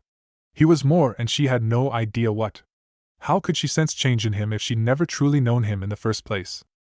Her lack of attention very nearly cost her. Sasuke had drawn level with her, red eyes blazing. Sakura spread shuriken in an attempt to put some distance between them, and was shocked when her opponent recklessly charged into them, until smoke rose and something metallic fell to the ground. It was one of her weights. Too late, Sakura turned, arms half raised to defend herself. Shuriken sliced deep gashes in her flesh, shredding her jacket. Some drove into her shoulder and a couple more would have blinded her had she not shifted her weight at the last moment. A solid kick penetrated her guard and spun her round. Her ribs groaned perilously. Her feet left the ground. Sakura could find no purchase and was powerless to defend herself as Sasuke relentlessly continued to beat her back until she felt the wall behind her. Another set of shurikens slammed into the wall around her and thin wires stretched across her front, drawing thin lines of blood when she struggled. A rush of air raised the hairs on the back of her neck. Sakura lifted her head and saw that Sasuke's fist was centimeters from her face, as if he had held himself back. She couldn't look away from the bruised knuckles, or the cold eyes behind them. Blood dripped down Sasuke's chin and onto her. Slowly and deliberately, he pulled another kunai from his pouch and held it against her neck. "You're annoying, Haruno." The moment the match was over, Naruto vaulted over the rail and consequently was the first to reach Sakura. He had passed Sasuke on the way and dimly regretted not decking him. But even he knew that was just childish. Sasuke had won fair and square. It hurt to see his teammate lose, but Naruto was sure that Sakura would be feeling worse than he was. He didn't want to worsen her temperament by being an idiot. Hate had cut through the wires and Naruto arrived in time to catch Sakura when her legs buckled. Very gently, he lowered her to the floor. Aware that she didn't want to hear whatever words of comfort he had to offer, he gave her a bright grin and said, "You were awesome. Full stop." That drew a weary laugh from her. "I still lost." "You don't have to win." Instead of pointing out that he was spouting nonsense, Sakura smiled wearily. "Thanks, Naruto." Kiba and their sensei joined them shortly. Akamaru licked Sakura's face, shrewdly keeping clear of her wounds. "You know, I think you might have broken his nose," Kiba said, sounding too content with the news he was delivering. Looking past her team, Sakura saw that Sasuke was being escorted out of the hall with a cloth pressed to his nose. Kakashi was following him out, holding a book that he wasn't reading. She wondered if it had anything to do with his student's brief collapse during the battle. Kurenai leaned in and slid an arm behind her shoulders. "The medics don't have a stretcher with them. I'll take you down to the infirmary." "It's okay, Kurenai-sensei. I can." Sakura winced when she tried to rise. A shuriken protruded from a spot just below her right knee. "Not walk," Kurenai said for her, and carefully lifted the girl. "Me and Akamaru will see you after we win our fight," Kiba promised. That was right. There were more matches coming up. Sakura half-heartedly glanced up at the board. Then she looked again. It had not been a trick of the light. No. Puzzled by her dismay, her teammates looked up as well. Kurenai held Sakura a little closer to her chest, her eyes hard. "Yamanaka Ino versus Sabaka no Gara." "Ino." But her voice was not heard by her friend, who was already heading down the stairs. Ino hadn't seen the acts Gara had committed. She didn't know what he was capable of. If she provoked him, maybe just by being drawn up as his opponent, Gara would, Ino. Seeing her distress, Naruto squeezed her hand. Don't worry, I'll watch with Kiba and make sure he doesn't do anything to Ino. Kiba nodded his agreement. You rest up, alright, Sakura? It'll be fine. Warn Asuma, Kurenai told the two boys. Kiba pressed something into Sakura's hand. Don't look so down, he remarked. The match was about to begin. Kurenai turned away and carried her injured student out of the vicinity. As they followed a pair of medic needs, Sakura looked down at her hand and saw what Kiba had given her. A lolly from the packet she had given him. She smiled. And then she heard Ino scream. Only Kiba's hold on his jacket held Naruto back from leaping down the balcony. He had been coiled tightly since the beginning of the match, and Ino's cry of agony had snapped the tension. Asuma-sensei said he would handle it, remember? Look, he hasn't rushed in yet. And what can you do that a bunch of jounin can't? Kiba was hissing in his teammate's ear, drilling reason into Naruto's one-track mind. The Inuzuka had known he would overreact. Naruto was always too keen to live up to his word and tended to shun common sense. But she screamed. The other boy was looking past Kiba's shoulder, focusing on the figure below them. Ino was on her knees, clutching her head. She had performed some sort of jutsu the moment the fight had started, though the effects were still unknown to them. Her body had abruptly gone limp for over a minute, and now she was acting as if she had seen a ghost. Naruto had heard an agitated Shikamaru muttering about risks, but he doubted this was what he'd had in mind. Shakily, Ino attempted to stand, and failed. What was that? She gasped, and squeezed her eyes shut as if a migraine was splitting her head. It was a while before Gaara's lips moved. My mother. His voice was a dry rasp, and Naruto saw that his eyes were abnormally wide. His pupils had contracted noticeably, and his mouth was parted in a cruel grin. Naruto couldn't look away. Kiba. The air was heavy and laced with foreboding. Hate began to open his mouth, his eyes reflecting doubt. Kiba, I think he's really going to dash. Akamaru began barking frantically, the sharp tones gradually fading into submissive whimpers. There was a moment of silence that lasted for no longer than a second. Then a torrent of sand exploded from Gaara's gourd, twisting in the air. It moved like a dragon, dominant, with purpose, and recklessly fast. In a blink of an eye it had formed a wave and was crashing down on its unmistakably prey. Ino couldn't move at all, and definitely not in time to escape imminent death. Asuma-sensei! Kiba yelled. But the man was no longer standing beside them. The sand lunged. Naruto could barely see the floor now. What if Asuma hadn't made it in time? He didn't want to see anyone die, especially someone he knew. If only Kiba wasn't binding him, he'd be down there. Then someone, Shikamaru, perhaps, shouted something no one could interpret, but his alarm was enough to divert the audience's attention. Naruto scanned the arena with desperation that he didn't really understand. Then Kiba shook his arm so hard it rattled in the joint and jabbed a finger. Near the statue at the front of the room, Asuma was just straightening, his student tucked safely under his arm. This match is over. Ino has withdrawn. He sounded composed, but his expression revealed that he was very upset. Ino didn't even try to argue her sensei's declaration. She was too horrified by whatever it was she had witnessed. Asuma leaned over to speak to Naruto and Kiba after he had brought Ino to the balcony. I wouldn't have reacted as quickly if you hadn't told me to keep an eye out. He didn't thank them, but the message was there. Naruto felt himself nodding alongside Kiba, feeling awfully formal. Hey, get a hold of yourself. Shikamaru worriedly shook Ino's shoulder. Maybe he had jolted her too hard. Ino heaved out her stomach's contents. Asuma's frown deepened. I'll take her to the medics. After the two of them left his sight, Shikamaru sighed heavily. Naruto noticed that he gave Gaara a suspicious look, no doubt assessing his abilities and motives. Next to him, Chuji slowly folded up a food wrapper. I wonder what Ino saw inside him, he said quietly. Kiba faced them. Inside him? He echoed. What do you mean? Must I explain? I expected you to know this, Kiba. Shikamaru went on without waiting for an answer. Ino's family has their own techniques, just like mine and Chuji's. They specialize in mind jutsu. Ino left her body and entered that guise. I don't know what she saw, but I think it's safe to say that her plan backfired.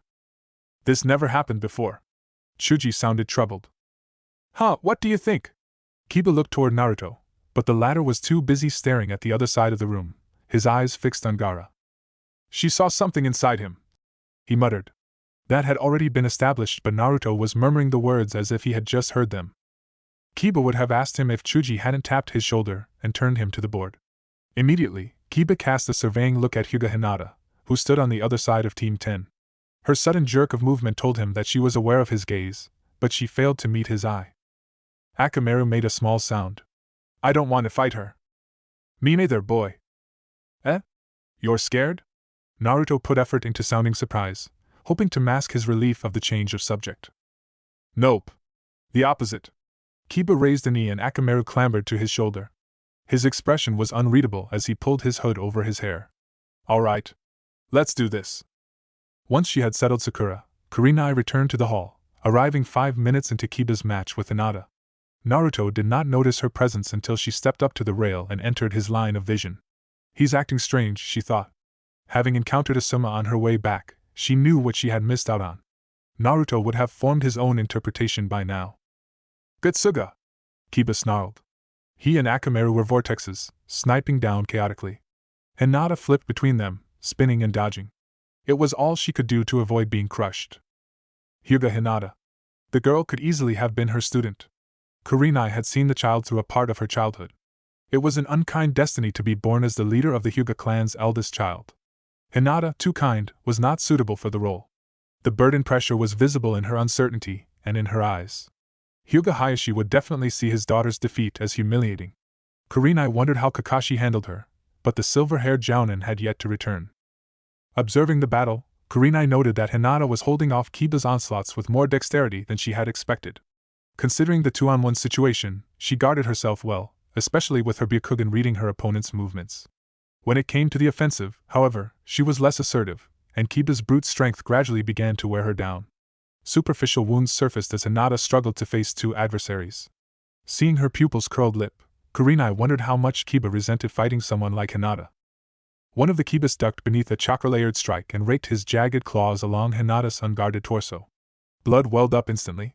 Following through, Kiba swept her legs out from under her. Clutching her side, Hinata flung an arm out to break her fall, skidding away. Something flew through the air. Kurenai watched it sail toward Hinata. She realized what it was in time to quickly look away. The flash bomb went off, bringing about groans of discomfort. Kiba had played a wise card. Hinata's Byakugan greatly enhanced her sight. She would be blinded, if only for a moment. A second Kiba pushed off from a wall and launched himself at the girl. Her Byakugan had slipped from her control, and as Hinata shook her head from side to side, she became aware of the danger. She threw herself back just as a gray blur slashed over her head. She fell on her back and jarred her wound. It was the opening Kiba needed. The first replicate came down on her, claws extended. Dust sprang up with the impact. It was difficult to see the outcome. The other Kiba looked on, his chest heaving. Kurenai narrowed her eyes as the ground around them cracked. Come on, Kiba! Naruto muttered. The debris cleared. Hinata's shallow breaths shuddered through pain and anxiety. One arm was raised to the ceiling, 2 fingers pointed upward. A deep depression had been gouged into the ground directly next to her head. Akamaru! Kiba knelt down and scooped up his dog, lying unresponsively by Hinata's side. Akamaru, answer me, what did you dash? Hinata cut through his anger. Don't worry, she whispered. Blood oozed from the side of her head. I didn't hit a vital point, he should be okay. Her words flushed some panic from his features, but Kiba still checked for a pulse. Akamaru's body was small and his chakra pathways were tied much closer to his internal organs compared to a human. The Jujin Bunshin was simply a transformation technique that allowed Akamaru to take on his master's form. It did not necessarily change his body composition. If Hinata had forced chakra out of more than 2 fingers, there was a high likelihood that Akamaru would have suffered severe internal bleeding. Kiba acknowledged the significance of the refrain blow. His voice was soft, almost gentle, when he spoke to Hinata. Can you move? Hinata bit her lip. She was fairly confident that she could stand, but her vision was already going blurry. She could tell she was at her limit. She shook her head. It hurt. Proctor! Kiba called. Hate walked over and took another look at the scene. The winner of this match is Inuzuka Kiba. Sakura was glad Kurenai had returned to take her down to the hall when the last match had been fought. Kiba accompanied the jounin and brought the news of his victory with him. Unfortunately, Akamaru had been injured, but it wasn't too serious. The medics said he would make a full recovery. I'm the only one in the team who didn't win, she realized glumly. Kiba went off the check on Akamaru, and Kurenai took the opportunity to talk to her student. Are you disappointed? She asked softly. Finding it pointless to deceive her sensei, Sakura nodded slowly. Just a little though. Up against Sasuke. I tried my best, I can't think of anything I would have done differently if I was given a second chance. She'd had time to mull it over. When Ino had been admitted into the infirmary, the two girls had spent some time discussing the match. Ino refused to speak about her experience, but Sakura had continued the conversation once she saw that it helped ease her distress. She had been terrified that Gaara had brought grave harm to her friend. It definitely brought the values of friendship into perspective. Kurenai-sensei didn't say much in response. Her actions spoke volumes. She wordlessly retied Sakura's hair, smoothed it down, and smiled. Good girl. Sakura had missed 3 matches. She was not surprised to see Neji and Lee amongst the winners, but she couldn't help the flare of surprise when she recognized Shikamaru. According to Naruto, he had fought against the girl from sound and did cool things with shadows. Sasuke was there too, of course. His nose appeared to have been mended. Sakura thought of his last words to her and stood a little closer to Kurenai, fixing her eyes solely on Naruto and Kiba. An unexplainable elation blossomed in her chest when the Hokage commended the genins lined up before him. 10 matches had been held and each had produced a respective winner. They would advance to the 3rd and final exam. Her teammates were among them. Feeling joyful for others was a strange sensation. Sakura hoped she would learn to acknowledge and accept it. Anko shook a small white box. I'll come around with this. Put your hand inside and take out 1 piece of paper. When each participant had drawn a paper, they were told to read out the number printed on their piece. They seemed to be numbered from 1 to 10. Naruto had drawn a 4, Kiba a 1. Marino Ibiki jotted something down on a clipboard. Sarutobi waited until the jounin had finished writing. The 3rd exam is a tournament, he announced. Shikamaru scratched the back of his head. That's why we drew those numbers, right? Correct. Show them the arrangements, Ibiki. Sakura couldn't make out the names from her vantage point, and was forced to wait until the meeting was over. The final exam was going to be held in 1 month. It felt so far away compared to the rushed schedule they had been forced under so far. Well? Kurenai asked Naruto, and Kiba made their way over. I'm up against Shino. Kiba shrugged. I need to buy some bug spray. And you'd better win, Naruto told him. He grinned at Sakura. If both of us win our first matches, we'll get to showdown in the next round. It's gonna be sweet. You sound happy. She deadpanned. Who are you facing, Naruto? Kurenai questioned. Sakura knew something was wrong when Naruto's smile slipped a little. Then he was smiling again. Me? I got the sand freak. Naruto had drawn Gaara. Sakura gazed at his face. His confidence was familiar to her by now. She shouldn't be concerned. Naruto never let anything beat him down. At the end of the day, he somehow prevailed. Always. She admired him for it. You can do it, she said. He returned her encouragement with a grateful smile. If his own team didn't support him, who would? Kurenai looked around. The preliminaries are over now. She turned back to see 3 pairs of expectant eyes on her. She gave a small grin. Who wants to get ramen? Chapter 16, Time to Fly. The park was unusually empty when Team 8 finished their walk.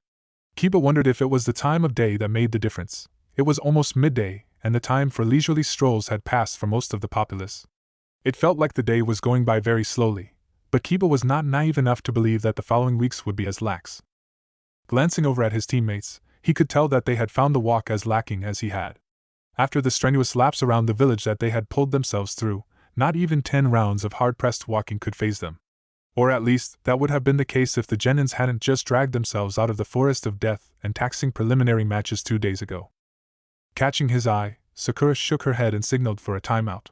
The injuries she had sustained in her match against Sasuke had been tended to by the medics, but she had only been released on the strict probation to take it easy for a few days. Even after the long night of rest, Kiba's body was tense and sore. Naruto looked at his friends, not missing the strain in their movements.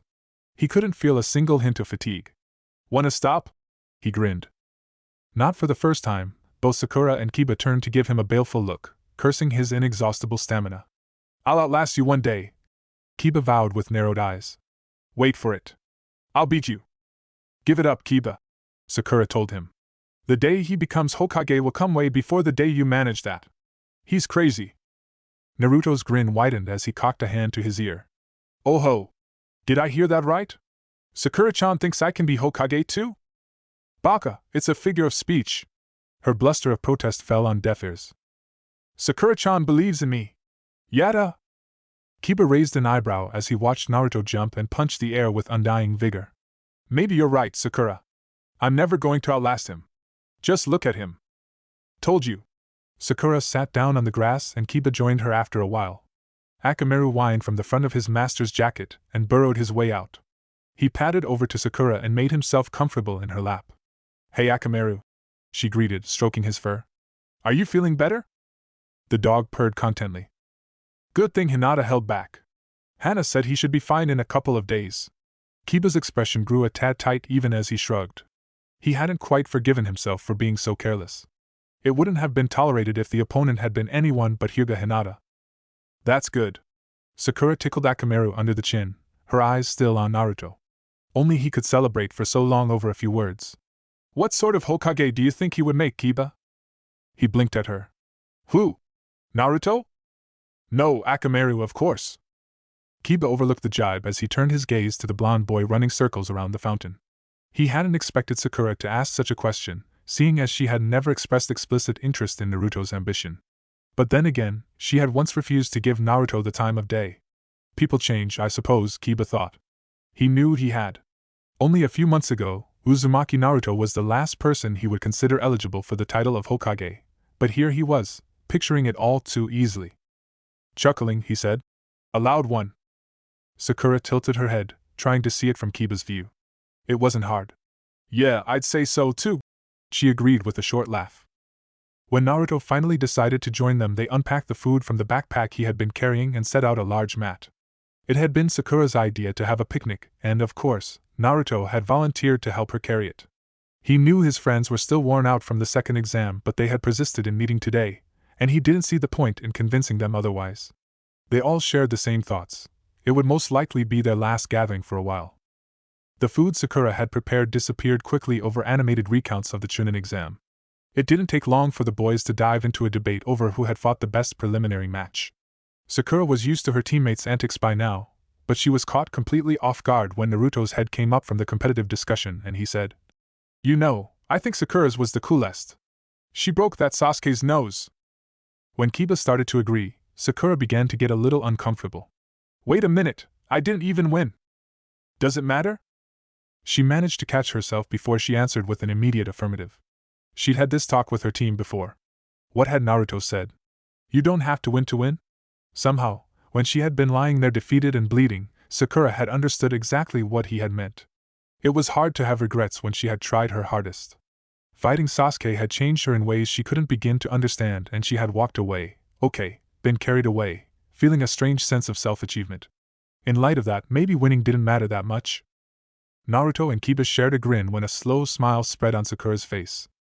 Not even food scraps remained by the time the conversation drifted away from the exam. Kiba had stretched out on the grass and, gazing up at the clouds lazily wafting by, he said, I won't have much time to hang with you guys after today. I've got clan training to do before the tournament, and my mother's an absolute slave driver. He turned his head toward Naruto. What about you? Are you going to train with Sensei? The other boy picked at the grass in front of him, his expression thoughtful. I dunno, last night Kurenai-sensei made it sound like there was someone else who could train me. Sakura remembered what Kurenai had said at dinner the night before. She admitted that it was a bit strange for the Jounin to remind Naruto that she was a genjutsu specialist, and therefore not the best person to offer him personal training, yet neglect to suggest someone to take her place. There weren't many people Sakura knew who could supervise Naruto's training, and she was certain Kurenai would have mentioned her if Takara had been one of the candidates. For their sensei to be so ambiguous when it came to the welfare of her own students was peculiar. She said she could still train you, didn't she? Kiba asked. Yeah, but... Naruto made a face. I don't know why, but I get the feeling that sensei thinks I should ask someone else to help me train. It's weird. It's not that weird. Sakura had spoken without thinking and was surprised to find her teammates staring curiously at her, prompting elaboration. Well, Naruto said it himself when we were thinking about whether or not we should take the Chunin exam, remember? Kurenai-sensei would only want what's best for us, so she must have her reasons if she thinks there's someone else who can train Naruto. Naruto blinked. He couldn't have fathomed that Sakura had paid such attention to his words. It was nice to be proven wrong. I'll figure it out, he said finally, kicking up a warm tone. I can still fall back on sensei even if I don't. In any case, I'm going to beat Gaara, and then I'm gonna kick your ass, Kiba. Although he cracked a grin, Kiba surprised his companions by letting the challenge pass by him. Instead, his voice was soft as he said, Sabaka no Gaara isn't going to go down easily, Naruto. You've seen those things he can do with that sand. Sensing the gravity of Kiba's words, Naruto grimaced and tried to shrug it off. He's got to have some sort of weakness. It's not just that. Kiba shook his head. The final exam is different to the other two. It's a big event. The daimyo and even other kage are going to be there. It's not going to be like Ino's match where Asuma-sensei could cut in. The only person who can stop the match is the proctor, and even they can be slow. He glanced at Naruto, his expression grim. What I'm saying is, you've got to look out for yourself, Naruto. Be careful. I'm serious. Naruto fell silent. Sakura deliberately began to fold away the picnic mat when he looked over at her, biting her lip. Like Kiba, she didn't want to discourage him into thinking that he stood no chance. Sakura realized that some part of her actually believed that her teammate could defeat Gaara. Uzumaki Naruto was more capable of turning the odds than anyone. But he was only unpredictable because he was so reckless and stubborn. Even if he emerged victorious, it would most likely come at a price. His friends had every reason to be worried. Sure. Both his teammates looked up, even Akamaru seemed to stare. Naruto grinned. I'll be careful. Promise. He wasn't going to assure them with confident claims of how powerful the future Hokage was, and that no creepy panda could bring him down. Just a simple promise. And for some reason, Sakura and Kiba liked it that way. Being a teacher was harder than it was supposed to be. There were many things Kurenai would have liked to do in her leisure time, like tending to her garden and trying out a new recipe, but instead she found herself stranded in Konoha's public library, frowning down at a thick book and nursing a potential headache. Suppressing a sigh, Kurenai snapped the book shut and returned it to the shelf. She was generally an avid reader, but after staring at pages of complicated seals for almost an hour even she was beginning to reconsider her pastimes. Kurenai rounded into the next aisle and looked up at the spines of tomes dedicated to elemental jutsu. It reminded her that she had yet to determine her students' affinities, and she made a mental note to procure some chakra paper. A shinobi would not get very far without mastering their natural element. Due to the substantial amount of books the library catalogued, the shelves were considerably taller to accommodate the needs. Despite her height, the shelves around Kurenai easily exceeded her by several heads, making the books she had spotted on the top ledge seem like a bad choice. Ninja techniques were prohibited from use on the premises to prevent any accidents from befalling the literature, so Kurenai sighed and cast around for a stool she could make use of. That was how she came across Sarutobi Asuma emerging from an adjacent aisle. Both jounins became aware of the other's presence at the same time, but their reactions to the acquaintance were oddly contrasting. Where Kurenai's idea of a greeting was an acknowledging nod, Asuma's appeared to be a grimace of discomfort, and he seemed to take too long deciding whether or not to approach his colleague. His unusual behavior was not unnoticed. I'm surprised to see you here, of all places, Kurenai said. Well, Asuma coughed. I do read. Sometimes. His fellow jounin wondered if the shuffling of his large hands was supposed to be a subtle attempt to conceal the book he had chosen. Kurenai raised an eyebrow. Really now? Would you mind introducing me to your book? No, you wouldn't like it. An awkward silence followed. Asuma cleared his throat and started toward the checkout. I have to meet my team later, so I'll just get going now. He let out an audible sigh of relief when Kurenai stepped aside to let him pass. A mistake. Asuma. He stiffened and cautiously looked over his shoulder. Yes? The sight of Yuhi Kurenai coolly crossing her arms over her chest was somehow more intimidating than throwing a grievous argument with his father. You are aware that I frequent this library many times a week, aren't you? Asuma nodded warily. He willed himself to get a grip on his composure. He was a jounin, for Kami's sake. A jounin who had run into the last person he wanted to come across right now. The temperature seemed to drop several degrees as Kurenai stepped closer to him. She regarded him steadily. So what makes you think I wouldn't know that you just walked out of the erotica section? Asuma was suddenly very grateful for the library's no jutsu policy. He didn't want to imagine what Kurenai would do to him without it. He sighed and held his hands up in defeat. All right. You got me. I didn't think I'd run into you. He noticed the cold stare Kurenai had fixed him with and blanched. I wasn't really. He threw up his hands. Okay, this is hopeless. Yes, it is, Kurenai agreed. It was bad enough that Kakashi was constantly hiding behind those perverted orange books. Soon every male jounin she knew would be engrossed in the series. Then again, the thought of Mato Guy giggling and blushing was rather challenging. Twitching, Kurenai glanced up to see Asuma blinking curiously at her, and she realized that she had a terrifying scowl on her face. I expected more from the Sandaime son, she said dryly. Hey, blame Kakashi. He came up with the stupid bet. Do I want to know? Was in Kurenai's eyes. More of his kids passed the preliminary than mine. Asuma may have been drunk on shame, but he had no difficulty catching the flicker across Kurenai's face. He tactfully tried to change the subject. Your kids did pretty well, too. It's thanks to them that Ino is in one piece. He wondered if he had said the wrong thing when Kurenai glanced at him with a studious look in her eye. Asuma abruptly remembered that Uzumaki Naruto had been drafted against the same murderous genin that had almost crippled Ino, and felt the last vestiges of discomfort drain from his being. Worried? He murmured, using the light tone that had always worked on her back when they had been on the same Anbu team. He reveled in the light surprise dawning in Kurenai's crimson eyes until she shook her head and strode down the aisle she had emerged from earlier. Help me reach a book, Asuma, she called shortly. Asuma shrugged and dutifully followed her. He casually glanced over the cover of the manuscript as he pulled it down, then paused for a second look when he registered the title, Advanced Counteraction of Doton Techniques. He passed it to Kurenai, resisting the urge to casually mention that sand and earth were two very different elements. It was easy to be dismissive when Shikamaru hadn't been the one to draw Sabaka no Gara. As if she were able to sense his empathy, Kurenai raised her head and graced him with a brief smile, which he tried to return as composedly as he could. Somewhere in the back of his mind, Asuma was glad that he had taken the time to understand Yuhi Kurenai. Still, a place where he couldn't smoke was a prison.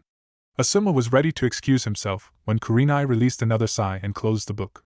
He wordlessly slipped it back in place for her, noting the hazy glaze in her eyes that surfaced whenever she spent too long reading, thinking, or both. They hadn't been in much contact since Anbu, but it seemed that he still knew Kurenai better than she liked to think. He gently turned her away just as she reached out for another book, shrugging off the questioning look she shot him. Tea? My treat. Kurenai had seen that coming, but she still pretended to consider.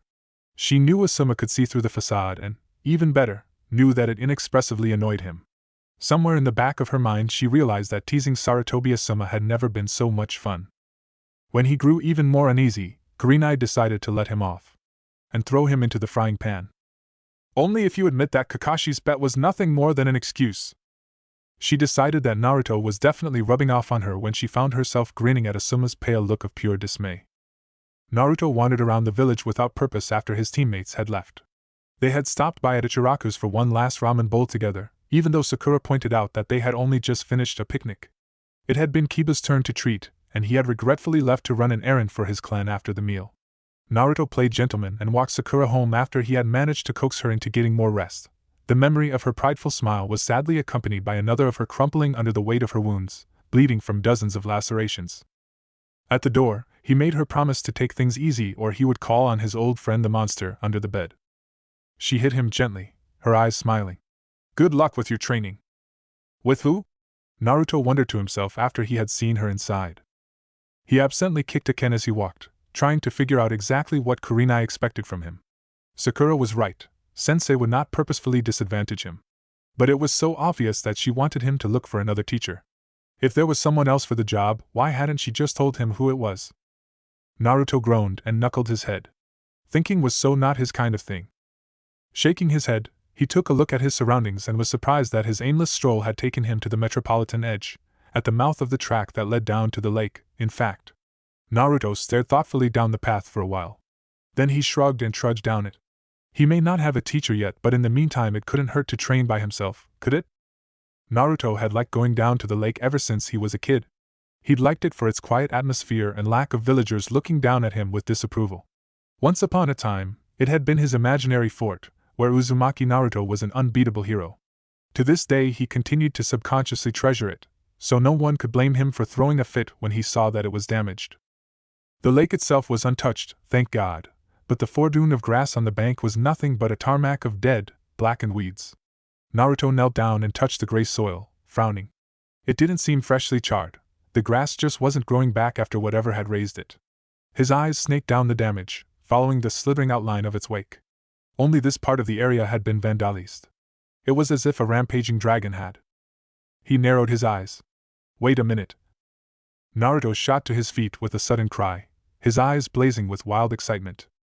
For a super pervert, Jiraiya was a little ashamed that he could do no better than conduct his research through the annoying bathhouse wall. Or at least, He would have been ashamed if he wasn't so grateful for the blissful reprieve that he graciously overlooked the inconvenience. A frown formed on Jiraiya's face. The afternoon had reminded him rather callously of the distaste he had towards the village's council, especially Sarutobi's two advisors. They had done nothing but call on him in the middle of the night for the past few days, demanding updates on the intelligence network. As reasonable as their concern was, Jiraiya had his own problems to deal with, and did not take kindly to the intrusion upon the freedom he had fancied for over a decade. After storming the office and coldly demanding their faith in his ability to prioritize the welfare of his village, Jiraiya finally managed to shake off the pressure that had been forced upon him ever since Orochimaru's unwelcome appearance in the Forest of Death. He was well aware that Hamura and Kohara had every reason to be neurotic, but their ceaseless attempts to enforce order at his expense had sorely tested him. Not to mention that they didn't know Orochimaru, not like Jiraiya did. The musical laughter of the voluptuous women he so admired dulled to nothing more than background noise as Jiraiya's thoughts grew ominously dark. The council was in chaos after Orochimaru had showed his face. No one could blame them. More than anyone, Jiraiya knew that his old teammate was not the type to be homesick. He had tirelessly followed Orochimaru's movements for years and could aptly deduce what he had returned for. After all, the bastard had sworn revenge. But the Toad Sannin was unsettled by something beyond what he already knew. Jiraiya was certain that Orochimaru valued the Chunin exams about as importantly as the lives of his experiment subjects. So why had he interfered? More importantly, what in the world could he want from Uchiha Sasuke?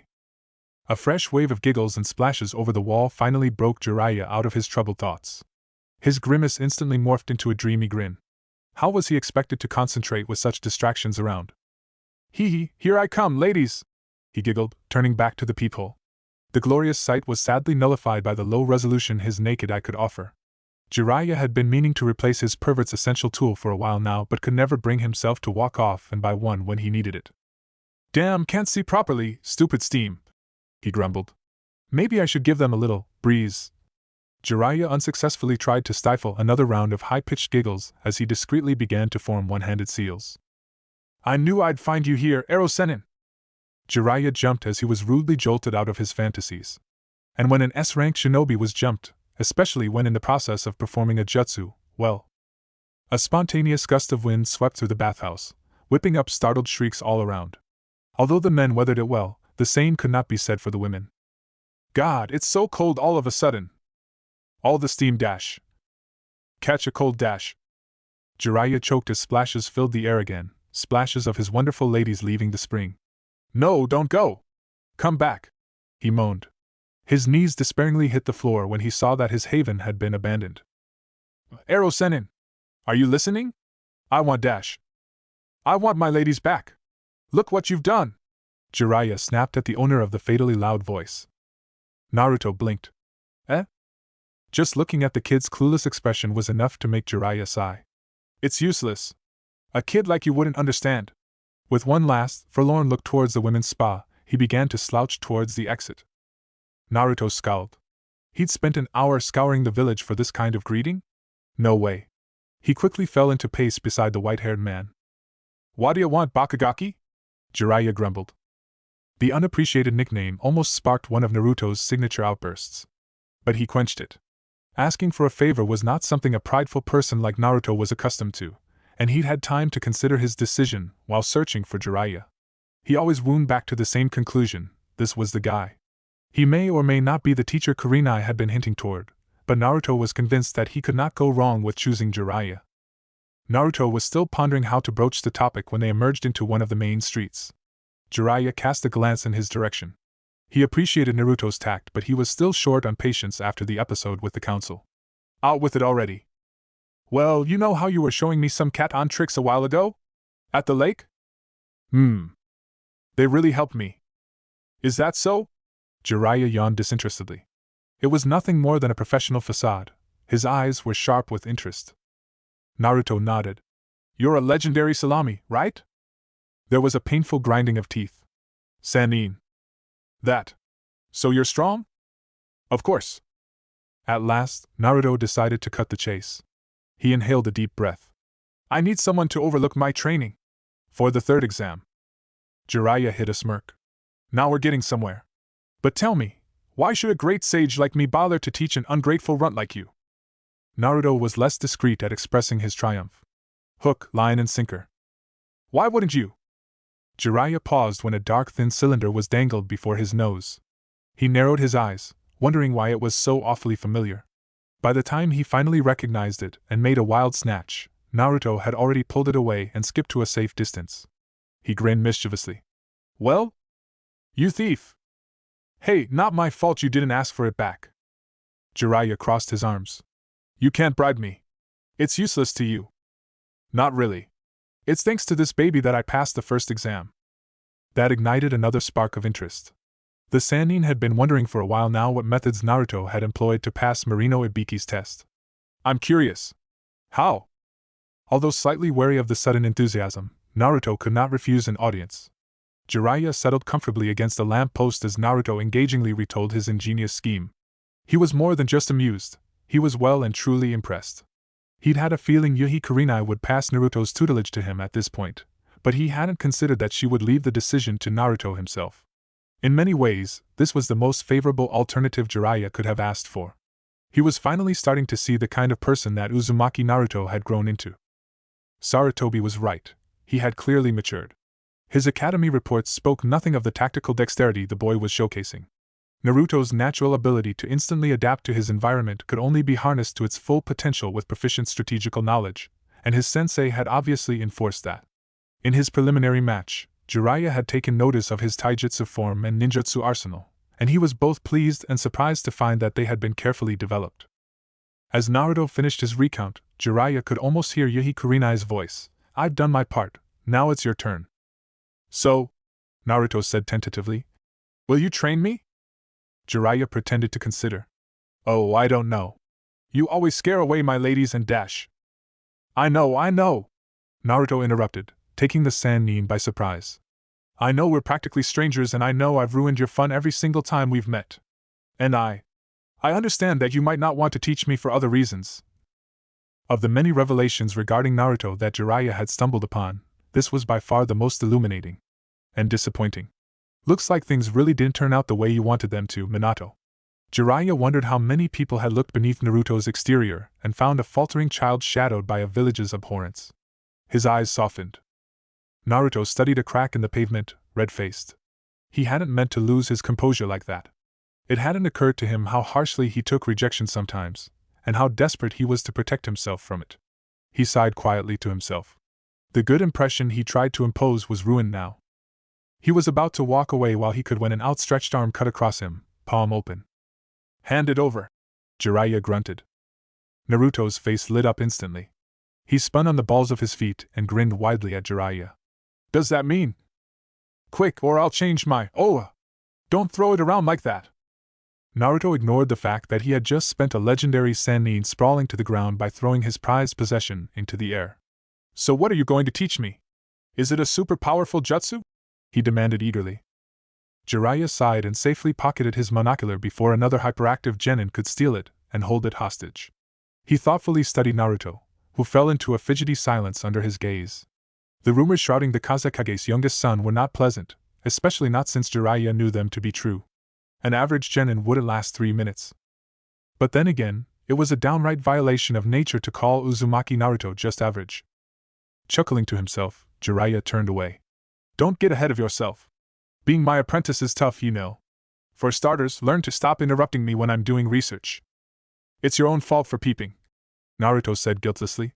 Then he suddenly realized something. Hey! I haven't even introduced myself. I know who you are, boy, Jiraiya murmured, too low for the genin to hear. Naruto slapped a hand to his chest. Uzumaki Naruto! Future Hokage! He thought back to Sakura's offhand comment of his ambition, and his grin widened impossibly. She didn't know that it mattered, but it did.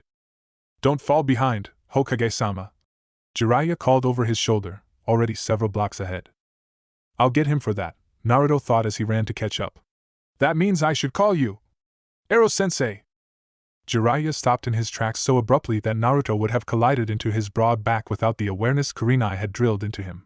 What's wrong? Naruto asked curiously.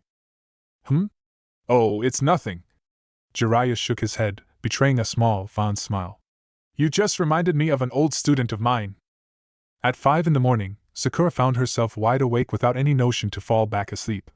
She levered herself up on an elbow and parted the curtains, allowing a sliver of gray light into the room. It was nearing winter, and both the sun and village woke slowly these days.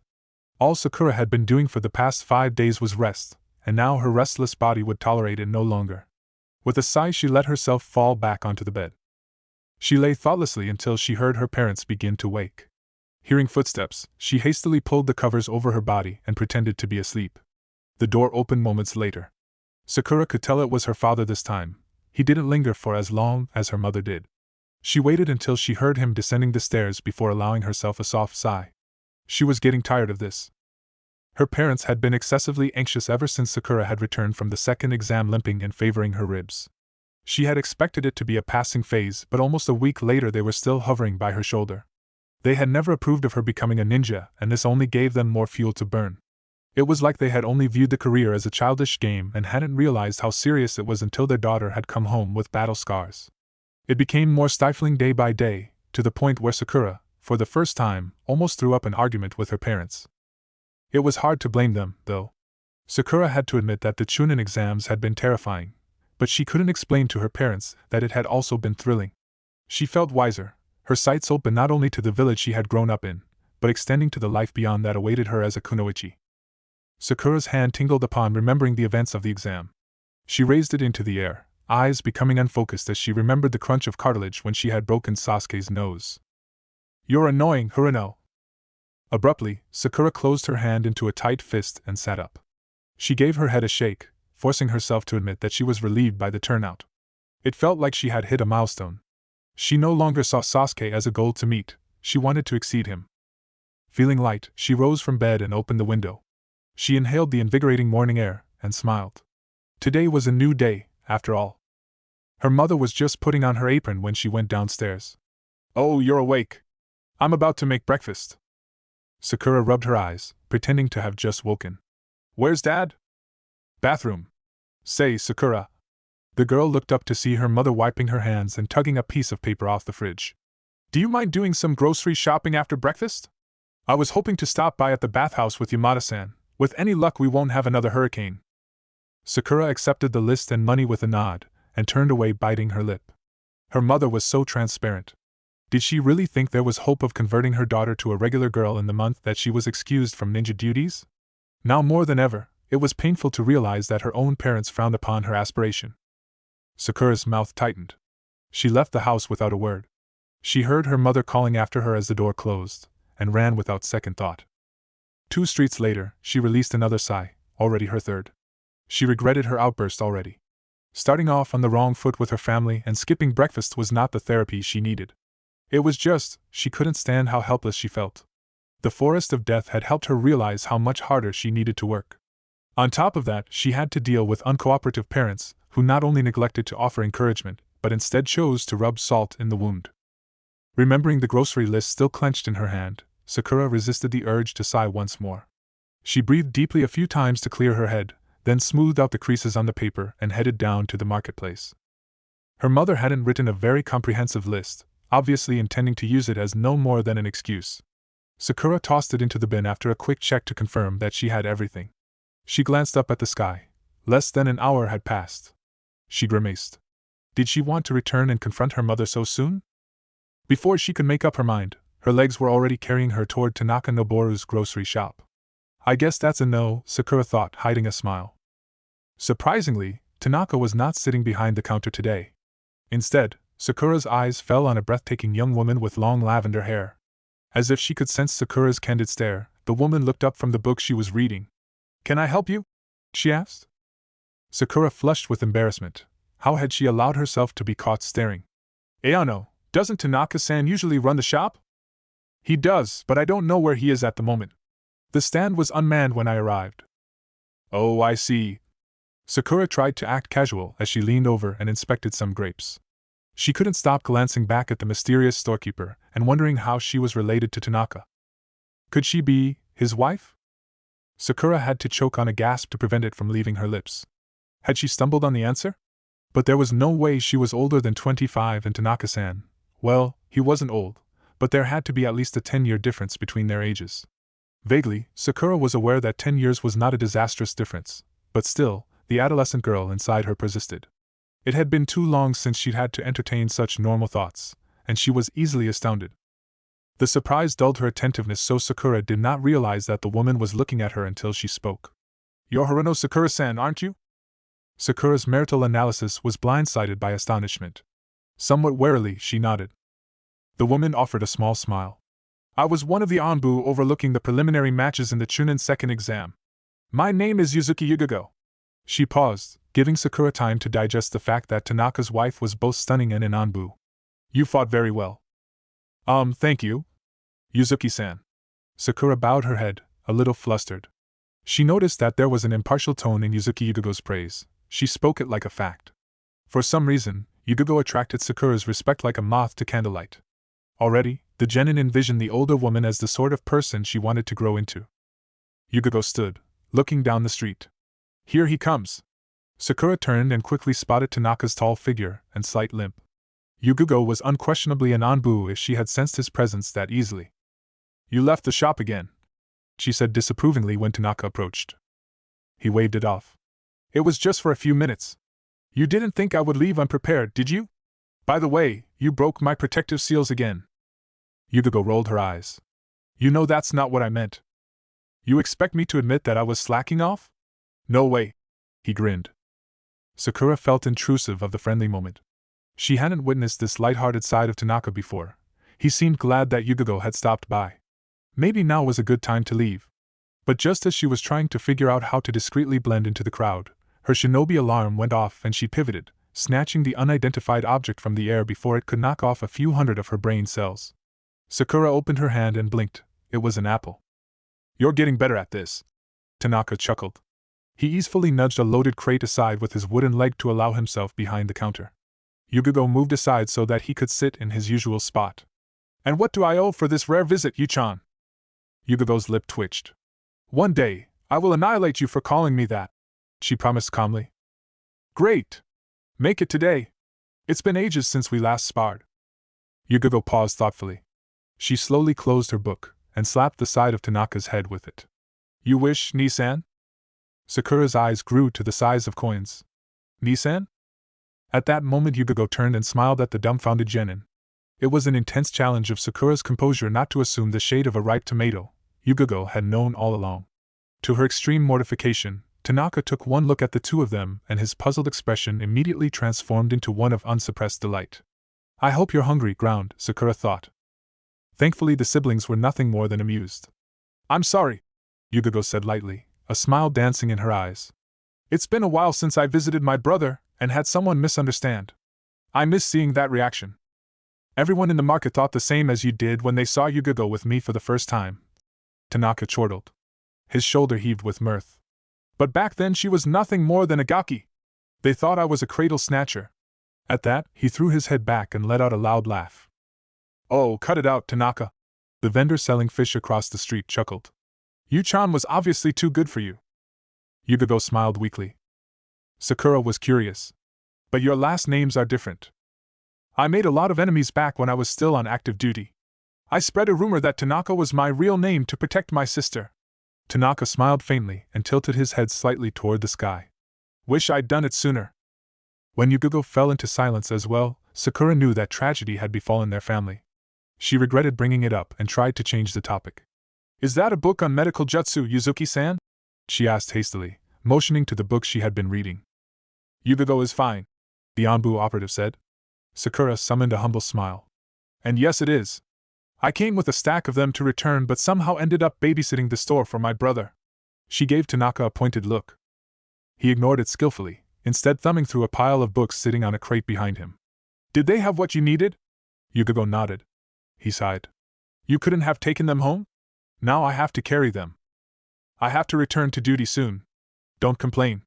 Sakura was amused by the authority Yugago wielded over her brother, and wondered if someone like Tanaka could have a sister complex. Tanaka began to grin. "Oh, I know. Hey, Sakura." She stiffened, nervous that her thoughts had been read again. "Yes? Do you like to read?" "Yes." "Good." He shuffled through the collection and pulled out 2 books. He thrust them toward her. "Here you go." She hesitantly accepted them. "You can borrow them for as long as you want. They're on the basics of medical jutsu. Maybe you'll like them. I remember you had good chakra control. It couldn't hurt, she grudgingly decided. Unlike her teammates, she did not have intensive training to undergo. Some light reading could be healthy for her. Perhaps seeing her resume and old hobby would somehow assure her parents and set them off her case. She smiled. Thank you, she said to Tanaka.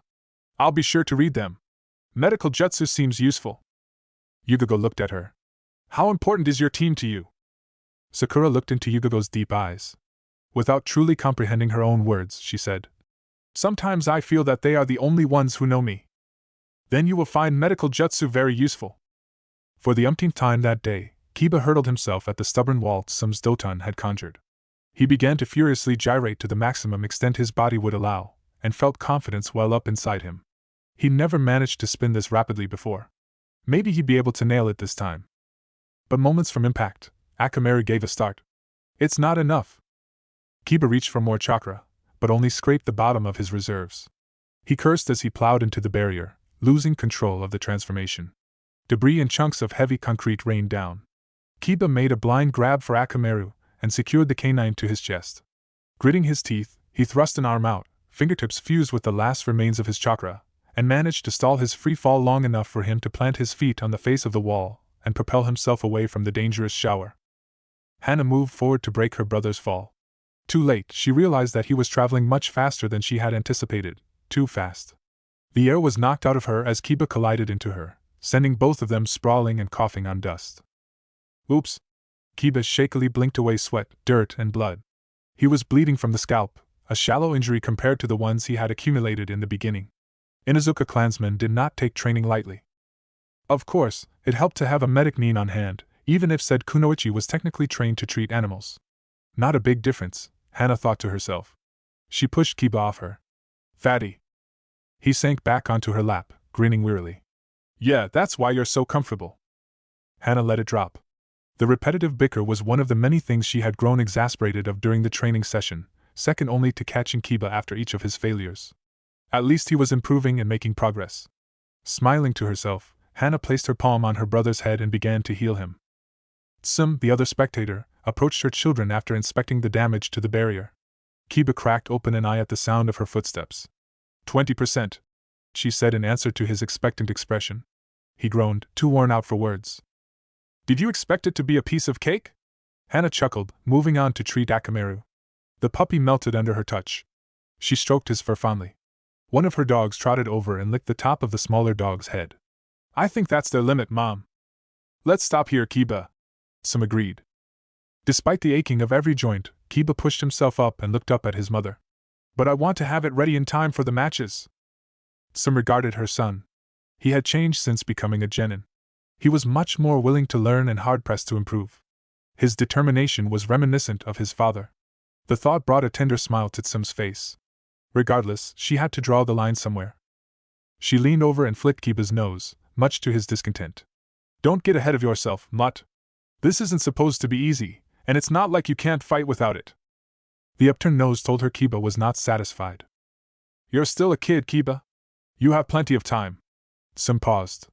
Another thing, I prohibit you from using this jutsu in the tournament unless I say you're ready. Hana expertly smothered Kiba's attempt to protest. Suppressing a grin, Tsum went on. A half-assed attempt is as good as a failed one. It'll leave you in a mess.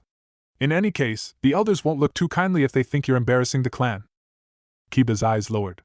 Hana released him once their mother had retreated into the compound, and gave him a curious look when he remained silent. It didn't escape her notice that he had grown more sensitive to the circumstances. Watching her baby brother slowly mature entertained Hana greatly, even if it occasionally backfired on her. They moved to sit on the porch. The dogs scrambled off to play. Hana watched the sunset and light her village with an ethereal glow. She nudged Kiba after a long moment of companionable silence. Why so quiet? Just thinking, he mumbled. Looking at her brother, Hana remembered her own daunting experience of the third exam. People will be watching you, because you're a representative of the Inuzuka, she told him casually. He shrugged, but the gesture itself was drawn in tight. Hana put an arm around his shoulders and pulled him closer to her side. In quiet voice that immediately silenced his indignant protests, she said, But it doesn't matter, you know. You don't need to think about them. That's what Mom told me. Fight for yourself, you'll regret it if you don't. She gave him a gentle squeeze. Okay? Kiba stared at her, nodding only after a long moment. What's with this all of a sudden? He asked skeptically. What? I'm not allowed to sound wise. Flashing a grin, Hannah rose to her feet. I'm going to start making dinner. Come inside when you're ready. It began to get chilly as the sky darkened. After some time, Akamaru returned to his master's side and curled up for a nap. Kiba lay back on the wooden floor and gazed up at the sky, watching the first star come out. I wonder how those two are doing. It had been so long that Sakura had forgotten how pleasurable reading outdoors could be. She sat on a bench overlooking the water channel and bridge, flipping through one of the books Tanaka had lent her. She'd had more than enough leisure time to be a bookworm, and after finishing the first book she had developed a slight interest toward medical jutsu. She discovered therapeutical uses for everyday plants that she thought were simply for decoration. There were different ways of binding a wound, each for a specific purpose. Sometimes you had to reopen a wound to let it heal.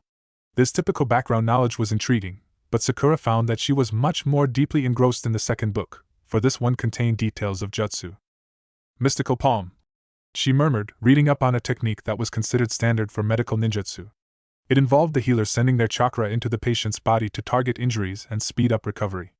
As Sakura read on, she began to understand why Tanaka had said she was a good medic nin candidate. Precise chakra control was required to ensure that the amount of chakra expended corresponded to the severity of the wound. Otherwise, an overload of foreign chakra could render the patient comatose. Sakura itched to try the technique. She was only curious, and as far as the technique went, the jutsu could be performed without a ready patient.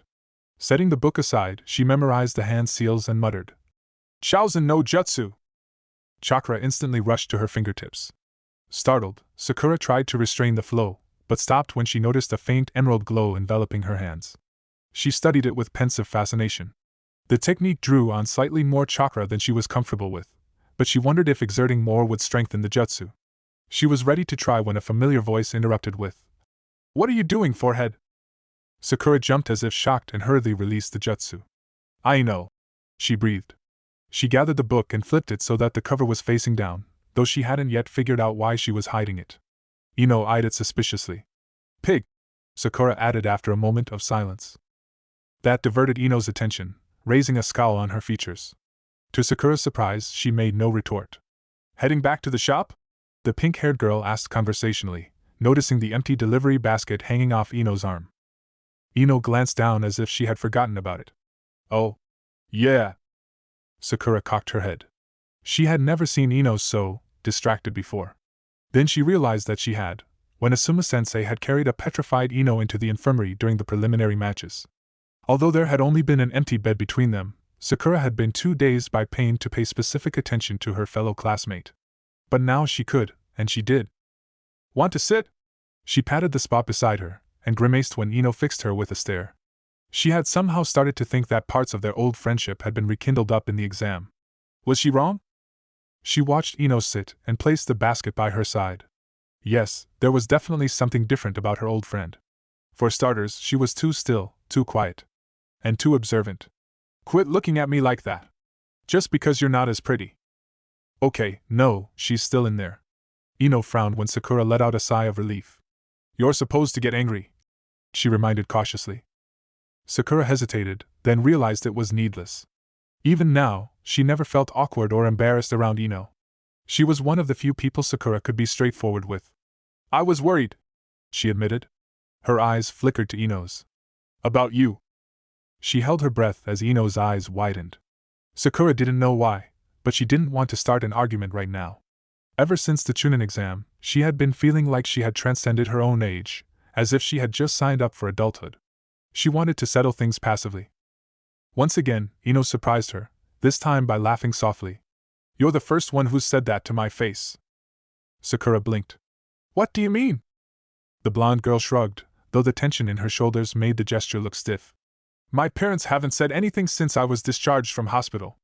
Ino paused and Sakura waited, wondering if she was going to be shut out or let in. It turned out to be the latter. But they watched me. I'm sick of the way they look at me like I'm glass. She glanced at her companion. You know, right? That parents think they understand but don't? Yeah, I do.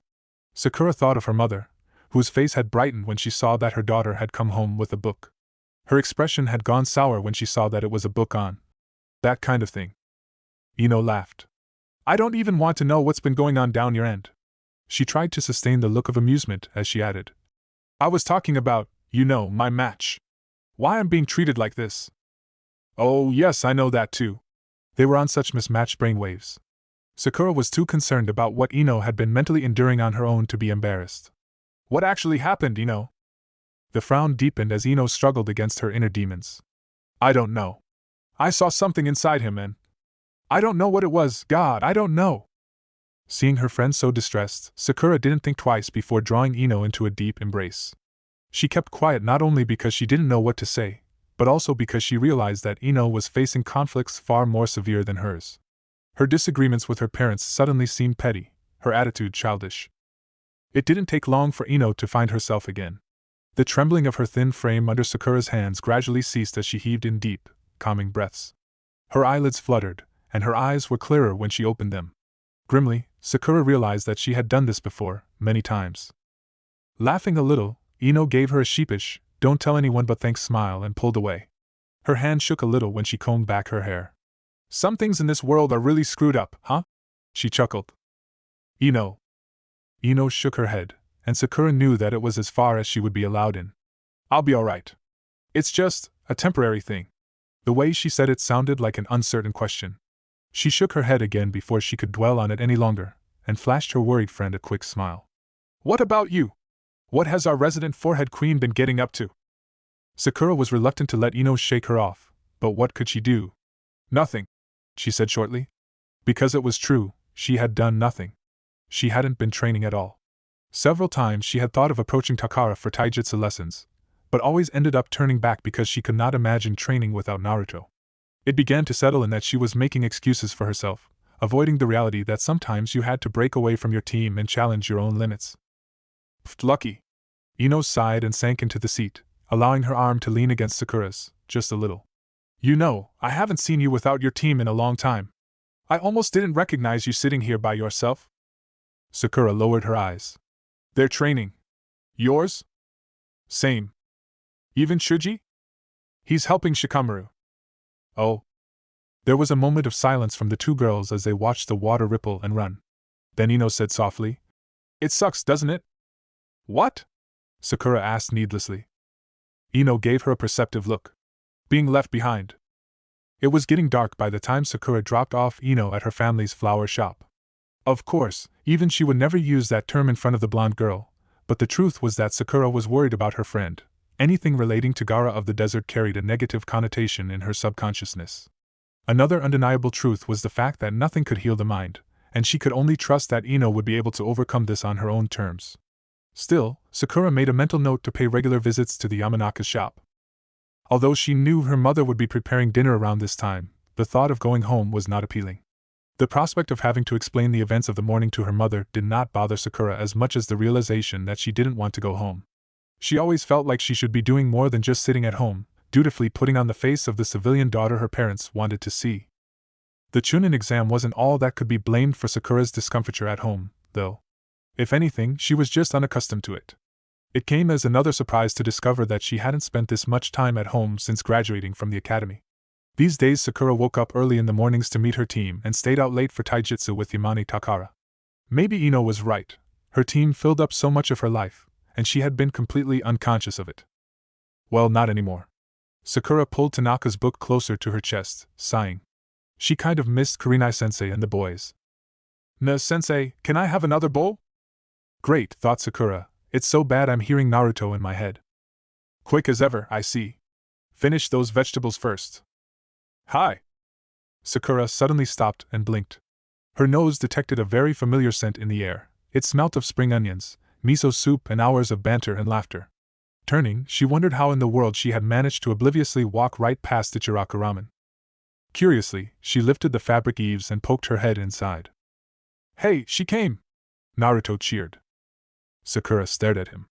The sight of her teammate bouncing in his seat with a stack of empty bowls beside him brought up such confusing nostalgia in her chest that all she could muster was, "Huh!" Kurenai moved across one seat and gestured for her student to sit. I sensed you down the street and Naruto wanted to see if you would stop by. She explained, and Sakura was warmed by the familiar amusement in her mentor's eyes. I only came in because I heard you being a loudspeaker, she said to Naruto. When he grinned, she couldn't help but return a smile. She looked around. Kiba and Akamaru aren't here? Nope, we'll drag them another time. Stupid Ero-sennin went off, Naruto glanced cautiously in Kurenai's direction. To do research. Yeah, so he left me there and I was hungry. Then I ran into Kurenai-sensei and we came here. I went to your house but it didn't look like you were inside, he added quickly, as if afraid that she would be upset. That's because I wasn't, she assured him. Are your parents expecting you home for dinner, Sakura? Kurenai asked. Kind of. Sakura felt like kicking herself. What sort of answer was that? Kurenai silently surveyed the girl over her cup of tea. She had been meaning to check up on Sakura for days now, but hadn't been able to make time for a visit between the consecutive assemblies she had received from the Hokage. With the Chunin tournament approaching, many arrangements had to be made to accommodate for the representatives of the allied villages that would attend, and this year, the Kazekage himself would be present. Kurenai and the other Jounin had been busy carrying out those arrangements. Watching Sakura now, though, Kurenai began to wish that she had persisted in keeping contact with her student. Whatever had happened throughout the past week had done a number on Sakura. Her facade was convincing enough to fool Naruto, but not a genjutsu specialist. Kurenai had seen confusion and traces of frustration wearing on the genin when she had arrived. They had visibly lessened now, but Kurenai's inquiry had caused them to resurface. Would you like to order then? It's my treat. The bright, grateful expression that dawned on Sakura's face at her sensei's words only affirmed Kurenai's observations. For whatever reasons, Sakura was reluctant to return home. Mao, don't you ever learn? Sakura sighed when he choked. Already a professional by this point, 2 quick thumps on the back did the trick. Naruto coughed out his gratitude. Still hunched over, he found his nose inches from the book Sakura had brought with her. Curious, he tilted his head to better read the title. Comprehensive Beginner's Guide to, What's That Word Mean? Kurenai raised her head and glimpsed the cover. Are you interested in medical jutsu, Sakura? A little, she replied distractedly. Her ramen had just arrived. Tanaka-san insisted on lending me some books. Who? Kurenai was better informed than Naruto. Tanaka Noboru? Hi. He knows you, sensei. I used to practice medical jutsu under him when I was a genin. I'm surprised you're acquainted with him, Sakura. After a quick explanation and realization from Naruto. Oh, so he's the weird grocer with the lollies. Sakura finally registered what Kurenai had said. You know medical jutsu too? Only the basics. One of my teammates tended to injure himself during training. I would treat his wounds. Kurenai fought back memories of Masura by pouring herself another cup of tea. She grew steadily quieter as her thoughts became clouded, until she felt it was best she had a few moments to herself. She had no doubts that Naruto and Sakura would prefer to remain longer. Kurenai-sensei, you're leaving? Naruto asked when she got up. I have a few things to do. You two shouldn't stay out too late either. Naruto, you're only allowed 2 more bowls. Kurenai paid the bill and gently patted her student's shoulders. Good night. I feel so sorry for sensei, having to pay for you. Sakura teased Naruto. He stuck his tongue out at her. I'm just making up for you. Why are you eating so little today anyway? I'm not that hungry, I guess. How's your training? You found a teacher, didn't you? Naruto's brow furrowed slightly. This was the second question Sakura had avoided tonight. Something was amiss. He was about to bring it up when it occurred to him that Kurenai should have picked up on Sakura's strange behavior, too. If she hadn't seen the need to mention it, then it was safe to assume that she had her reasons. Naruto also knew that, occasionally, people needed to keep to themselves. He decided to let it be. You remember Ero-sennin, right? He was really helpful when I was practicing Gakkaku no Jutsu. Kurenai-sensei said I made a good choice. He's really lazy though. And he keeps making me, entertain him. Before Sakura could ask how, Naruto hastily moved on. The jutsu he's teaching me is so cool, Sakura-chan. Well, I can't do it yet, but it looked awesome when he showed me. He put a great big hole in a tree. Sakura smiled at his usual enthusiasm. If Kiba were here, he would immediately press for more details, but since the Inuzuka was absent and the excited gleam in Naruto's eyes told her he wanted to spill, she obligingly said, That's got to be a really powerful jutsu, huh? What have you learned? Here's the thing, the kind of training Ero-sennin makes me do isn't exciting at all. He makes me do funny things like pop water balloons with my chakra. Apparently, there's steps to performing the jutsu itself. I got the hang of the first step pretty quickly, so now I'm up to this. Naruto reached into his jacket pocket and took out a small ball. Sakura leaned forward, but no matter which way she looked at it, it was just a regular rubber ball that you could get cheaply at a toy store. Let me guess, you have to pop this. Naruto nodded. It's actually really hard. It's been killing me for days. Weighing the ball in her hand, Sakura mused. Well, it's sturdier than a balloon, of course. How did you pop the balloon? He grinned. At first I was just using my chakra to swirl the water inside really quickly, but it wouldn't pop. Then I figured out that you had to spin it in lots of directions at the same time. The triumph was replaced by a frown as Naruto glared at the rubber ball. I tried to do the same thing on this one, but it's not enough. I bet there's a trick hidden somewhere. Thoughtfully, Sakura placed the ball in her right hand and pushed chakra out the tenketsu points on her palm. She pictured the rapid rotation Naruto had described, envisioning it as a spherical vortex. The skin stretched a little, wriggling like a handful of worms, then settled again. Narrowing her eyes, Sakura tried again, this time summoning more chakra. She realized that the rubber partially absorbed the flow, and knew that the completed jutsu would require much more chakra than the medical jutsu she had attempted earlier. Naruto watched Sakura's frown deepen, and knew that she was forcibly expelling more chakra. Despite her brilliant control, he doubted she would be able to burst it. After all, he had many times more chakra than her, and he hadn't succeeded. When he saw her wince, he immediately pulled the ball away from her grasp. Are you okay, Sakura? He hovered over her, concerned that she had burned her chakra coils. She took a moment to recover, and then smiled sheepishly. Guess it really isn't that easy. He sat back down, relieved. I'm going to master it soon, though. You watched me win the tournament with this jutsu. Kiba's no pushover, Sakura reminded him. In a softer voice, she added. Nor is Gaara. Naruto paused. It seemed that no matter what he did, his friends would still be worried for him. He'd already promised to be careful, but now, more than ever, he was determined to defeat Gaara. Because if he lost, Kiba would become the Sannin's opponent, and Naruto, selfishly, did not want to be the one clinging to the rail throughout the match, barely breathing.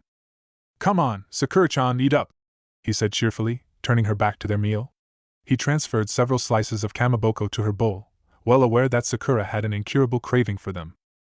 Are you trying to make me fat? She retorted lightheartedly. Naruto waited until she had started eating again before he smiled and, in a gentle voice, said, Everything will work out, Sakura. I'll make sure it does. She looked up, meeting his eyes. Believe it? She asked, the corner of her lips tugging into a smile. Naruto stared at her. Then he laughed. Believe it? Standing outside the door to her house, Sakura vaguely regretted staying at Ichiraku's. Dinner time was surely over, and she had missed it without a valid excuse on hand. Coupling this offense with missing breakfast in the morning. Okay, it was bad. The sighs returned as Sakura wearily stuck her key into the knob and let herself in. The quiet atmosphere intimidated her already. Tasting the lingering scent of baked fish in the air, Sakura peeked into the kitchen. Her mother was washing the dishes, her father drinking tea. Tadaima, she announced quietly. Despite everything, she felt like time had wound her back to academy days, and the time she had stayed out late rolling down hills with Ino.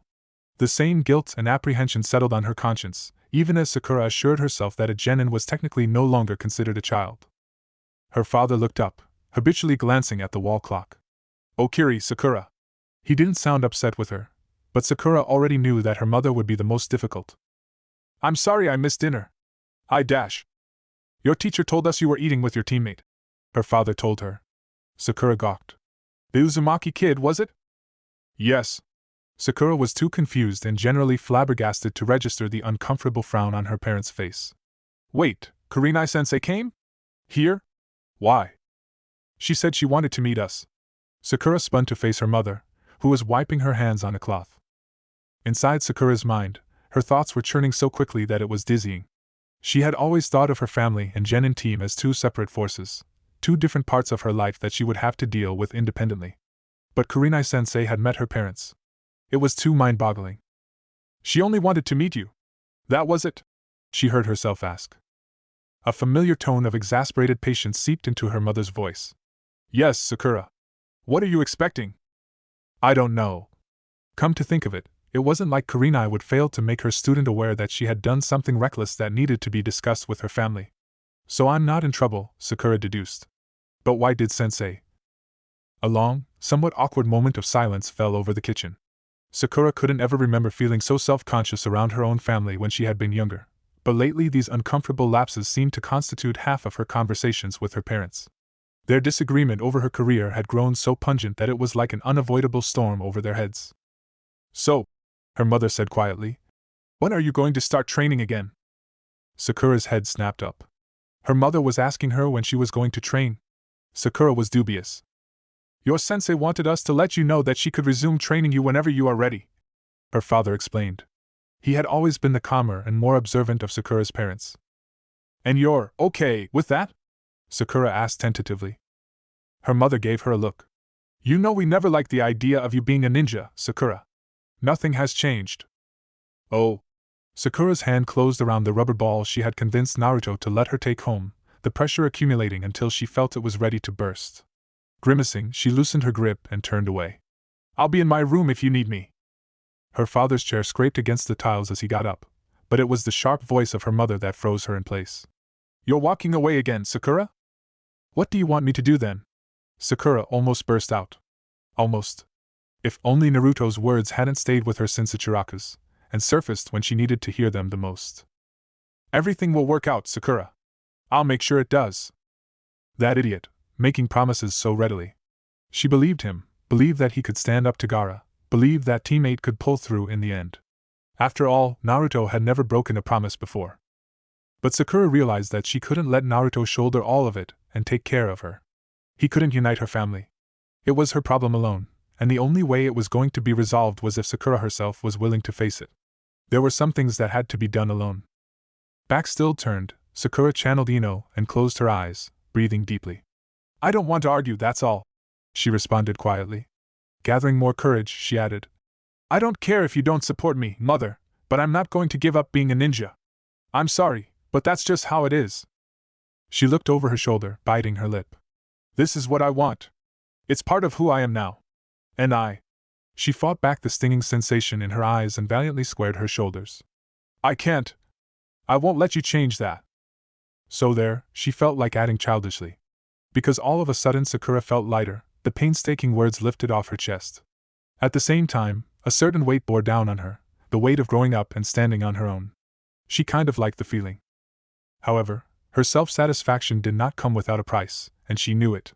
By drawing a distinct line between herself and her parents, she had broken away from the ideal daughter that they expected her to be. And now only they could decide where she stood in the family. Perhaps not at all. Her father, clearly perceptive to the tides of tension, looked toward his wife, who stood riveted by the sink. "Midori," he murmured.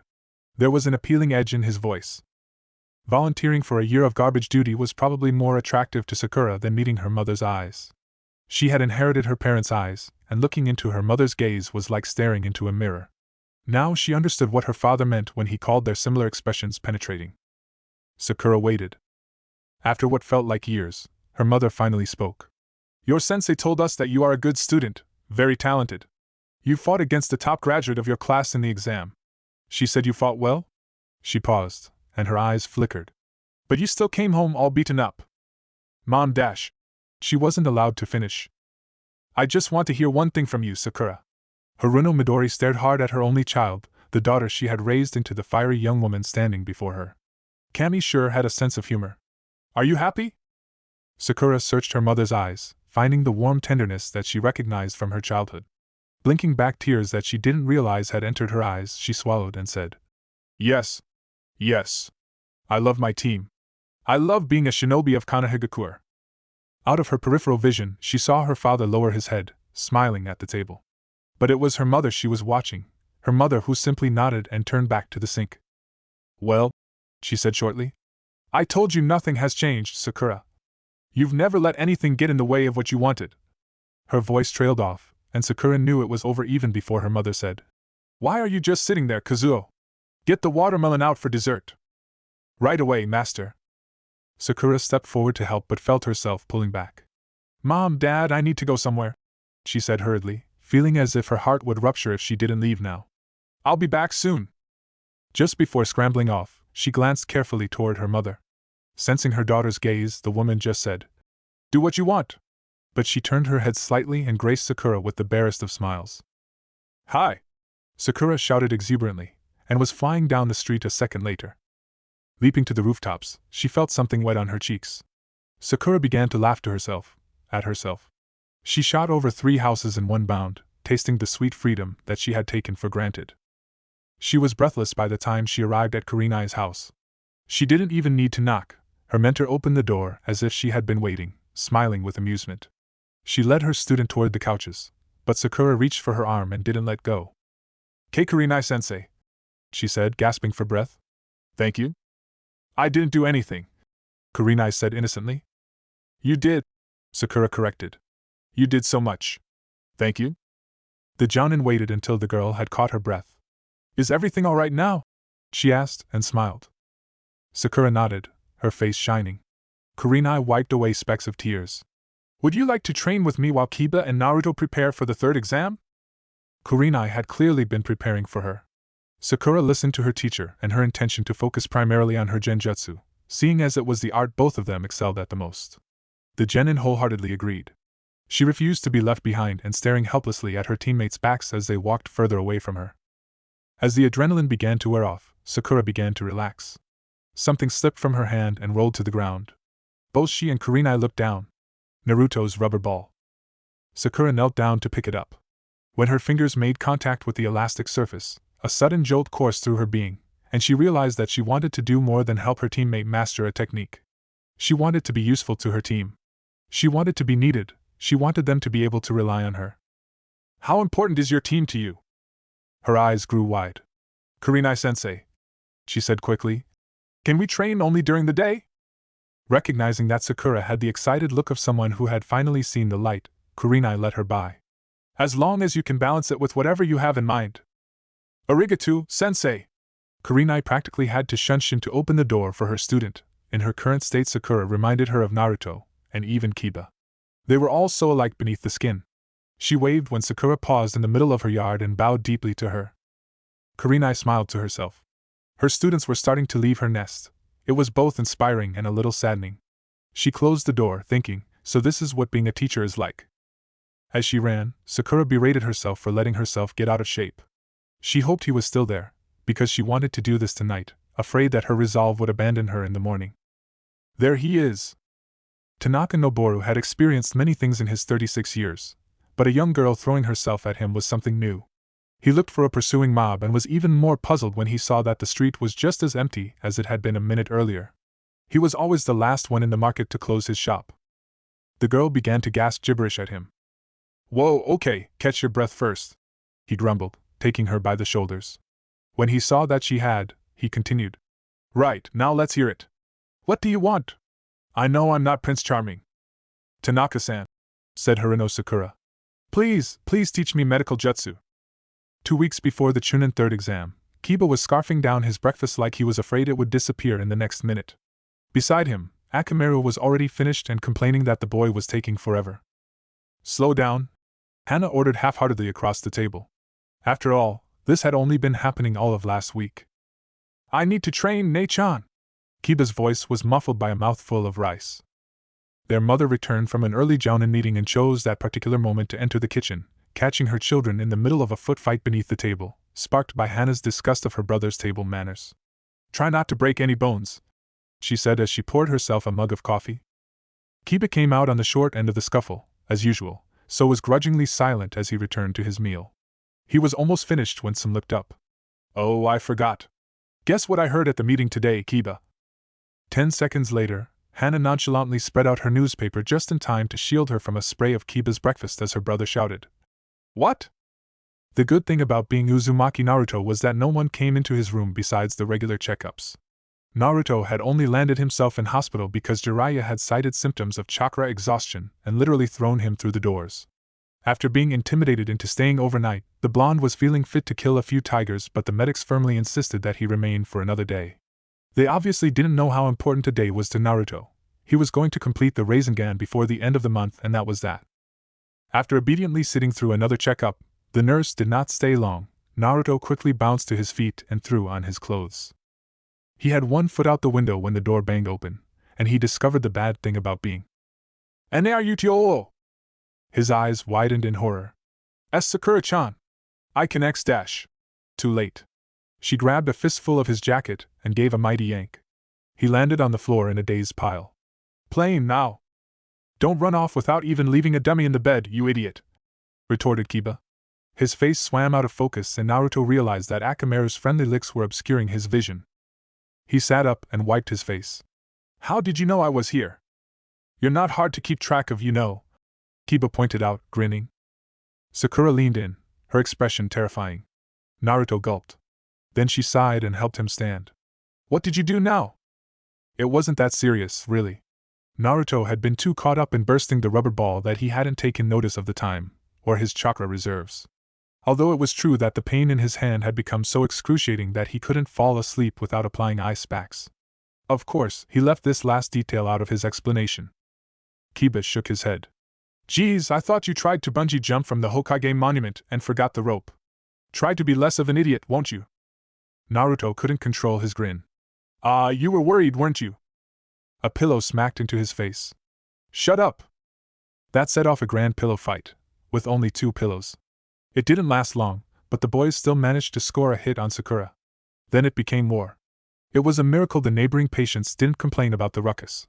But then again, Naruto figured, they had probably placed him in a lesser-occupied ward. He didn't let it drag down his mood, not when the genins of Team 8 were finally reunited. For 10 minutes, the Chunin exam fell away from them and they were just squabbling kids. It ended when Kiba and Akamaru teamed up to gain possession of both pillows. The Inuzuka smiled apologetically.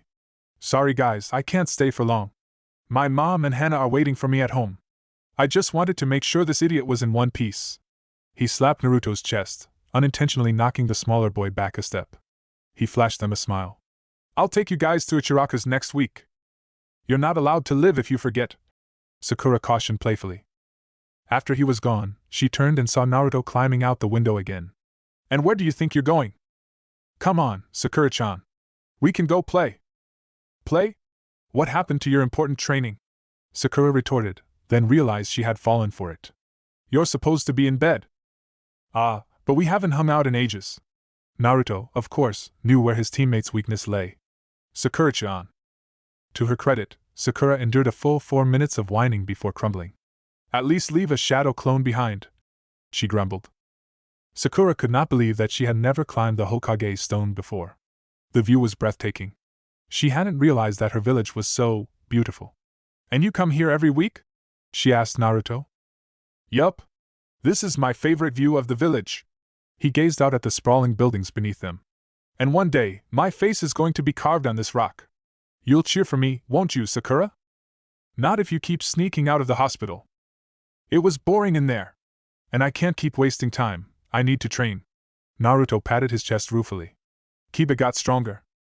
You're not hurt, are you? Sakura asked lightly. He turned to her with a grin. Come on, I can kick ass and survive ass kicking. She rolled her eyes teasingly. But I'm not going to fall behind. Kiba's not the only one who's been training hard. They sat atop Yondaime's head, looking out at Konoha. I've been training too, Sakura eventually revealed. With Sensei? We've been working on my genjutsu. And Kurenai-sensei gave me chakra paper to test my affinity. I'm water. So we've been working on that too. No fair, I want to know mine. Naruto pouted. I'm going to ask Sensei next time. Hey, look what I can do. Sakura got up and raised her hand into the air. Moisture drained out of the air, gathering in her palm. Naruto watched in fascination as its form gradually became defined, tapering to a deadly point. It was a spear, made of water. He leapt to his feet. Awesome! Sakura flushed modestly. It's just a water whip, really. Only the shape is different. And I can kind of keep it in that form after I throw it. 3 seconds is my limit though. She let the technique melt and trickle down her fingers. When she looked up again, she found Naruto staring at her. And Nani? Your control got better, he said admirably. I can tell. That's because I've been doing some extra training. I'm learning medical jutsu from Tanaka-san in the afternoons. Sakura-chan is going to be a medic? She shook her head. I'm not aiming that high.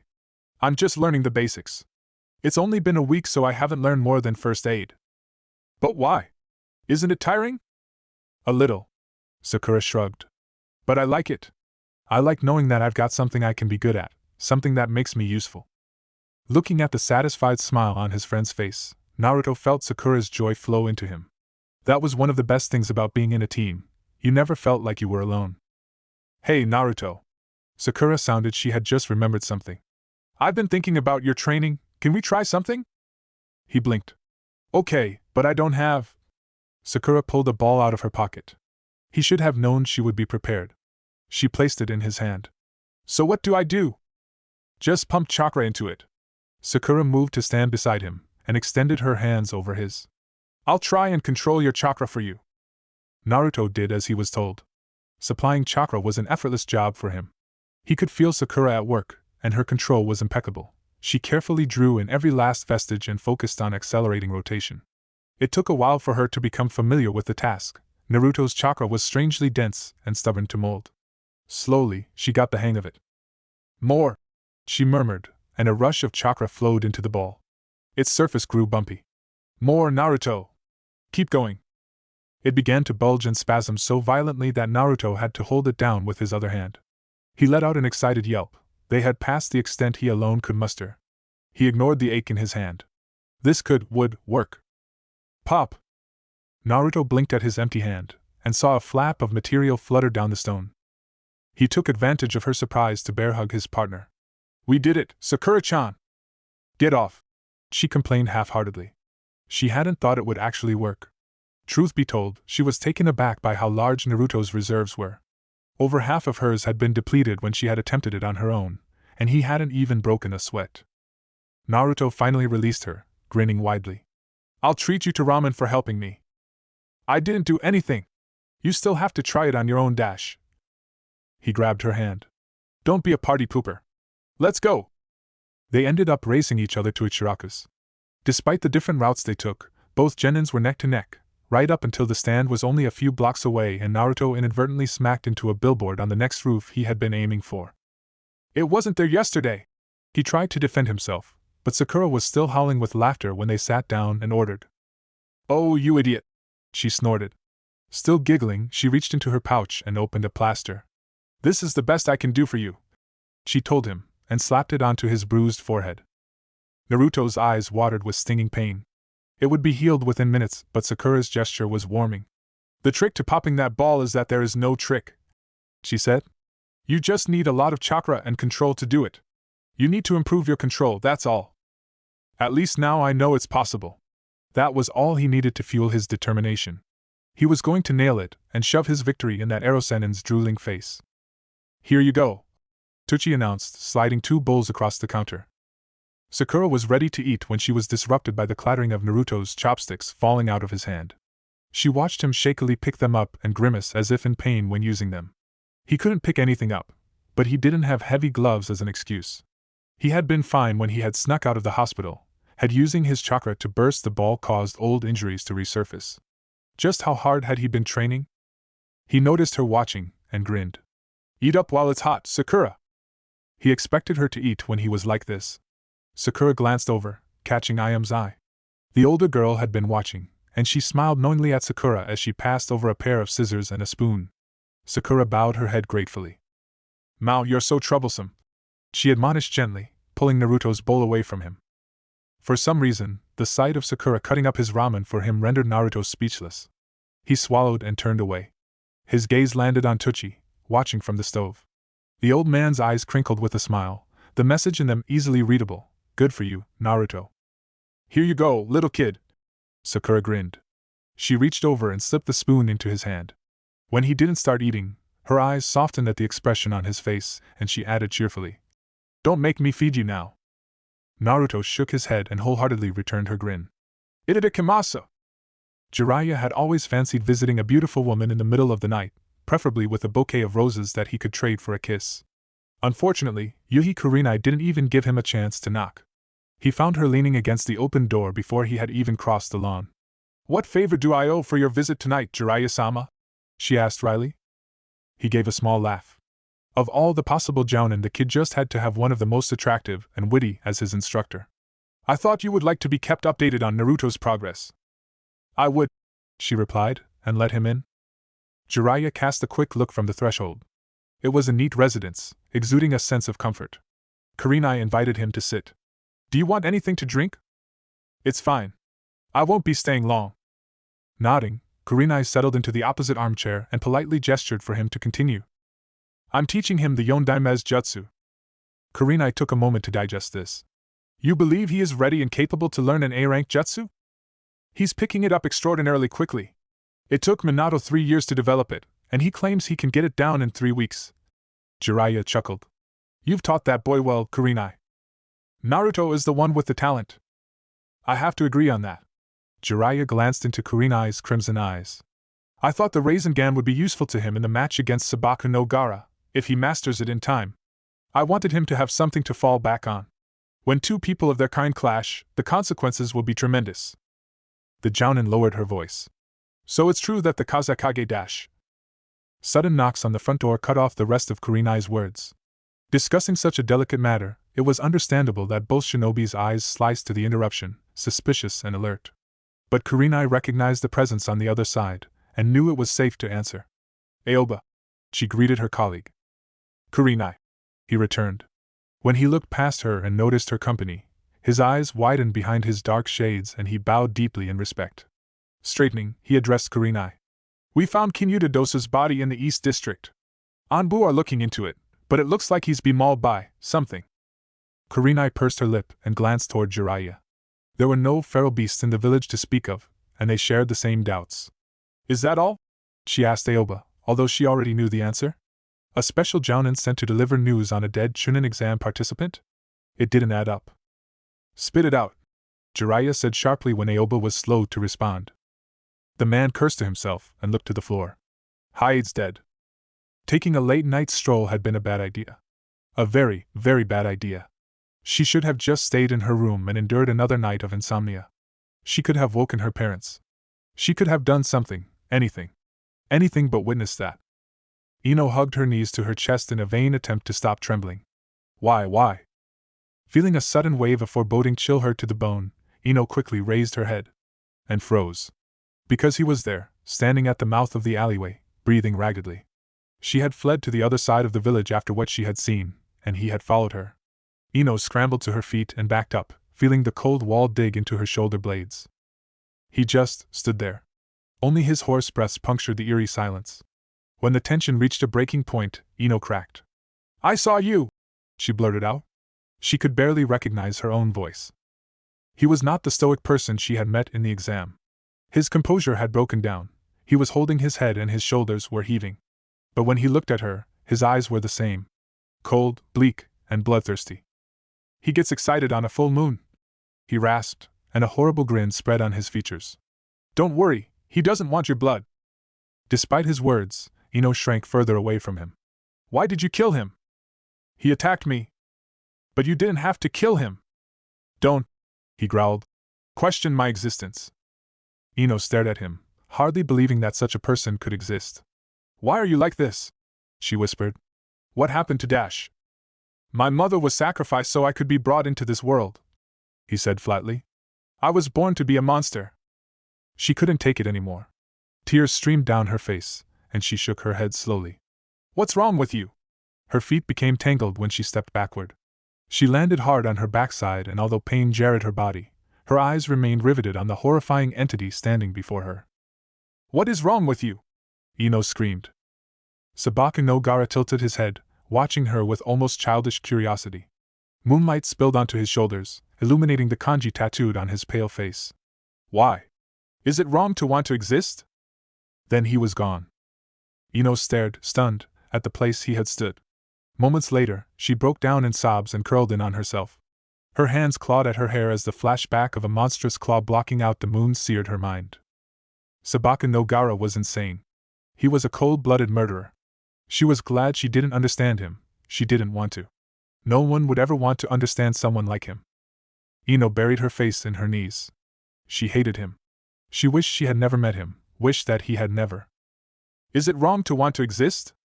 She cried harder, but not because she was petrified beyond her wits, not because she had witnessed a heartless murder. She cried because after all he had put her through, Ino did not know why, how, she could feel pity for Sabaka no Gaara. Chapter 17, On the Edge. A talented student of Jiraiya's had once told the Sannin that he was a brilliant teacher, but obviously not an environmentalist. Looking around at the ravaged training ground of deformed trees and yawning ditches, Jiraiya thought he was beginning to see the truth in those words. That was why he winced when the now familiar snarl of Rasengan was followed by the also familiar sound of splintering bark. What was that? A demolition crew? Sounds dangerous. You want to get out now? Yeah, let's go. They could be peeking at us. Alternatively, the two women climbing out of the pond could also be held responsible for Jiraiya's distraught and frustrated scowl as he rounded on Naruto, who stood panting in front of a gravely wounded oak tree. Can't you keep it down? You're interrupting my research. Naruto wiped a trickle of sweat from his brow and shot the white-haired man a glare. Are you supervising my training or what, Ero-sennin? Oh. Is this how you treat your esteemed master? Do you know what I'm sacrificing just to train this ungrateful brat? As if he'd been waiting for the cue, Naruto raised 3 fingers and counted down as he said. Getting drunk, splurging and, what was it? Oh, playing with lots of pretty Wani-chan. He crossed his arms with a petulant frown. You're supposed to be training me for the tournament. Jiraiya studied the worn-down boy, who had given new meaning to the word stubborn in his dictionary. Naruto had trained relentlessly, dawn to dusk, ever since he burst into the inn Jiraiya was lodging at and triumphantly ruptured the rubber ball in the hungover man's face. The boy had improved drastically, and although he had yet to perfect the Rasengan, Naruto's progress was such that Jiraiya could not help but be impressed. But obviously his new student wasn't satisfied. Jiraiya pulled out a gourd of sake and appended it, catching the last drops on his tongue. The Rasengan is an advanced jutsu and you've mastered most of it. All that's left is practice. What more do you expect me to teach you, kid? Without hesitation, Naruto said. I want to walk into that tournament feeling 100% sure I can kick Gaara's ass. Jiraiya watched him silently, sensing something amiss. Listen, Naruto, he said, his serious voice bringing Naruto to immediate attention. There is no such thing as 100% in the shinobi world. Naruto opened his mouth, but Jiraiya went on. You can have 100% cotton or 100% mature content, but there's no 100% survival. Got that? I can still try. Naruto persisted, trying not to sound frustrated. Jiraiya sighed. Kid, you're trying too hard. After a moment of silence, Naruto cocked his head. I don't get it. He expected Jiraiya to explode in retorts of his mental capacity, but all the man did was sit down with another sigh and pat the spot next to him. If Naruto hadn't been convinced that he was witnessing the Toad Sannin's rare solemn side, he definitely believed it now. He sat. I knew someone who was a lot like you, Jiraiya began. He was the man who invented the Rasengan, by the way. Who was he? Naruto asked predictably. Jiraiya smirked. He jerked a thumb toward the Hokage monument, visible from almost every angle in the village. The guy next to old Sandaime up there. Wow, you knew the Nidaime? You must be old. Twitching, Jiraiya planted a hand on Naruto's spiky head and adjusted his line of vision. The Yondaime, you idiot! Naruto became strangely subdued when he looked up at the proud figurehead. You know, I always thought the 4th Hokage was the coolest, because he saved the village from the Kyuubi, he said softly. After a long pause, Jiraiya lifted his hand off Naruto's hair. Do you blame him?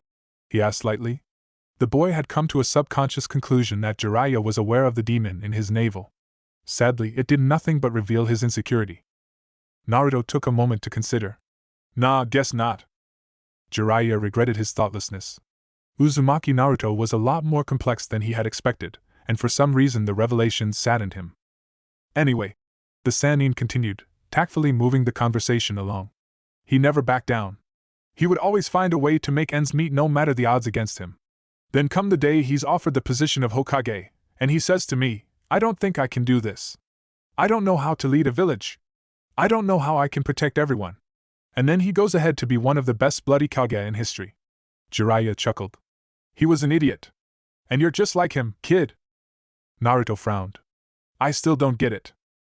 You lose half the fight just by thinking that you're not good enough. That's what I'm trying to tell you. Jiraiya prodded Naruto's chest with a finger. If you've got it in you, you'll figure out a way to defeat your opponent. No one is going to hold your hand and teach you how to win. You figure it out yourself. Naruto rubbed his chest thoughtfully. What if I can't figure it out? Jiraiya rolled his eyes. Then you're screwed. But you definitely don't stand a chance if you think that from the start. He peered at Naruto.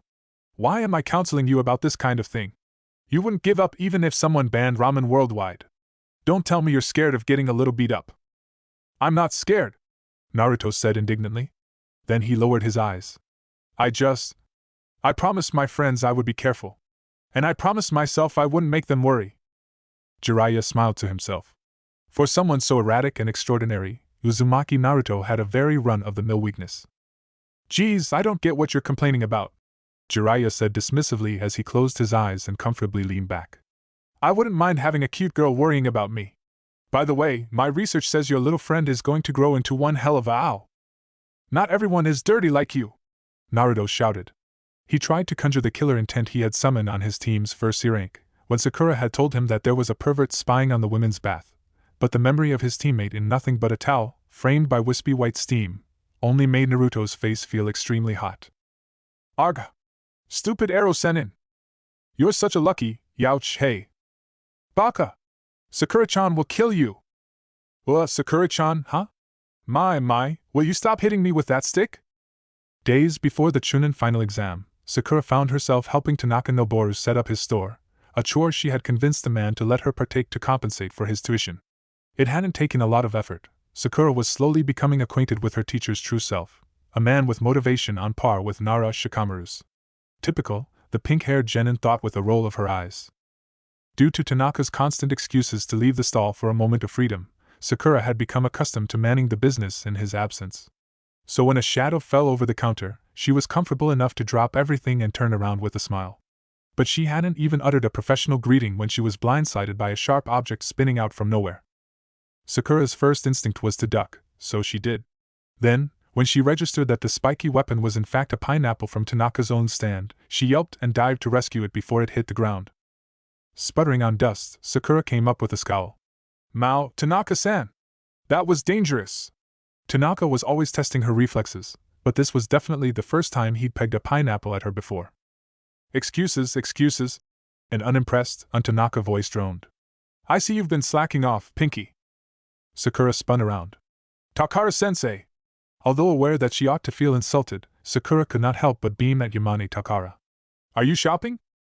Takara surveyed her student, grudgingly relishing in what hadn't changed and finding herself both surprised and impressed by what had. Sakura had grown. So what, did you realize your lifelong dream to become a fruit ninja? Sakura's smile became a tad tight as she belatedly remembered that Takara was, well, Takara. She probably shouldn't have expected anything else in the first place. At the same time, she was glad that the dark-haired woman hadn't changed one bit. No, she answered as she replaced the pineapple. I'm just looking after the shop for a bit. Because? Because I'm learning medical jutsu from the owner. Sakura tried to deliver her response as casually as possible, but her subtlety immediately became blatantly obnoxious when Takara burst out laughing. What? She demanded, flustered. You're taking lessons from Nobuji? Sakura blinked. Nobuji? Then she recalled that Kurenai had known Tanaka in her genin years. Clearly, she wasn't the only one. Once Sakura saw past this, she began to frown. What do you mean you're taking lessons? She huffed indignantly. Still chuckling, Takara waved a hand. Sorry. It's just so perfect. Sakura blinked again.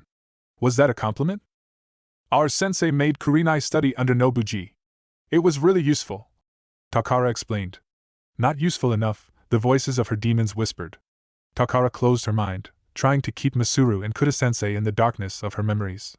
It wasn't easy, and she sometimes wondered how Kurenai dealt with her own demons. She continued in a controlled voice.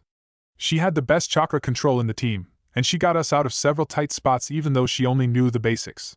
You, Pinky, have even better control than Kurenai did then. Learning medical jutsu is the best way to put that to use. Sakura glowed at her words. Takara shook her head. Kids were so easy to please, and so disturbingly hopeful. Sometimes they needed a reality check. Aren't you being a little overambitious though? She mused. It's easy for you to learn with Nobuji now, but that won't be the case when the final exam is over. You have to return to active duty, and don't expect me to take it easy on you when we start training again. The smile slid off Sakura's face. After weeks of suffering from and overcoming her insecurities, she felt confident enough to look straight into Takara's eyes. The dark pupils widened slightly as they gazed into fierce emerald orbs. I'm not going to be left behind, Sakura said in a voice she barely recognized. Several moments passed until Takara broke away to pick up a familiar pineapple and thrust it in Sakura's face. I'll take this. Watching Sakura fumble with the fruit for the second time, Takara hid a smile. Kurenai had her hands full. Sakura leaned over and placed the pineapple in Takara's basket, and was stunned when she felt a hand gently patting her head. You know, kids like you aren't all that bad. By the time Sakura recovered from her shock, Takara had already been swallowed by the morning crowd. She cupped her hands around her mouth and shouted, "You're coming to the tournament, right?" "She'll be there." Sakura managed to stay calm when the gravelly voice sounded from directly behind her. "And where have you been?" she demanded sternly over her shoulder, knowing her teacher would ignore her. In a quieter voice, she added, "I think Naruto and Kiba would really want her to be there."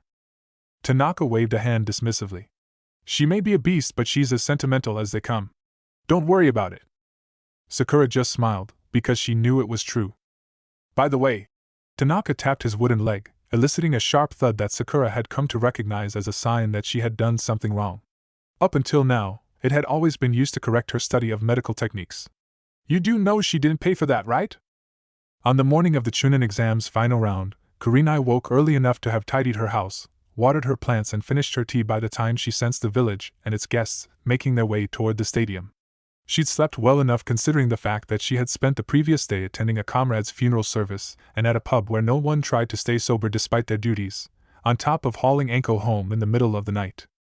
Unfortunately, she seemed to be the only one who had slept at all. Kurenai could recognize an insomniac's slump even in a busy street of anticipated chatter, especially that of Sarutobi Asuma. The corner of her mouth twitched when his greeting was punctuated by a wide yawn. "Cover your mouth," she said wryly, and fell into step beside him. "I told you not to drink so much. I doubt your father will be impressed if he finds out you were hungover on such an important day." "Am not hungover," he mumbled, and promptly let out another yawn. Kurenai glanced at him. "Your cigarette isn't lit." "Oh." He patted his vest pockets, then his trousers. "Crap, where'd I put my lighter? I swear." He heard a sigh and then Kurenai passed him a flame on her fingertip. Blinking, he leaned in. He inhaled a deep breath, sighing as it circulated lazily through his waking body. "That's better. Thanks." She nodded. "Genma isn't hungover, is he?" "No, he didn't drink at all. He doesn't like it, having to replace hate. Do you know how Yugogo is doing?" "I haven't seen her. She's been busy with village security. She should take some time off. She's working herself too hard." "Can you blame her?" Kurenai murmured. Asuma took another long drag from his cigarette, feeling his head clear. Despite what others thought, he didn't like to smoke. He felt he needed a reason to light his cigarette, and the reasons had only ever been bad on all occasions. He lifted his eyes to the clear blue sky. "No, I guess not." After a short pause, Asuma said, "How do you think the tournament will turn out? Reckon your kids dash." He stopped abruptly when Kurenai held up her hand. She looked over her shoulder. He did too, and reddened uncontrollably when he saw the sly expressions on the faces of the genins who had been casually tailing them for half the journey. Maybe he was hungover after all. "Are we being light bulbs, sensei?" Kiba grinned. "Don't worry, we didn't hear anything." Naruto chimed in, and waggled his eyebrows at Asuma. The jounin coughed. Kurenai's amusement transformed into a "what am I ever going to do with you three" look as her gaze settled on her mischievous genins. "You're not forgetting something?" The three of them straightened immediately. "Good morning, Kurenai-sensei, Asuma-sensei," they chorused loudly. Asuma nodded absently. Go ahead, Kurenai." Team 8 watched him leave. Sakura couldn't help but confirm. "We really weren't interrupting anything, sensei?" Kurenai rolled her eyes with a hidden smile. "Did you three really get together to stalk your teacher?" "Of course," Naruto said loudly, still wearing his cheeky grin. Sakura gave him a pointed look. "Actually, we were worried Naruto would sleep in." "For good reason." Kiba smirked, nudging the blonde boy. Kurenai raised her eyebrow at Naruto, who glared at Kiba. "I was just about to get up." "Oh yeah, of course." "Come on, I need lots of sleep to look good for the fans. No champion looks like they just woke up." Kurenai shook her head. "All right, champion, come over here." She patted down his ruffled bed hair, well aware that the boy was turning pink while his teammates sniggered behind their hands. "Kiba, you too." "I combed my hair," he protested, although Akamaru's shifted conspicuously to cover more of his master's spiky locks. Kurenai looked down at the two boys, who immediately stopped fidgeting. "Are we ready?" she asked softly. Naruto and Kiba looked at each other, then back at her, and grinned widely. "You bet." Kurenai looked past the boys and found Sakura's eyes. They were the same as hers, so worried yet so proud, and so guilty for it all. Then Sakura smiled tentatively, and Kurenai left it all behind. "Then let's go." Seated on the Kage platform, Sarutobi could tell the audience had become restless. It wasn't surprising. This year had drawn up interesting candidates. Watching Uchiha Sasuke join the row of finalists, minutes belated, and flatly ignore Naruto's challenging glare, the aged Hokage chuckled quietly to himself. He would never get used to seeing children he had watched grow up standing as true shinobi before him. He turned to the man seated beside him. "Pardon the delay, Kazekage-sama. We can begin now." The slanted eyes of Suna's leader met his. "Very good. I am excited to see how this tournament unfolds. The leaf seems to have very promising shinobi." Sarutobi looked down at Sabaka no Gara, who stood unmoved by the crowd's rising cheers. As does the sand. The Kazekage made a soft sound behind his veil and inclined his head slightly. Sarutobi continued to watch the man from the corner of his eye. The Kazekage was a boastful man, and Sarutobi noticed perceptively that his eyes were unmistakably not trained on Gara. Hiding a thoughtful frown, Sarutobi caught Genma's eye below and nodded. The Jounin stepped forward and raised his hand. "The first match will now begin. Aburame Shino, Inuzuka Kiba, step forward." The two competitors had just taken their positions on either side of the referee when Sakura felt a presence over her shoulder. "Ano, may I sit here?" Hyuga Hinata asked quietly. The pink-haired girl took her eyes off the arena to look up at her former classmate, surprised. "Sure, go right ahead." Hinata looked relieved. "Thank you. I couldn't find a seat anywhere." Sakura smiled back. It wasn't hard to believe. It was an understatement to say that the stadium was filled. Several matches were highly anticipated, Sasuke's for one. It was so bad that Sakura and the other genins would be standing at the back if it weren't for the Inuzuka. The clans had reserved seats, and the Inuzuka seemed to have an overabundance of them in their aisle. Maybe it was the large, battle-worn dogs. Sakura's companions hadn't looked particularly thrilled by the prospect of sitting among the most feral clan in the village. Truth be told, Sakura had her own misgivings, but there was nowhere else to sit, and the clan easily accepted them as Kiba's friends. It did take a bit of work to convince Ino after Hana's Heimer triplets excitedly tackled the pink-haired girl, though. Now, as Hinata gratefully sat down next to her, Sakura wondered why she wasn't sitting across the stadium with the Hyuga, but refrained from asking. It wasn't her business, and if Tsum had no complaints about the heiress sitting with her clan, Sakura was hardly in any position to question it. 2 seats across, Tenten was looking down at the field with interest. "Any bets?" "Kiba," Sakura said automatically, not because she felt obligated but because she'd learned to believe. "Shino." Ino disagreed, simply because she felt obligated to spite her rival. Sakura told herself she wouldn't rise to it. She didn't have the nerves for it right now, and she could tell Ino didn't either. Judging from the way Ino had refused to look anywhere near a certain finalist, they both had heavy thoughts on their mind. Instead, Sakura simply made a face at the blonde girl and turned to Hinata before the latter could retaliate. "What do you think, Hinata?" Hinata's head came up in surprise. "Pardon?" she stammered distractedly. She had just felt the piercing pressure of her sister's Byakugan on her, making her cringe inwardly. It had taken a great deal of courage to excuse herself from the clan, and already she regretted it. Father would definitely lecture her afterwards.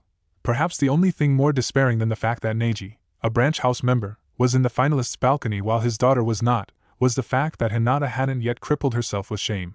Hayashi didn't understand that he'd already done it himself, from the moment he had pitted Hinata against her younger sister. "Shino or Kiba?" Sakura reminded lightly. "Oh, I think." Hinata's pale eyes flitted down to the stadium, where the two boys had just finished bowing to each other. Sakura followed her gaze, her own eyes settling on Kiba's back. She couldn't help but notice that it was broader, his stance more solid.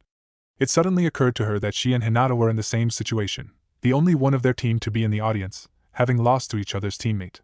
Looking back at Hinata, Sakura realized that she had something the other girl didn't. The revelation made her grab Hinata's hand and shoot to her feet. "Let's cheer for them." She smiled when Hinata let out a surprised squeak. Her heart was thumping as she cupped her hands to her mouth. "Go Kiba!" she bellowed along with the rest of the crowd, and it felt so good. "I'll kill you if you make me lose my bet." She laughed when Kiba rolled up his sleeves with determination. Somewhere distant but not far enough, Naruto whooped. "Come on, Hinata!" Sakura encouraged. The Hyuga girl looked flustered. Shino-kun," she called uncertainly. She jumped when Ino thumped her back, coming up on her other side. "You can do better than that," Ino remarked. Sakura met her eye briefly and they exchanged a quick grin. The last time the two of them had been united, it had been to cheer for Sasuke. Squeezing Hinata's arm, they continued to yell down even when they were drowned out by the crowd and the sound of metal against metal. No sooner had the proctor lifted his hand did Kiba spring at his opponent with a rush of his best speed. It took Shino by surprise, but it was hard to see exactly how much under the glasses and high collar. The other boy barely had time to raise his arm, and although that was all he managed to do, Kiba's kunai still made hard, metallic contact with his forearm. "What are you, a walking heap of scrap metal?" The Inuzuka couldn't help but grunt. Shino lifted his arm so that his wide sleeves shifted to reveal the hilt of a kunai. "A ninja should always be equipped for an ambush," he said in his low voice. Kiba's lips pulled back in a grin. "Nice one, Aburaim." He put his weight into the kunai. His eyes flickered down, where Shino had furtively shifted 1 foot back for better purchase. "But you clearly aren't the taijutsu type, are you?"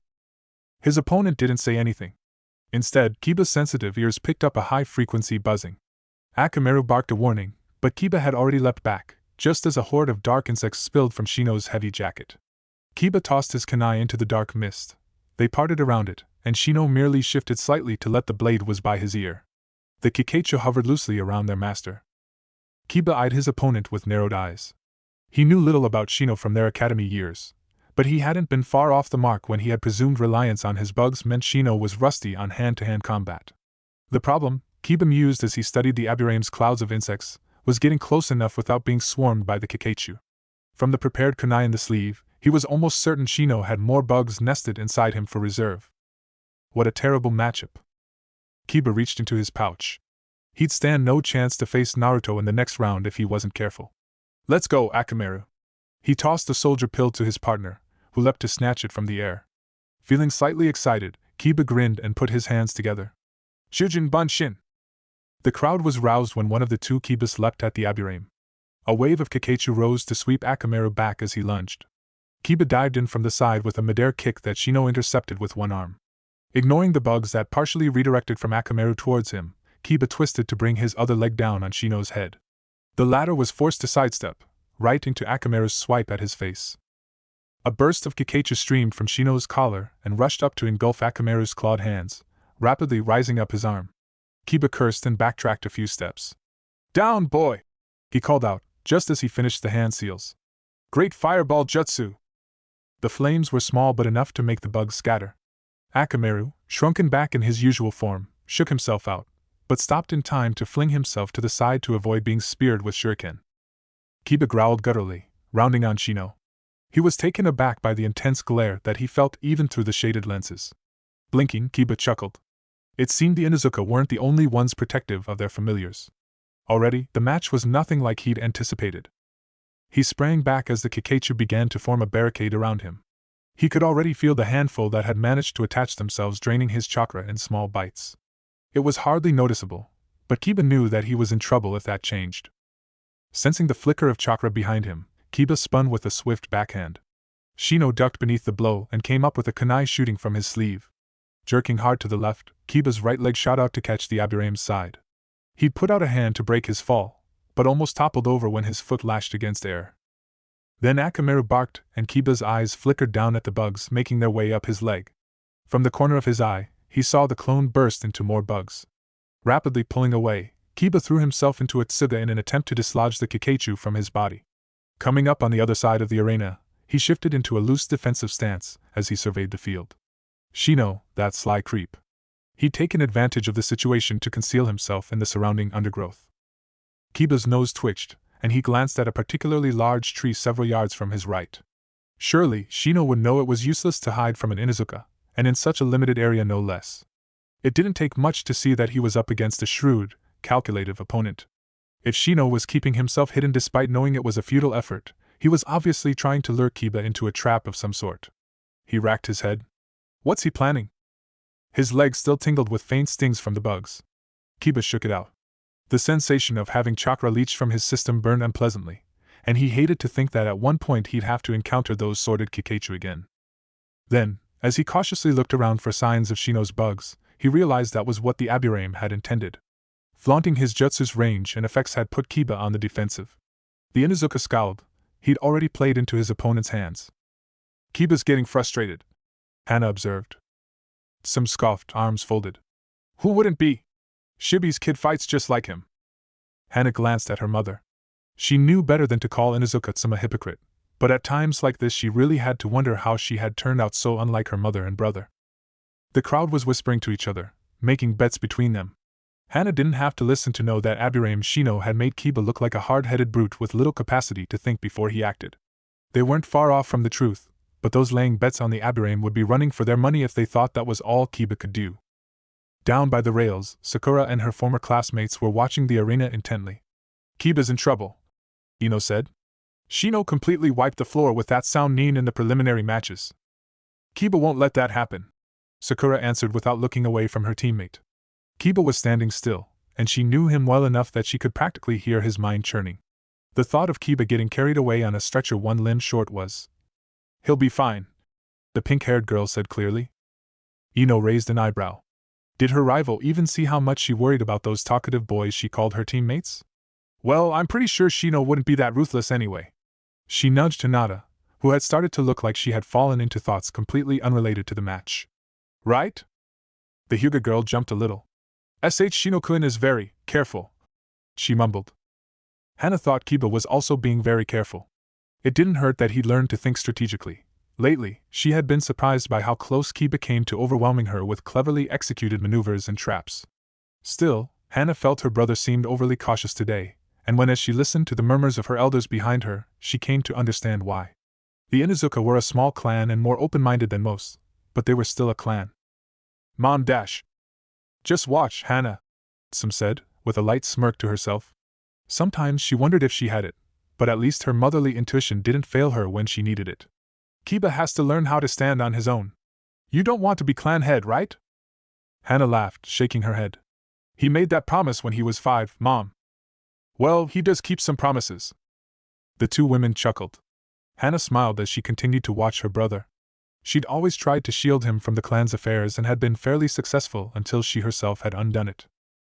After sitting through her first clan meeting, Hana had come out looking so gloomy that even her kid brother had noticed. Even as a genin, she'd realized then that despite being the eldest child, she was not fit to lead the clan. It wasn't the responsibility. What Hana disliked was that the uncles, aunties and grandparents she loved became stern adults who delegated responsibility to her mother, swooping like vultures whenever a complicated matter reared its head. She'd made the mistake of voicing it to Kiba. For a kid whose greatest pastime was chasing after her 3 dogs, Hana had thought her brother wouldn't understand. That was, until he barged into the next meeting with a barking puppy and demanded that he, and Akamaru, be included in the discussion. Hana became a lot more watchful of what she said around her brother after that. Kiba had always been the type to obsess over one thing to ignore it a week later, but 8 years later, he still attended clan meetings no matter how much he complained about them. Kiba was reliable, stubborn, and hated to lose. "There we go," Some said, as Kiba began to move. She sat back and watched as he and Akamaru performed the beast clone jutsu once more, charging into the trees with the destructive Gutsuga. They tripped wires and didn't falter as they ripped through the shower of weapons that flew at them. Dark bugs poured out from the tree to form a suffocating sphere around the gray blurs. Some grinned when the exploding tags on the clones detonated, swallowing up any Kikaichu within a 2-meter radius. Halfway on the other side of the stadium, the Aburaim clan winced. Kiba had been circling around his opponent's hiding place and sprang when the Aburaim was shaken by the loss of a large portion of his allies. Shino noticed the ambush only when Kiba's fist was inches from his face, but by then the Kikaichu he had placed in the leaves around his position for this very purpose had latched onto the Inuzuka, leaving little of the other boy visible. Still, the punch that slammed into his jaw and sent him spinning from the branch had enough power behind it to make Shino spit out a wad of blood as his sunglasses flew off his face. He flipped backwards into the air. Kiba's sharp eyes tracked him, face half obscured by bugs, and he crouched in preparation to leap after him. "So reckless?" Hana sighed. "What's he thinking?" Sakura's blonde friend said in disbelief and disgust. "Those bugs are all over him. He's not going to last like that even if he wins." Sakura looked doubtful herself, but her answer summed up Hana's sentiments better than the woman could have done herself. "Kiba takes things as they come. That idiot can't fight any other way." Shino felt a presence above him. Without his shades, the sun almost blinded him as he twisted his head to see. "Akamaru!" Kiba yelled as he launched himself after Shino. "Dynamic marking!" He hated the sensation of writhing masses of insects on his skin and the searing burn of his chakra siphoning from his pathways in waves. His body was already starting to feel heavy, and he hated to imagine how he looked. Naruto would never let him live it down. But Kiba would rather endure that than hover uncertainly in the open, warily shooting himself in the foot, while his body called for him to rush up and teach Shino that the Inuzuka should not be underestimated. He was smart enough to see that he could not think strategically on the same level as Shino, and trying was simply paranoia. He'd drawn an opponent whose specialties matched unfavorably against his. He'd just have to deal with it, wouldn't he? Kiba coiled back, doing a better job of ignoring the bugs crawling over him than he thought possible. All he knew was that after making it so far with his team to stand in this arena with his clan, friends and village watching him, he'd rather lose trying than lose standing in fear of defeat. After he settled into that mindset, the match almost became exciting. This was his fight, and he was going to have fun. That was why he grinned when he heard his clan's uproarious laughter even before Akamaru spun and urinated on Shino's head with precision honed from hours of practice. Kiba could swear Naruto's cackle was the loudest. More bugs latched onto his face, forcing him to close his eyes. Kiba barely hesitated as he rocketed off the branch and shot towards his airborne opponent. Shino quickly changed track from wiping his face to drawing shuriken from his pouch. The white puppy falling away from him let out a bark, and Kiba threw himself into a piercing fang just as the weapons left Shino's hand. The furious vortex knocked the projectiles aside like toys. Frowning, the Aburame substituted himself for a log and continued falling to the ground. He didn't expect the gray hurricane to immediately veer away from its original path to follow his descent. Then again, Shino hadn't expected Kiba to attack him headlong despite being aware of the Kikaichu. Shino hated unpredictable foes. He threw up his arms to shield himself as Kiba slammed down at him with enough force to spear him into the ground and break up the earth beneath his back. Shino's sharply exhaled breath was lost in the impact. Straddling him, Kiba put a hand on Shino's neck. The familiar, acrid scent of his dog's urine rushed up his nose.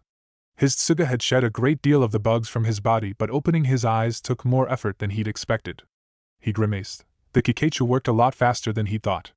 At this rate, he'd barely have enough chakra for a simple kawarimi. That was a foolish move, Inuzuka, Shino said. He was breathing hard and carefully. Kiba chuckled. I know, huh? I'm going to cop it from my mom later, wearing myself out just to win the first match. You won't win, Shino told him calmly. Pointed teeth flashed in a grin. But I'm not planning to lose either. Shino pulled his knees up to plant his feet on Kiba's abdomen and kick him off. Kiba staggered slightly when he landed, knees threatening to give way, but even so his guard was solid when Shino swept a roundhouse kick at his face. The air around them hummed with the remaining Kikaichu. As he'd expected, most of the bugs reattached themselves to Kiba. Both combatants knew taijutsu was Shino's weakest field. Whittling down his opponent to chakra exhaustion before he was overwhelmed was the most sensible tactic. Kiba knocked a side sharp jab at his jugular, his breath beginning to come in labored gasps. Even though he could smell Shino's position, the Kikaichu that purposefully obscured his vision made it hard for him to see the Aburame's strikes. He was taking more blows than he was landing them. His movements began to grow sluggish, his senses going slightly numb. Gritting his teeth, Kiba threw himself into his punches, determined to make them count. His elbow caught Shino's gut. A hiss escaped the other boy's lips as he reeled back, clutching ribs previously cracked from Kiba's first assault. The Kikaichu lifted off Kiba like a spell to rapidly form a wall between the two genin as Kiba, seeing an opening, lunged. With a yell, his fist broke through the incomplete barrier and caught Shino in the jaw and lifted the Aburame off his feet. Pushing his burning limbs forward, Kiba drew up next to his opponent and slammed him down in a lariat. Holding him down, Kiba breathed. Didn't see that coming, did you? Shino had trouble focusing his vision to meet his opponent's gaze. Experimentally, he shakily flexed a hand. He could hardly move. I am surprised, he said, the words coming out breathlessly. I was confident in this match. I know. That really pissed me off, you know. Kiba laughed a little shakily. But I showed you. No hard feelings, hey? Shino narrowed his eyes. Did Inuzuka not see the lack of logic in his statement? Since their academy years, Shino had thought he had figured out most of his classmates. Now, though, he was starting to see that even Inuzuka Kiba could be difficult to understand. Genma strode over to look down at the two beaten combatants. He smirked amusedly. The Inuzuka had driven his opponent to the point where both of them had put everything into the fight. Not the smartest move, but it had made the tournament's opening match a lot more eventful than it would have otherwise turned out. Hey kid, he said to Kiba. Can you stand? Kiba grimaced at the thought. His legs, now devoid of adrenaline, trembled as he slowly tried to raise himself. He couldn't believe the Kikaichu had managed to drain so much of his chakra in minutes.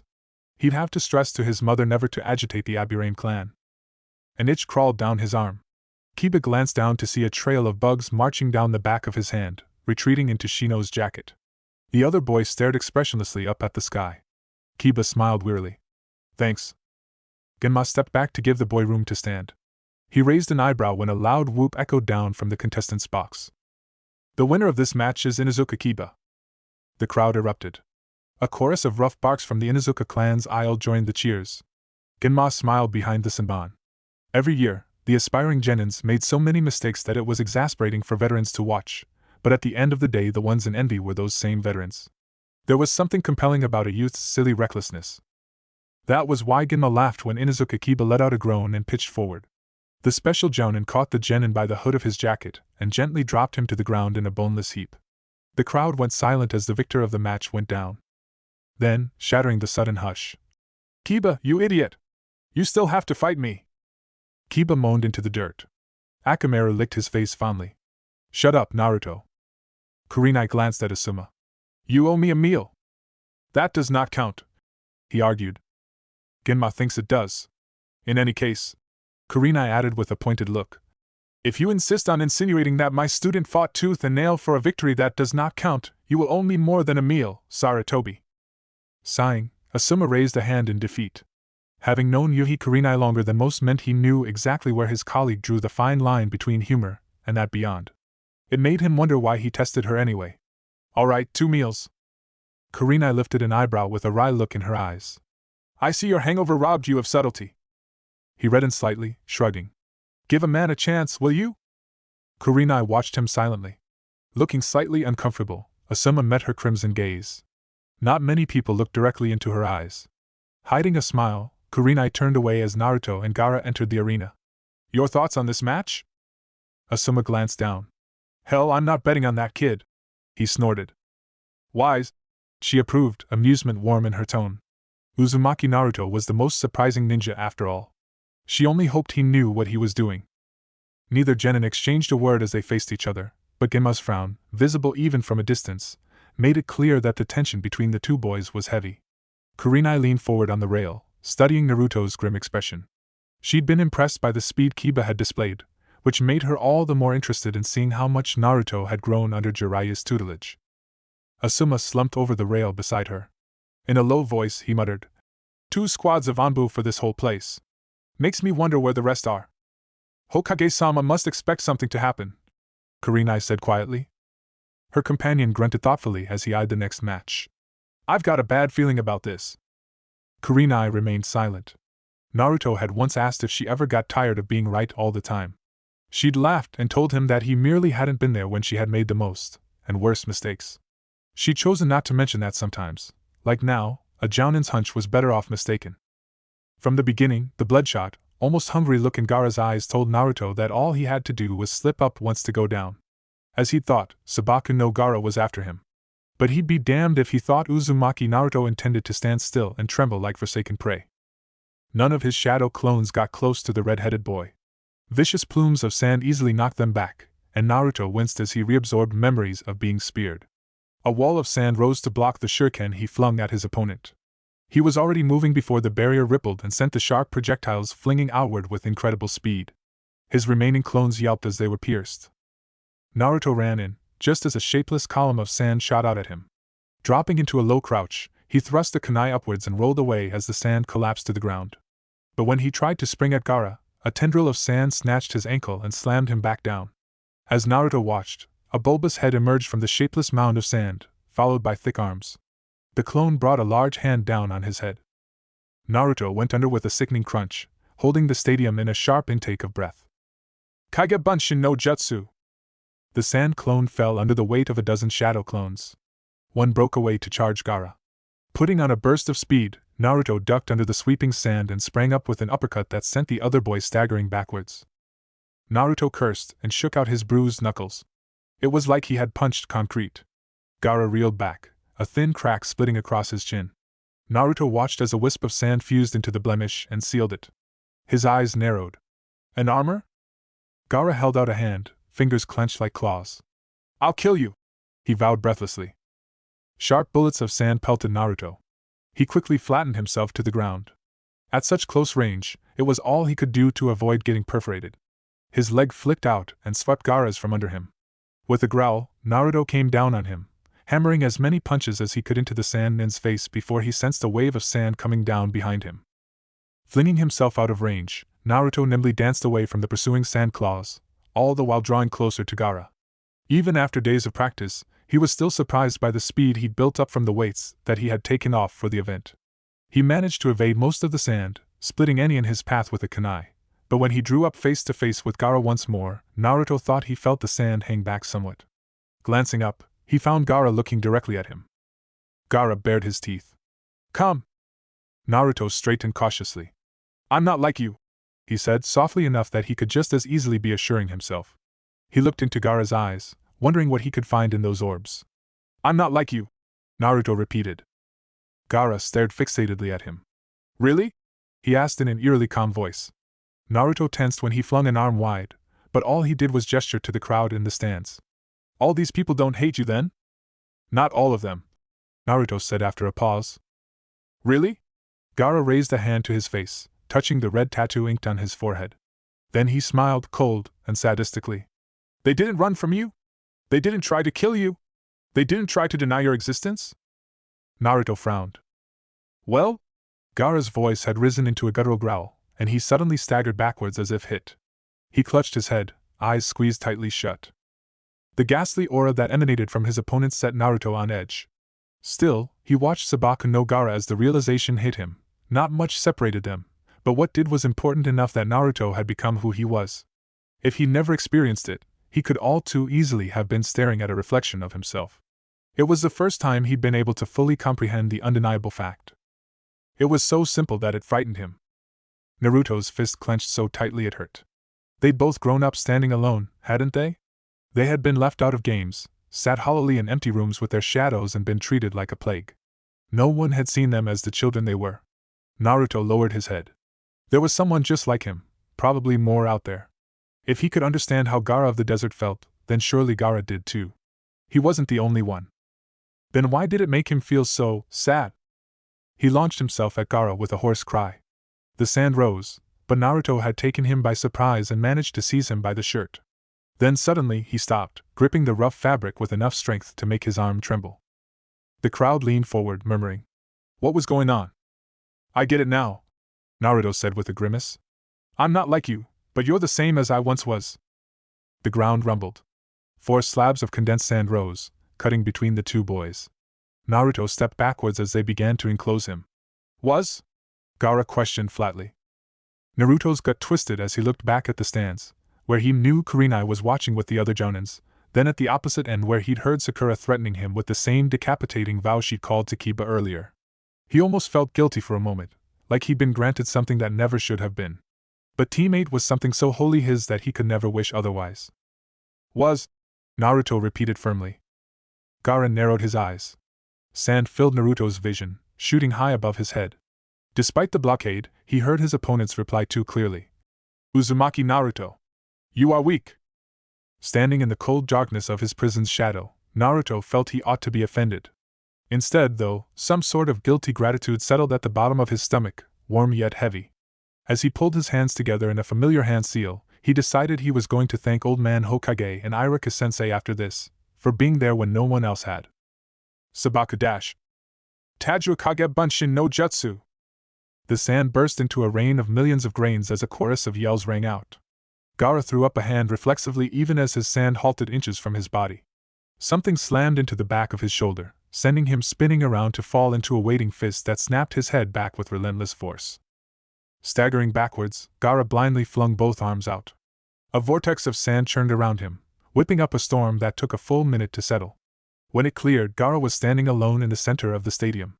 He touched his cheek, feeling his armor flake away. Narrowing his eyes, he looked up.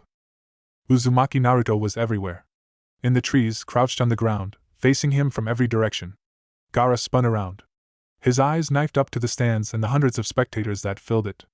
Thousands of pairs of eyes were trained on him. He could almost feel them, their deep gazes digging into his skin, the murmur of whispers. He clenched his jaw.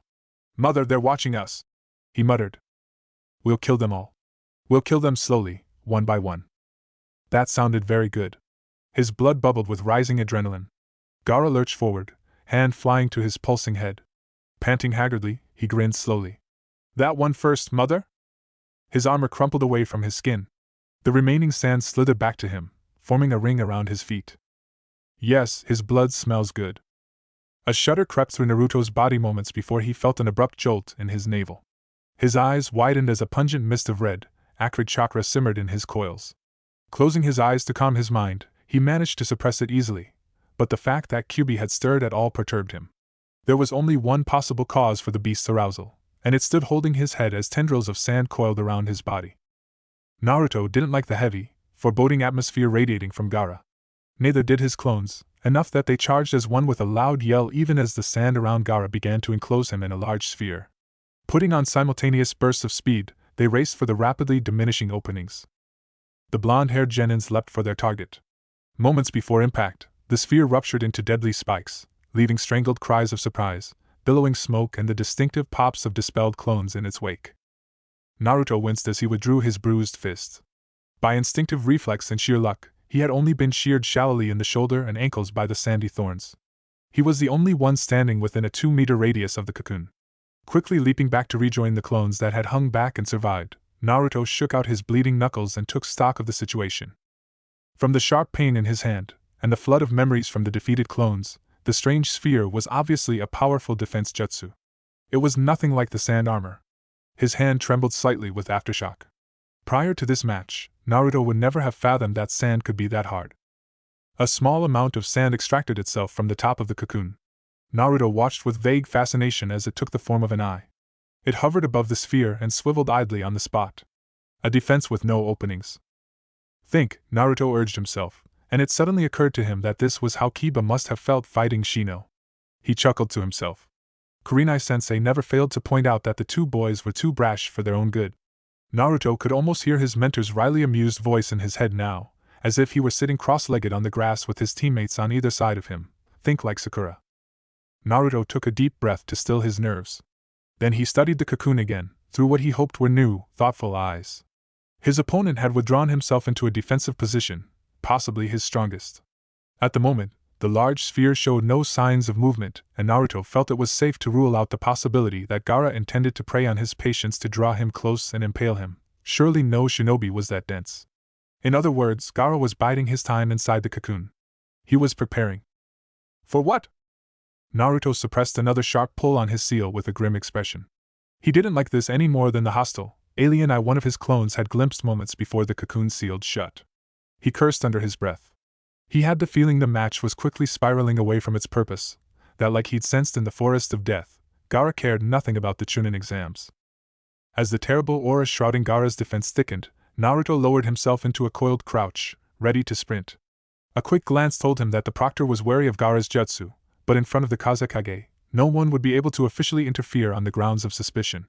Turning back to his opponent, Naruto wondered if it wouldn't be long before his personal safety was no longer the only thing at risk. He wasn't going to let that happen. A murmur traveled through the spectators as the small battalion of blonde-haired genins blurred into motion. Lunging with surprising speed, several clones managed to strike the unmovable sphere of sand with kunai.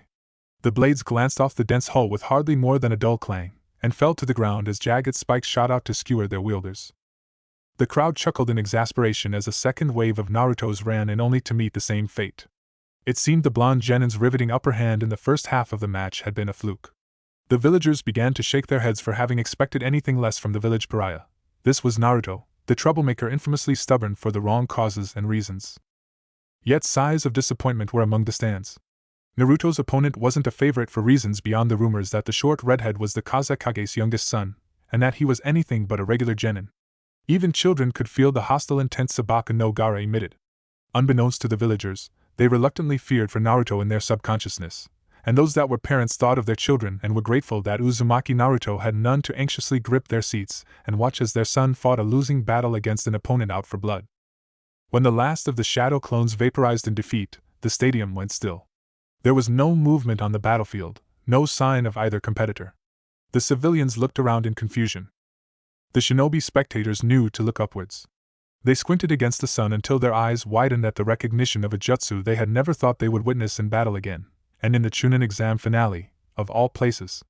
The rest of the audience eventually noticed the falling body as the distant howling of wind ripping through a maelstrom of chakra picked up, and as soon as they did, their attention was immediately diverted back to the ground as a chain reaction of explosions rocked the sand nin's cocoon and swathed the field in drifting debris.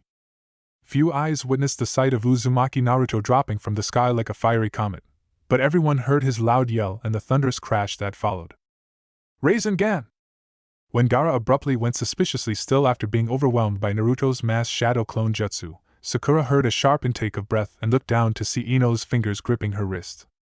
It's the same, the blonde girl muttered, in a detached voice that made Sakura wonder if her friend was even aware that she was squeezing her arm so tightly it was going numb. What is? Sakura asked. Her initial impatience vaporized when she saw Ino's expression, an unusual mixture of fear, recognition and, from the looks of it, unconscious empathy. It was enough for Sakura to give her companion her full attention. Ino? She pressed. When the other girl didn't respond, Sakura shook her shoulder. Ino! Jolted from her daze, Ino turned to her with wide, blank eyes. She opened her mouth only to close it again.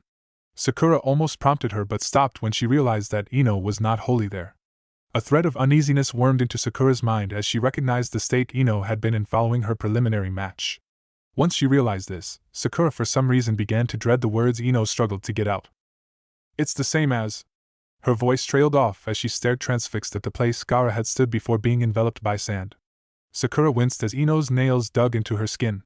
Without looking away, Ino whispered, "He's trying to kill Naruto." Sakura froze.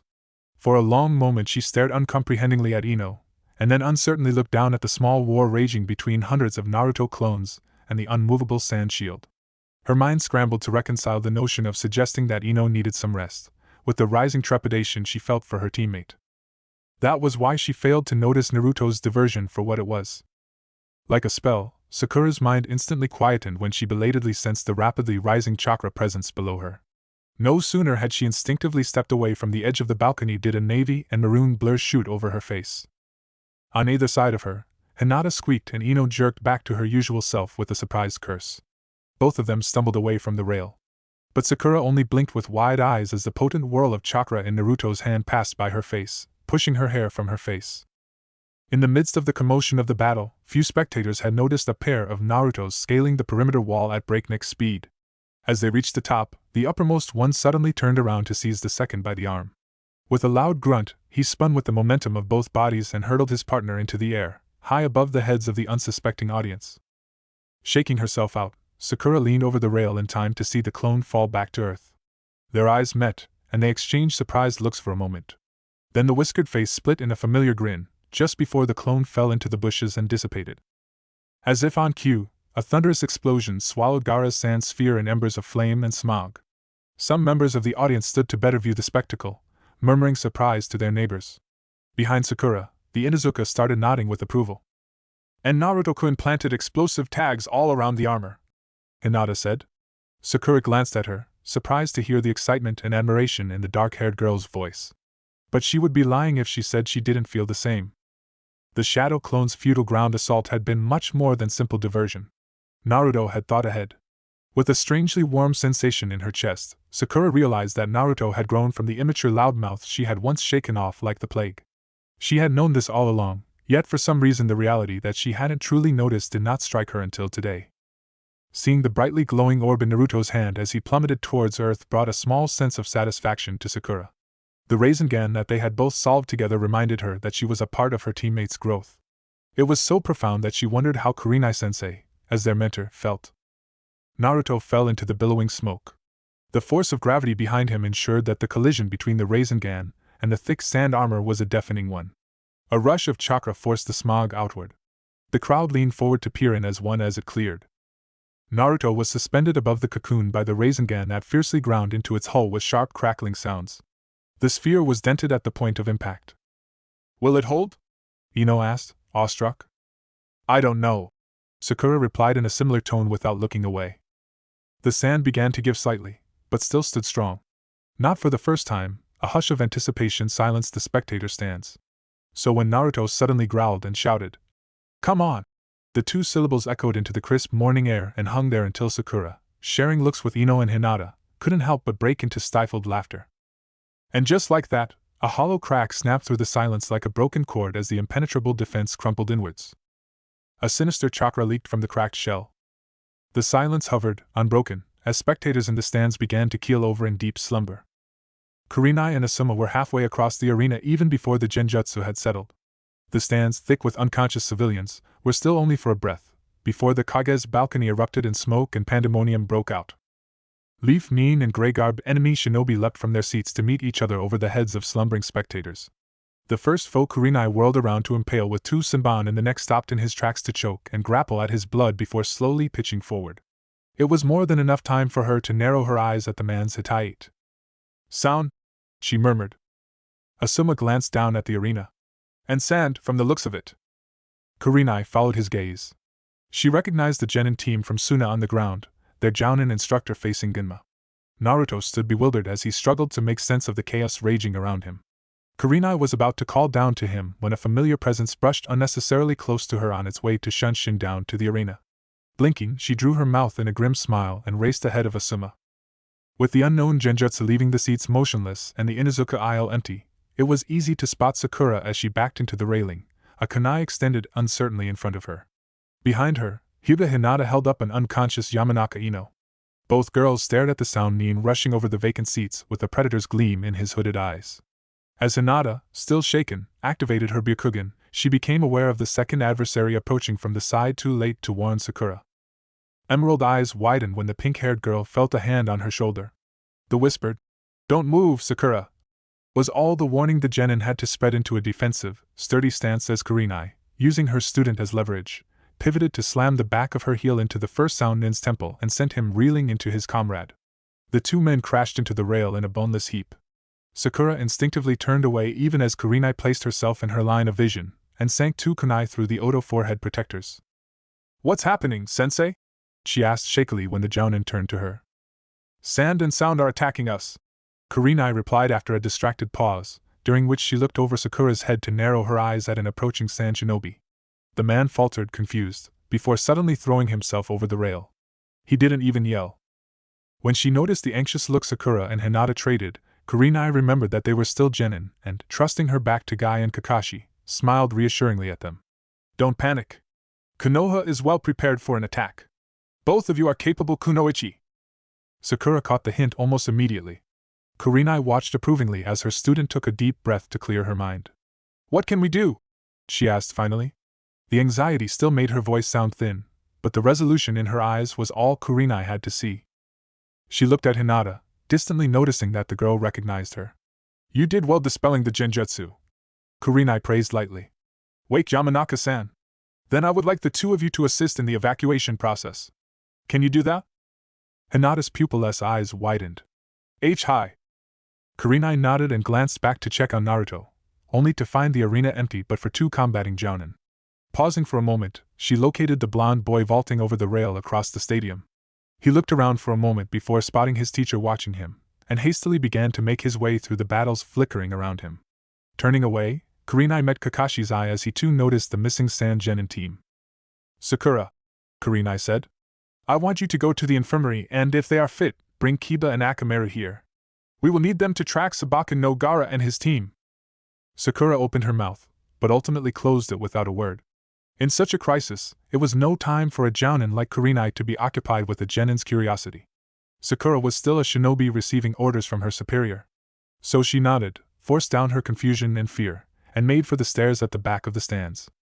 Once Sakura and Hinata had safely disappeared from sight, Kurenai surveyed her surroundings. Kakashi and Guy were tearing through enemy ranks, the latter looking fiercely passionate with each victory. Kurenai chuckled under her breath. She wasn't the only one who found the sight familiar. After decapitating another pair of Sound Nin on the verge of overwhelming a Leaf Chunin, Kurenai straightened to find Asuma at her shoulder. "It's been a while since all of us fought together, huh?"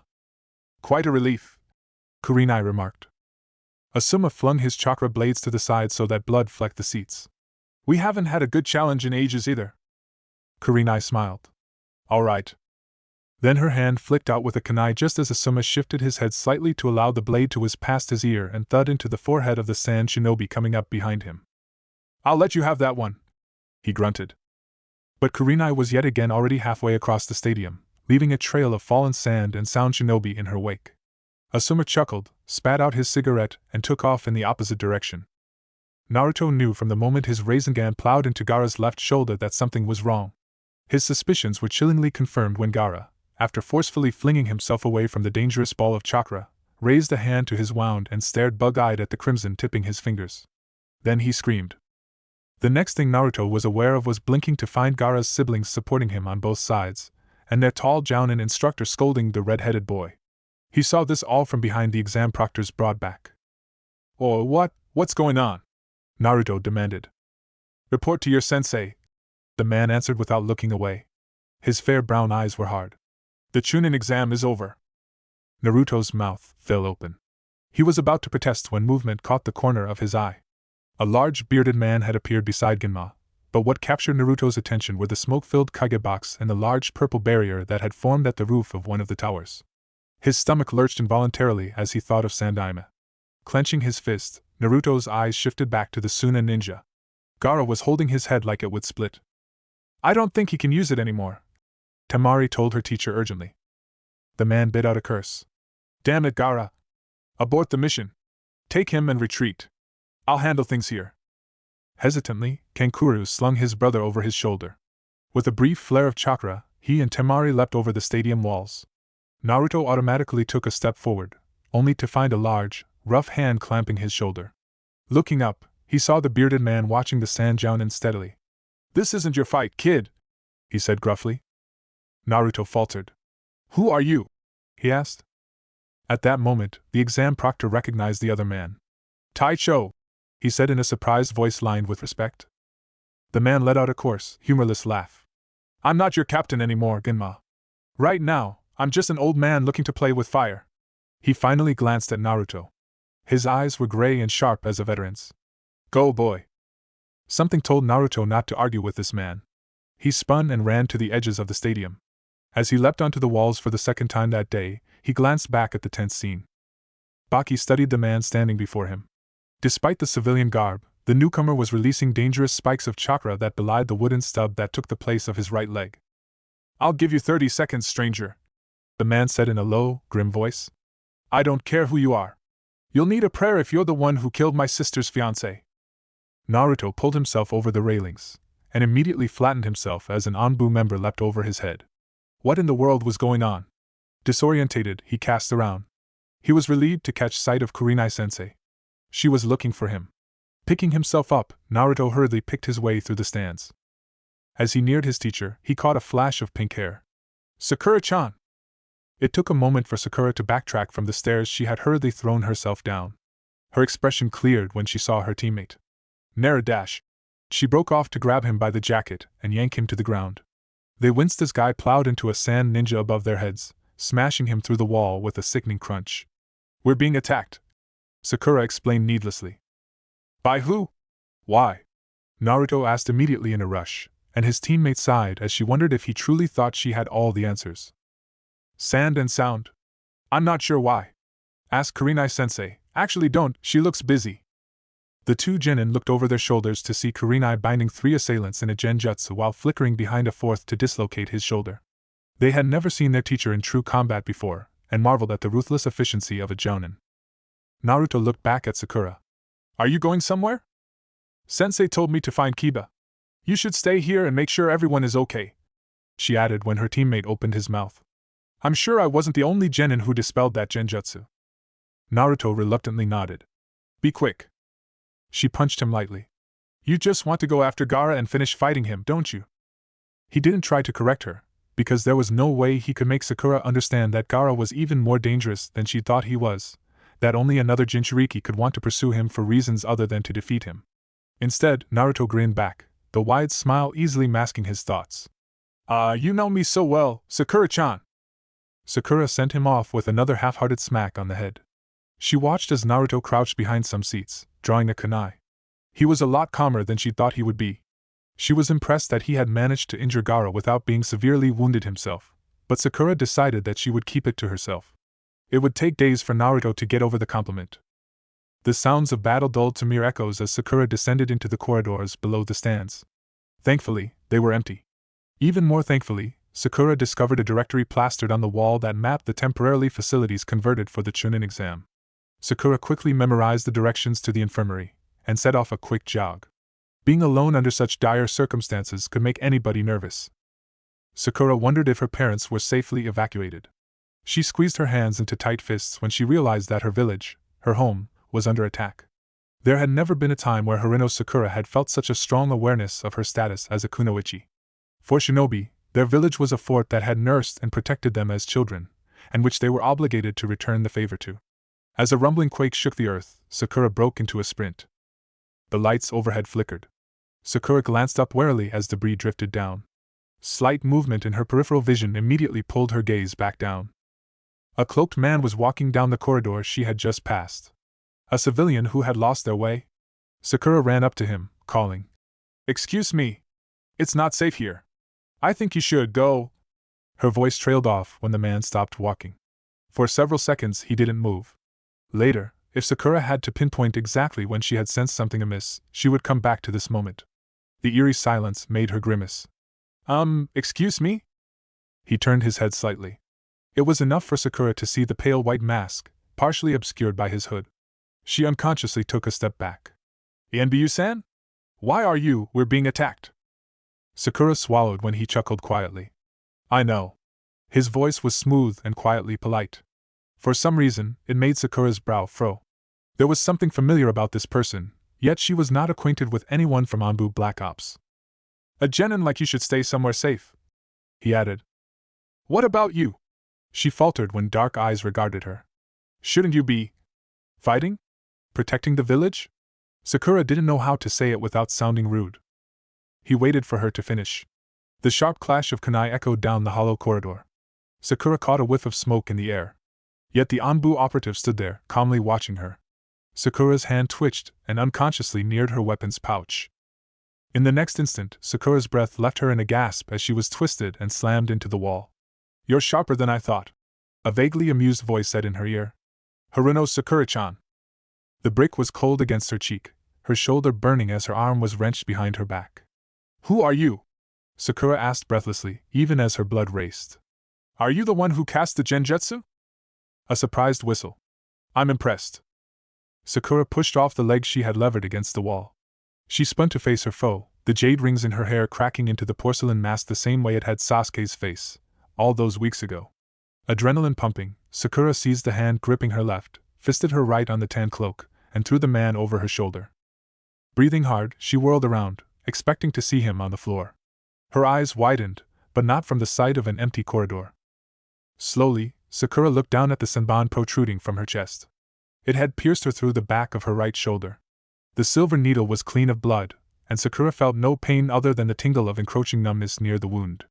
It was the first time she had been poisoned, but Sakura knew it instantly. "This one is a prototype strain," a voice from behind informed her. "I'd like to stay and see how quickly it circulates, but I'm afraid I can't." Sakura bit her lip as she pulled the senbon out. It left a nasty, fiery sensation on her skin. She flung it in the direction of the voice, but didn't need the distant clatter of it hitting the floor to know the man had evaded. Sakura looked over her shoulder. The mask had splintered. She watched as her foe raised a hand to remove it. Sakura didn't gasp. In fact, she hardly reacted. It wasn't that she wasn't surprised. Her body was beginning to feel sluggish and did not move the way she urged it to. She tried not to show it. "Why are you doing this?" she asked. A pause in which her breath was loud in her own ears. "Were you even with Konoha to begin with?" Yakushi Kabuto chuckled. "I wonder," he mused. He smiled at the girl standing before him, noticing the way she struggled to focus on him. "I'm sorry. Usually I would have let you go, but you don't seem like you would let me walk away." He pushed his glasses up his nose with a finger as he turned away. "I underestimated you." "Wait dash." Sakura fingers brushed a kunai in her pouch, but her vision swam and sent her reeling into the wall. She clutched at it with gritted teeth, not expecting the effects to surface so quickly, and in such intensity. Kabuto would probably be pleased. But when Sakura lifted her head, he was gone. She slid down to the floor as her knees buckled. Sakura closed her eyes and let her head fall back to the wall. She twitched her fingers and tried to form a fist. She knew it was a matter of minutes before she lost sensation in her entire body. Sakura sat there for a few precious seconds, listening to her quick, labored breaths. She felt amazingly calm despite her predicament. She wondered how long it would be before Naruto or Kurenai noticed her absence and came looking for her. And what about Kiba? Sakura was supposed to bring him. They were supposed to pursue Gaara. She wasn't supposed to be sitting here with her mind dancing the fine line between subconsciousness and pitch blackness. Don't, she thought when darkness encroached on her vision. She tried to narrow her eyes and somehow managed to clench her senseless fingers into a fist. Don't. What the hell is this? Naruto turned to see Kiba emerging from the staircase beside him, Akamaru on his head. The Inuzuka stared wide-eyed at the chaos, his eyes landing on a motionless sand shinobi lying face down in a pool of crimson. He eventually looked at Naruto. What dash? The other boy pulled him down into a crouch. Stay down! Naruto peered over the back of the seats. Enemy numbers in the stadium had fallen, but now smoke was rising from the village center. The giant snake he had glimpsed in the distance worried him. Kiba joined him in surveying the scene. He couldn't see any Inuzuka clansmen anywhere. We're under attack? Naruto, distracted, nodded. Why are we hiding here then? We should go out and fight. An unimpressed snort sounded from Naruto's other side. Kiba looked over his teammate's head. And why are you here? Instead of returning Kiba's miffed look, Sasuke shot Naruto a glare of irritation. Ass dead last? Quit calling me that. Naruto scowled. He glanced sheepishly at Kiba. I dragged him. Sakura told me to look for more of us. Bastard here was the only one I could find. Everyone else is evacuating people, I think. Then he blinked and checked behind them. Kiba, where's Sakura? Sakura? Kiba repeated blankly. Before Naruto could say more, Kurenai had appeared beside them. She hadn't even studied Kiba and Akamaru properly when Naruto suddenly turned to her. Kurenai-sensei, Sakura-chan isn't here. Kurenai's brow creased.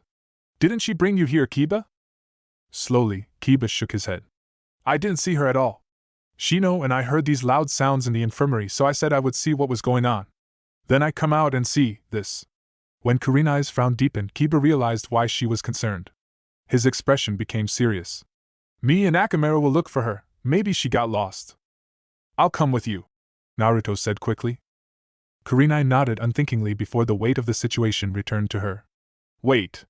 Both boys stopped at her voice. She looked at Kiba. Can you catch Sakura's scent? Kiba raised his nose and sniffed. Then he looked at Akamaru. The puppy whined. No, there's two. What about Sabaka no Gaara? The Jounin asked. Looking confused, Kiba replied. The same. What if you knew which direction he went? Akamaru can probably pick up the scent then. Kiba hesitated, sharing a glance with Naruto. Sensei? Kurenai understood the uncertainty in Kiba's voice and the low whine from Akamaru. She closed her eyes for a brief moment to think. As a child, her late father had taught her that in every situation, there was an objective and subjective answer. Kurenai had always been well aware that shinobi were often required to prioritize the former over the latter. It was logical, and it was something Yuhi Kurenai had had little difficulty doing throughout her career. Yet, she chose not to look at her students as she said. Naruto, Kiba and Sasuke, I am going to assign you a mission. Pursue the Sand Genins and apprehend them if possible. Keep a close eye on their actions. Sensei! Naruto protested immediately. Sakura is not where she is supposed to be, and the village is under attack. Kurenai finished for him. She opened her eyes to meet his incredulous gaze. I know, Naruto. Naruto had angrily opened his mouth to argue until Kurenai's quiet voice cut through him. It was the first time he had felt such fury against his teacher, and it burned unpleasantly. She had just made a decision he would never have believed of Kurenai-sensei. It was the silent concern in her tone that silenced him and made Naruto lower his head. He ground his teeth in frustration as Sakura's voice echoed in his mind. Naruto said it himself. Kurenai-sensei would only want what's best for us. We can't leave Sabaka no Gaara unattended. Kurenai explained softly. Kiba, Akamaru We're fine. The worst I have from the match is chakra exhaustion. I can take a soldier pill. As she thought, Kiba understood the ways of ninja better than Naruto. Only his clenched jaw betrayed how upset he was. Kurenai put her hand on both boys' heads. I will look for Sakura. Don't worry. They nodded reluctantly. Naruto lifted a shoulder in a shrug that failed to be as dismissive as he tried. Sakura-chan is okay. She's strong. I mean, she beats me up all the time and I'm the future Hokage. Yeah? Kiba dodged the elbow Naruto threw at his ribs. Naruto gave a small grin. She'll catch up. Kurenai returned the smile, knowing it was part of her role as their mentor. Then she looked over at Sasuke, who had been watching silently. She hadn't expected that the Uchiha would be around for Naruto to discover him, but he was an asset. Kurenai had an unlikely yet competent four-man cell on her hands. The targets were headed towards the forest outskirts. Be prepared for combat. This would rank as an A-class mission. The three genin nodded. Go.